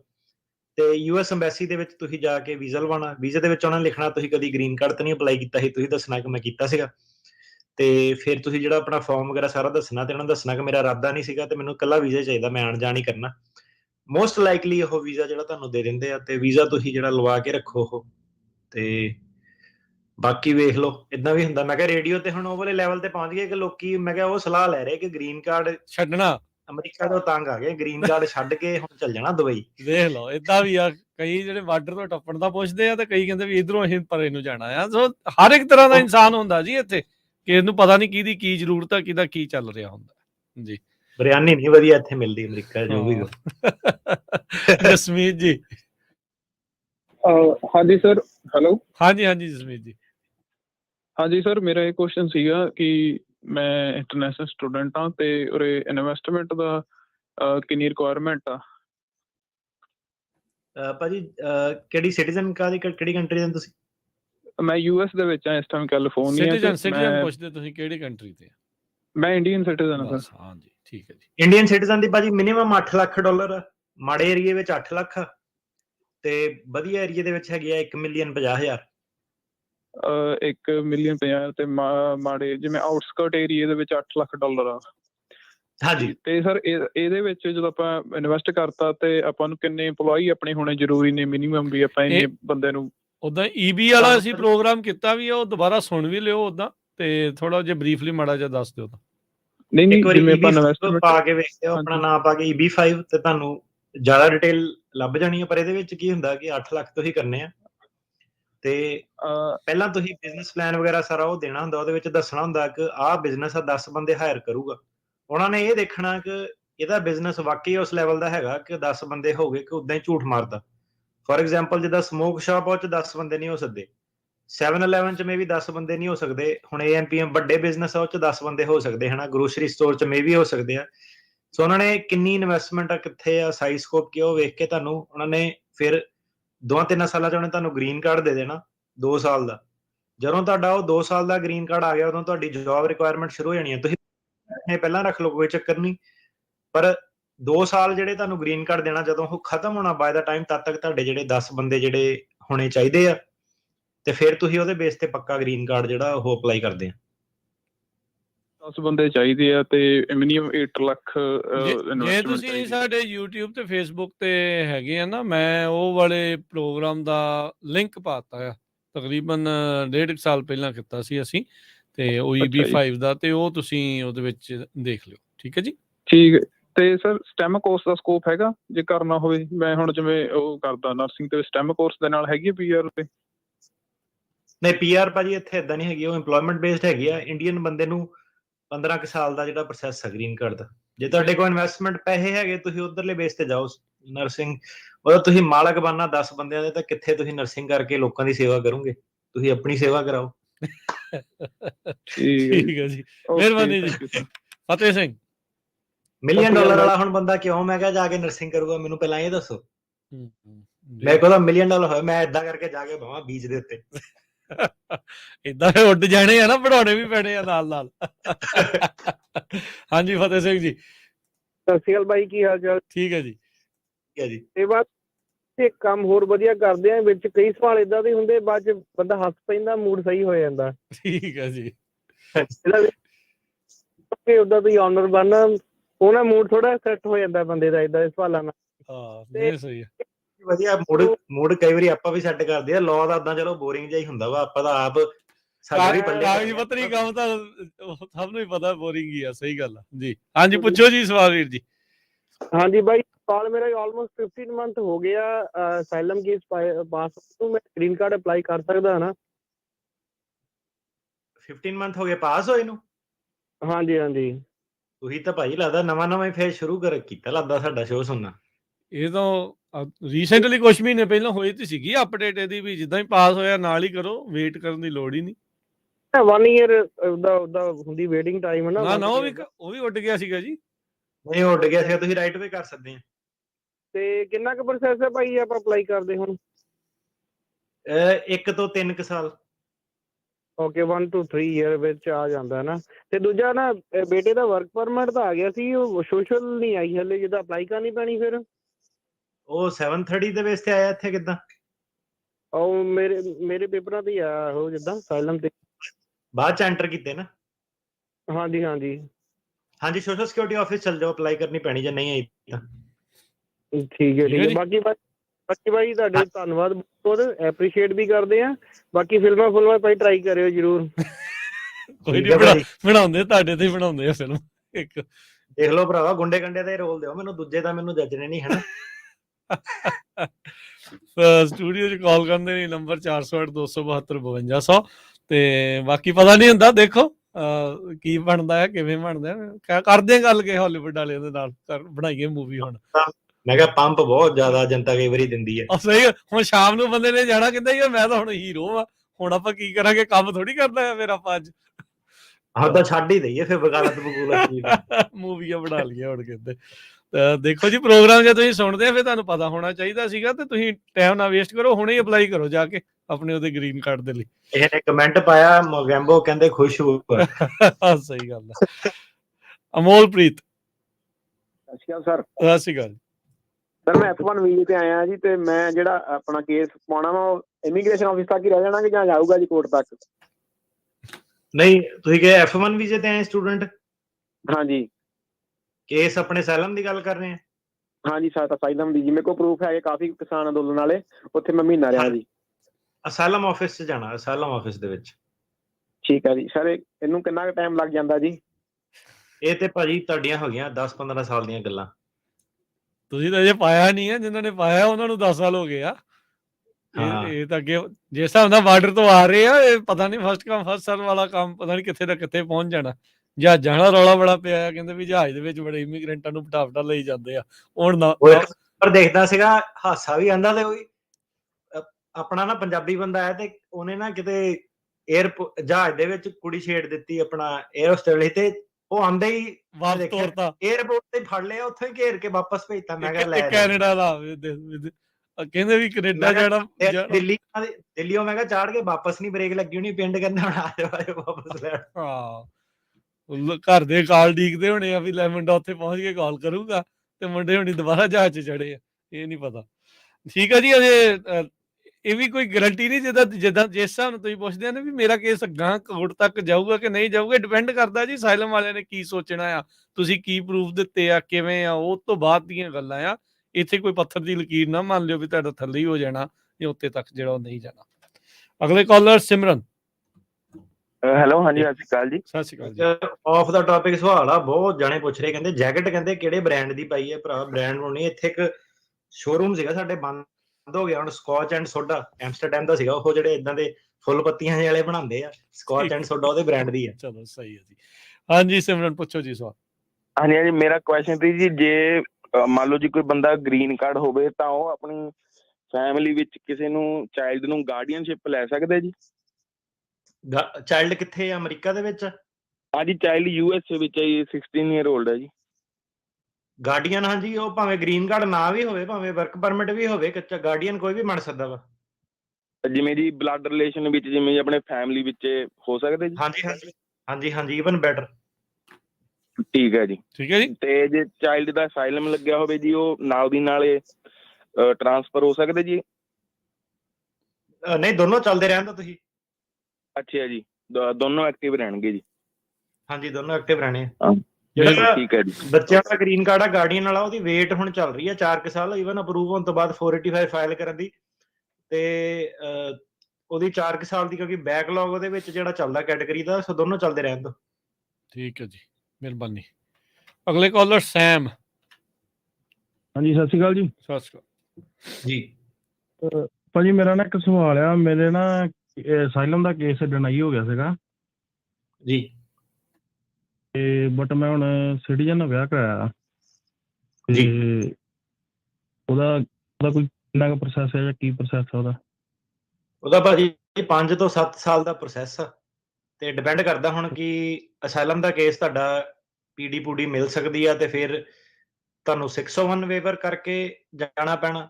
ਜੇ ਤੁਹਾਨੂੰ ਉਹਦੀ ਪੀਡੀ ਨਹੀਂ ਮਿਲਦੀ ਆ ਤੇ ਤੁਹਾਡਾ ਕੇਸ ਉਹ ਡਿਨਾਈ ਰਹਿੰਦਾ ਜਾਂ ਪ੍ਰੋਸੀਡਿੰਗ 'ਚ ਰਹਿੰਦਾ, ਤੇ ਫਿਰ ਤੁਹਾਨੂੰ ਜਿਹੜਾ ਡੀਪੋਟੇਸ਼ਨ ਕਰਨੀ ਪੈਂਦੀ ਆ 212 ਵੇਵਰ ਜਿਹੜਾ ਵੀ ਲੈਣਾ ਪੈਂਦਾ।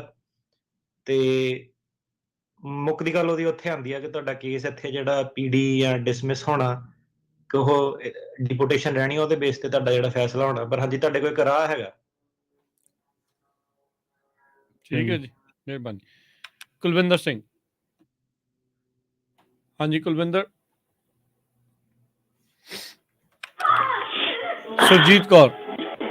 ਹਾਂਜੀ ਸਤਿ ਸ੍ਰੀ ਅਕਾਲ ਭਾਜੀ। ਹਾਂਜੀ ਸਤਿ ਸ਼੍ਰੀ ਅਕਾਲ। ਹਾਂਜੀ, ਤਾਂ ਮੇਰਾ ਕੁੜੀ ਨੇ ਕੀਤਾ ਆ ਅਪਲਾਈ, ਮੇਰੀ ਕੁੜੀ ਦਾ ਤਾਂ ਮੁੰਡੇ ਦਾ, ਤਾਂ ਉਹਨਾਂ ਨੂੰ ਮਤਲਬ 9 ਦਾ ਕੀਤਾ ਹੈ, 9 ਜਨਵਰੀ ਦਾ। ਭੈਣ ਭਰਾ ਦਾ ਕੀਤਾ ਹੈ ਮਤਲਬ ਆਪਣੇ ਉਹਨੇ? ਕਿੰਨਾ ਕੁ ਟਾਈਮ ਲੱਗੂ? ਹਾਂਜੀ, ਭੈਣ ਭਾਈ ਦਾ ਕੀਤਾ ਹੈ ਨਾ?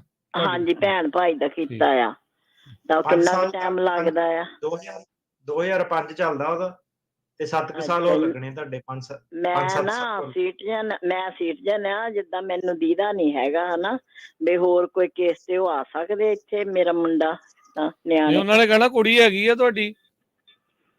ਅੱਛਾ ਜੀ। ਹਾਂਜੀ ਹਾਂਜੀ, ਟੂਰਿਸਟ ਵੀਜ਼ਾ ਲਵਾ ਸਕਦੇ, ਆਪਣਾ ਟਰਾਈ ਕਰ ਸਕਦੇ। ਟੂਰਿਸਟ ਵੀਜ਼ੇ ਤੇ ਟਰਾਈ ਕਰ ਲਓ। ਬਾਕੀ ਉਦਾਂ 5 ਚੱਲਦਾ, 9 ਹੈਗਾ ਆ, ਤੇ ਹੈਗੇ ਆ 7 ਸਾਲ, 5-7 ਸਾਲ ਲੱਗ ਜਾਣੇ ਹੋਰ ਜੀ। ਮਨਿੰਦਰ ਜੀ। ਹੈਲੋ, ਸਤਿ ਸ਼੍ਰੀ ਅਕਾਲ ਸਰ ਜੀ। ਸਤਿ ਸ਼੍ਰੀ ਅਕਾਲ ਜੀ। ਭਾਈ ਮੇਰਾ ਨਾ ਅਗਲੇ ਮਹੀਨੇ ਆ ਕੇਸ, ਜਨਵਰੀ ਦੇ ਵਿੱਚ, ਤੇ ਮੈਂ ਨਾ ਮੇਰਾ ਬ੍ਰਦਰ ਵੀ ਆ ਗਿਆ ਵਾ, ਮਤਲਬ 2 ਮਹੀਨੇ ਹੋ ਗਏ ਆ, ਤੇ ਉਹਦੀ ਮੈਂ ਵੇਵਰ ਲਾਈ ਆ, ਤੇ ਉਹਦਾ ਕੋਈ ਫਾਇਦਾ ਹੈਗਾ? ਮੈਨੂੰ ਭਾਜੀ ਸਮਝ ਨਹੀਂ, ਕਾਹਦਾ ਕੇਸ ਆ ਤੁਹਾਡਾ ਅਗਲੇ ਮਹੀਨੇ? ਦੂਜਾ ਹੀ ਆ, ਕੀ ਨਾਂ ਲੈਂਦੇ ਆ, ਅਸਾਈਲਮ ਦਾ ਹੀ ਆ ਭਾਜੀ। ਕੋਰਟ 'ਚ? ਹਾਂਜੀ ਕੋਰਟ 'ਚ, ਸਨ ਫਰਾਂਸਿਸਕੋ। ਸੋ ਅਗਲੇ ਮਹੀਨੇ ਤੁਹਾਡੀ ਅਸਾਈਲਮ ਦੀ ਤਰੀਕ ਆ, ਤੇ ਤੁਸੀਂ ਕੀ ਕੀਤਾ, ਵੇਵਰ ਲਗਾਈ ਆ? ਹਾਂਜੀ, ਉਹਦੀ ਵੀ ਮਤਲਬ, ਹਾਂਜੀ ਜਿੱਦਾਂ ਕਹਿੰਦੇ ਵੀ ਗਵਾਹੀ ਵਗੈਰਾ, ਹਾਂਜੀ ਉਹ ਵੀ ਸਹੀ। ਅੱਛਾ, ਪ੍ਰਾਈਵੇਸੀ ਵੇਵਰ ਲਾਈ ਭਰਾਵਾ, ਕੇਸ ਤਾਂ ਮੈਨੂੰ ਸਮਝਾ ਦੇ ਸਰ ਹੁਣ ਮੈਨੂੰ। ਹਾਂਜੀ ਹਾਂਜੀ ਹਾਂਜੀ, ਇਦਾਂ ਤੁਹਾਨੂੰ ਪਤਾ ਨਹੀਂ ਨਾ। ਪ੍ਰਾਈਵੇਸੀ ਵੇਵਰ ਕਿਉਂ ਲਗਾਈ ਆ? ਦੋਨਾਂ ਦਾ ਇਕੱਠਾ ਨਹੀਂ ਕੀਤਾ ਕੇਸ? ਪਤਾ ਨਹੀਂ ਹੁਣ ਇਹਨਾਂ ਦਾ ਪਤਾ ਨਹੀਂ ਵੀ ਉਹ ਵੈਸੇ ਮਤਲਬ ਉਹਦਾ ਨਾ ਸਾਈਨ ਜਿਹਾ ਕਰਕੇ ਭੇਜੇ ਆ ਤੇ ਉਹ ਕਹਿੰਦੇ ਵੇਵਰ ਪਾਈ ਆ ਵਿੱਚ ਤੇ ਉਹਦਾ ਮਤਲਬ ਪਤਾ ਨਹੀਂ ਹੈਗਾ ਕੁਝ। ਤੁਹਾਡੇ ਵਕੀਲ ਨੇ ਕਿਹਾ ਇਦਾਂ ਕਰਨ ਨੂੰ ਹੈ? ਯਾਰ ਵਕੀਲ ਨਾਲ ਗੱਲ ਕਰੋ, ਵੇਵਰ ਵੂਵਰ ਉਦਾਂ ਹੀ ਆਇਆ ਕਰੋ, ਜੇ ਫਾਇਦਾ ਹੁੰਦਾ ਕੇਸ ਦਾ ਫੇਰ ਹੀ ਵੇਵਰ ਪਾਣੀ ਹੈ, ਏਦਾਂ ਨਹੀਂ ਸਾਈਨ ਕਰਦੇ ਨੇ।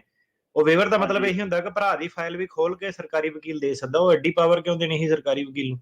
ਉਹ ਦੋਨਾਂ ਦੇ ਕੇਸ ਪਹਿਲੀ ਗੱਲ ਤਾਂ ਇਕੱਠੇ ਹੋਣੇ ਚਾਹੀਦੇ ਆ। ਜ਼ਿਆਦਾਤਰ ਇਹ ਕੇਸ ਜਿਹੜੇ ਇੱਕ ਵਕੀਲ ਕੋ ਰੱਖੋ ਉਹਦਾ ਫਾਇਦਾ ਹੁੰਦਾ ਕਿ ਦੋਨੋਂ ਵੇਖ ਲੈਂਦੇ ਆ ਕਿ ਕੀ ਚੱਲਦਾ ਕੇਸਾਂ ਦੇ ਵਿੱਚ, ਹਨਾ। ਤੇ ਜੋ ਤੁਹਾਡੇ ਬਿਆਨ ਆ, ਤੁਹਾਡੇ ਭਰਾ ਦੇ ਬਿਆਨ ਆ, ਤੁਹਾਡੇ ਉਹਦੇ ਖਿਲਾਫ ਵਰਤਨੇ, ਉਹਦੇ ਤੁਹਾਡੇ ਖਿਲਾਫ ਵਰਤਨੇ, ਸਾਨੂੰ ਇਕੱਠੇ ਜਿਹੜੇ ਤਿਆਰੀ ਜਿਹੜੀ ਉਹ ਕਰੋ।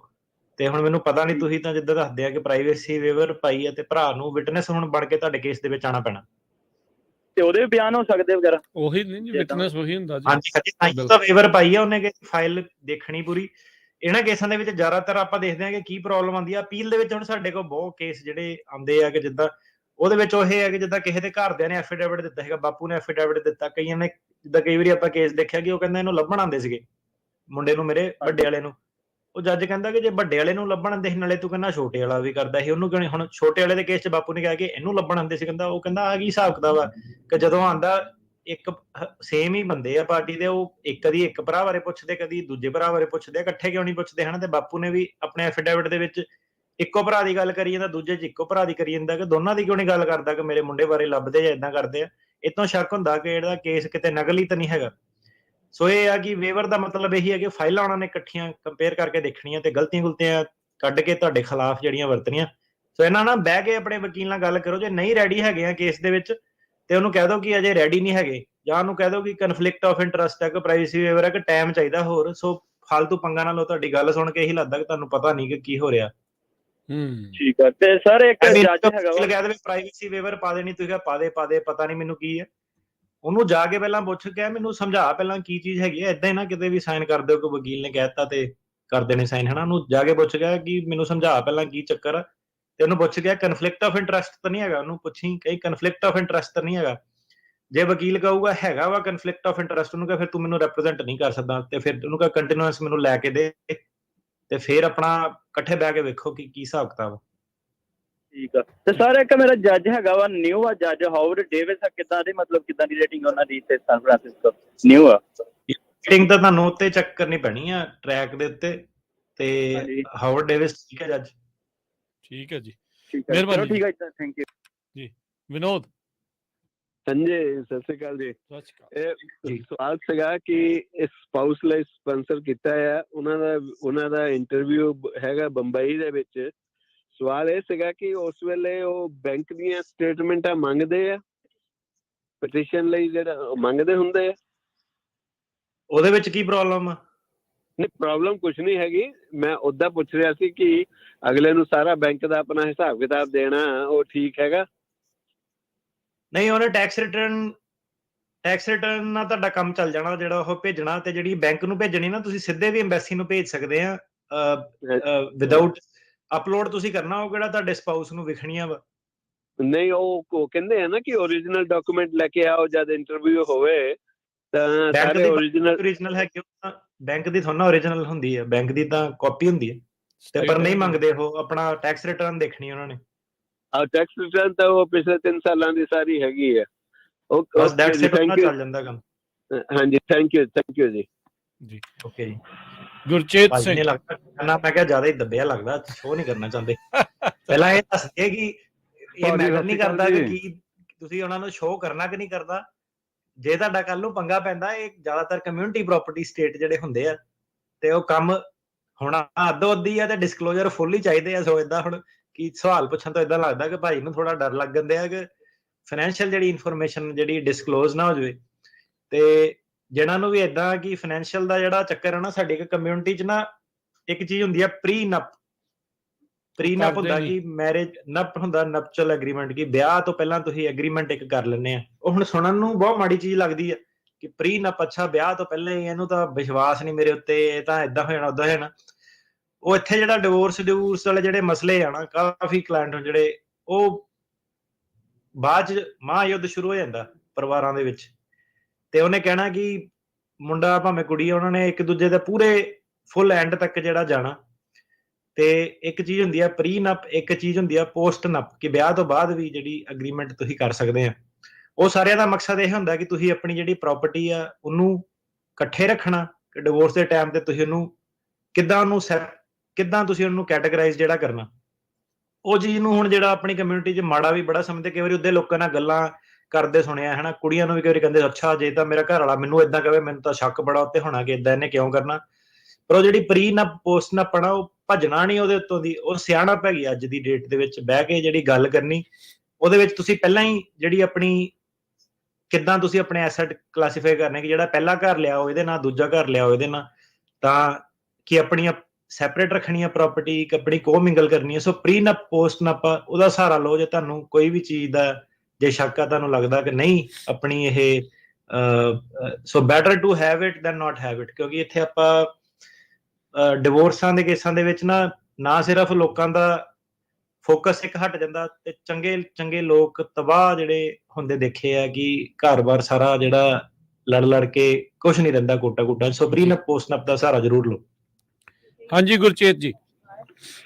ਹੈਲੋ ਭਾਜੀ, ਸਤਿ ਸ਼੍ਰੀ ਅਕਾਲ ਜੀ। ਸਤਿ ਸ਼੍ਰੀ ਅਕਾਲ ਜੀ।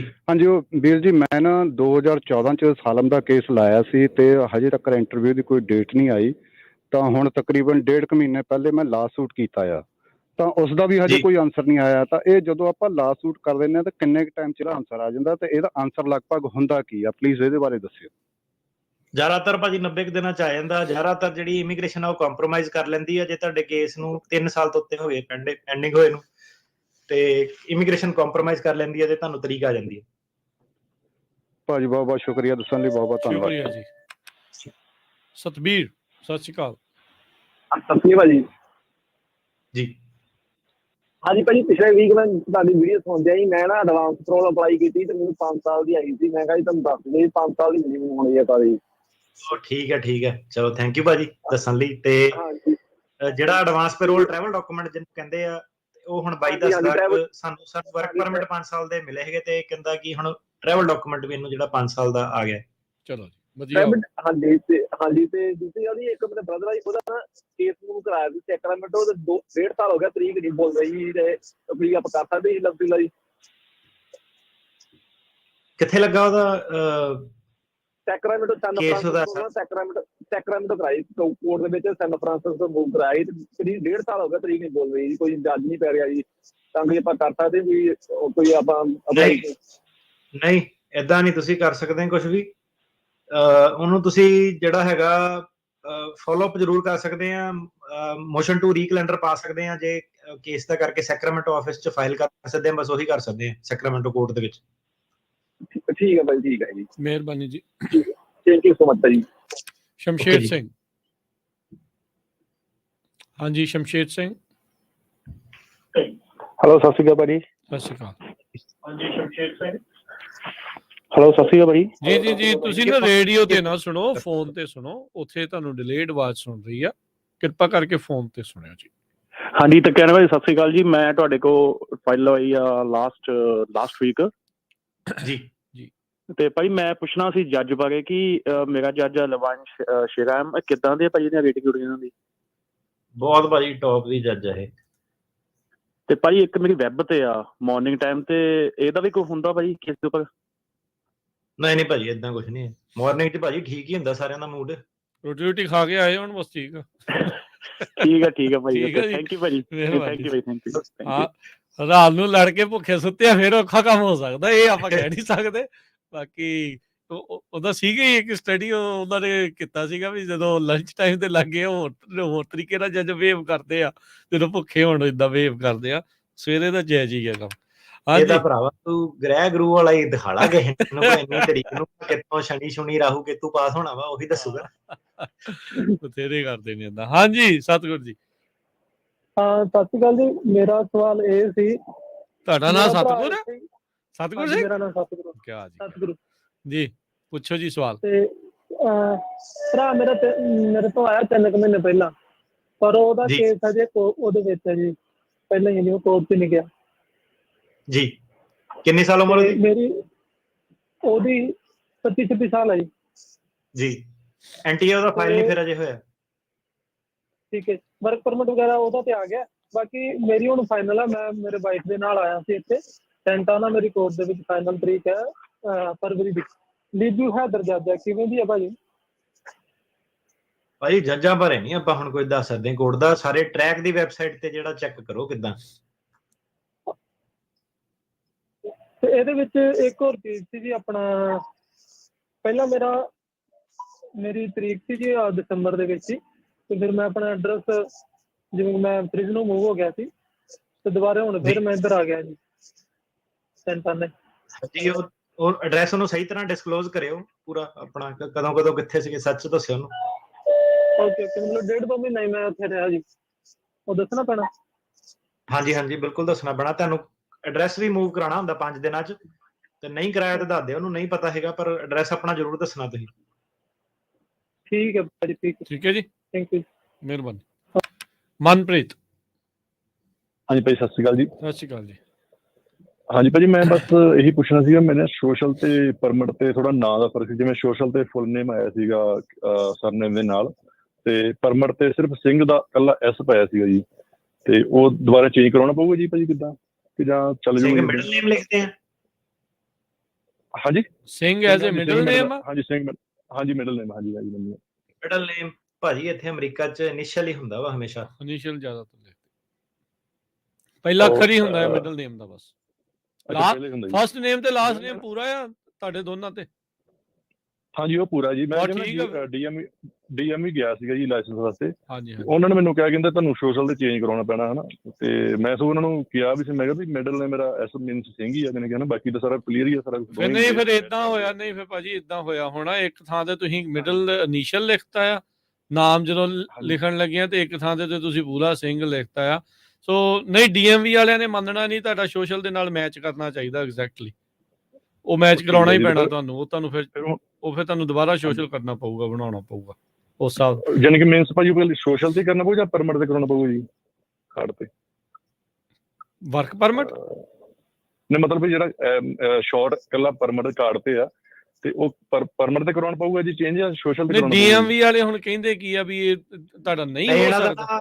ਇਹਨਾਂ ਦਾ ਸੋਸ਼ਲ ਸਿਕਿਉਰਿਟੀ ਵਾਲਿਆਂ ਨੇ ਇਹਨਾਂ ਦਾ ਬਣਾਇਆ ਵਰਕ ਪਰਮਿਟ ਦੇ ਬੇਸ ਤੇ, ਵਰਕ ਪਰਮਿਟ ਤੇ ਇਹਨਾਂ ਦਾ ਐਸ ਲਿਖ ਕੇ ਆਇਆ, ਤਾਂ ਕਰਕੇ ਸੋਸ਼ਲ ਸਿਕਿਉਰਿਟੀ ਵਾਲਿਆਂ ਨੇ ਉਹਦੇ ਨਾਲ ਗਏ ਆ, ਉਹ ਇਹਨਾਂ ਦਾ ਚੱਕਰ ਪਿਆ ਵਾ। ਤੁਸੀਂ ਪਹਿਲਾਂ ਸੋਸ਼ਲ ਸਿਕਿਉਰਿਟੀ ਜਾਓ, ਉਹਨਾਂ ਨੂੰ ਪੁੱਛੋ ਕਿ ਕਿੱਦਾਂ ਚੇਂਜ ਹੋਣਾ ਵਾ, ਉਹ ਤੁਹਾਨੂੰ ਸਲਾਹ ਦੇਊਗੇ। ਜੇ ਕਹੋਗੇ ਪਰਮਿਟ ਤੇ ਚੇਂਜ ਹੋਣਾ ਪਹਿਲਾਂ ਉਹ ਕਰਾ ਕੇ ਆ, ਤਾਂ ਫਿਰ ਪਰਮਿਟ ਵਾਲਾ ਚੇਂਜ ਕਰਾਓ ਹਨਾ। ਠੀਕ ਹੈ ਜੀ ਭਾਜੀ, ਯਾਨੀ ਕਿ ਈਜ਼ੀ ਵੇ ਹੋ ਜਾਂਦਾ ਭਾਈ ਚੇਂਜ, ਉਹਦਾ ਕੋਈ ਵੱਡੀ ਕੋਈ ਵਰੀ ਵਾਲੀ ਗੱਲ ਐਸਐਸਐਨ ਵਾਲੇ ਹਾਂਜੀ ਕਰ ਤਾਂ ਦਿੰਦੇ ਹੁੰਦੇ, ਸਿਰ ਮੱਥਾ ਉਹਨਾਂ ਨੂੰ ਮਾਰਨਾ ਪੈਂਦਾ, ਦੁਬਾਰਾ ਤੁਹਾਨੂੰ ਫਾਈਲਿੰਗਾਂ ਕਰਨੀਆਂ ਪੈਣੀਆਂ, ਥੋੜਾ ਜਿਹਾ ਡਿਲੇ ਆ, ਵੈਸੇ ਕੋਈ ਪ੍ਰੋਬਲਮ ਨਹੀਂ। ਸਰਕਾਰੀ ਕੰਮ ਆ, ਤੁਹਾਨੂੰ ਪਤਾ ਹੀ ਆ ਕਿੱਦਾਂ ਹੁੰਦੇ ਆ, ਉਹ ਸਾਰੇ ਜਗ੍ਹਾ ਇੱਕੋ ਸਪੀਡ ਨਾਲ ਹੀ ਚੱਲਦੇ ਆ ਜੀ। ਠੀਕ ਹੈ ਜੀ, ਮਿਹਰਬਾਨੀ। ਥੈਂਕ ਯੂ ਭਾਜੀ, ਥੈਂਕ ਯੂ।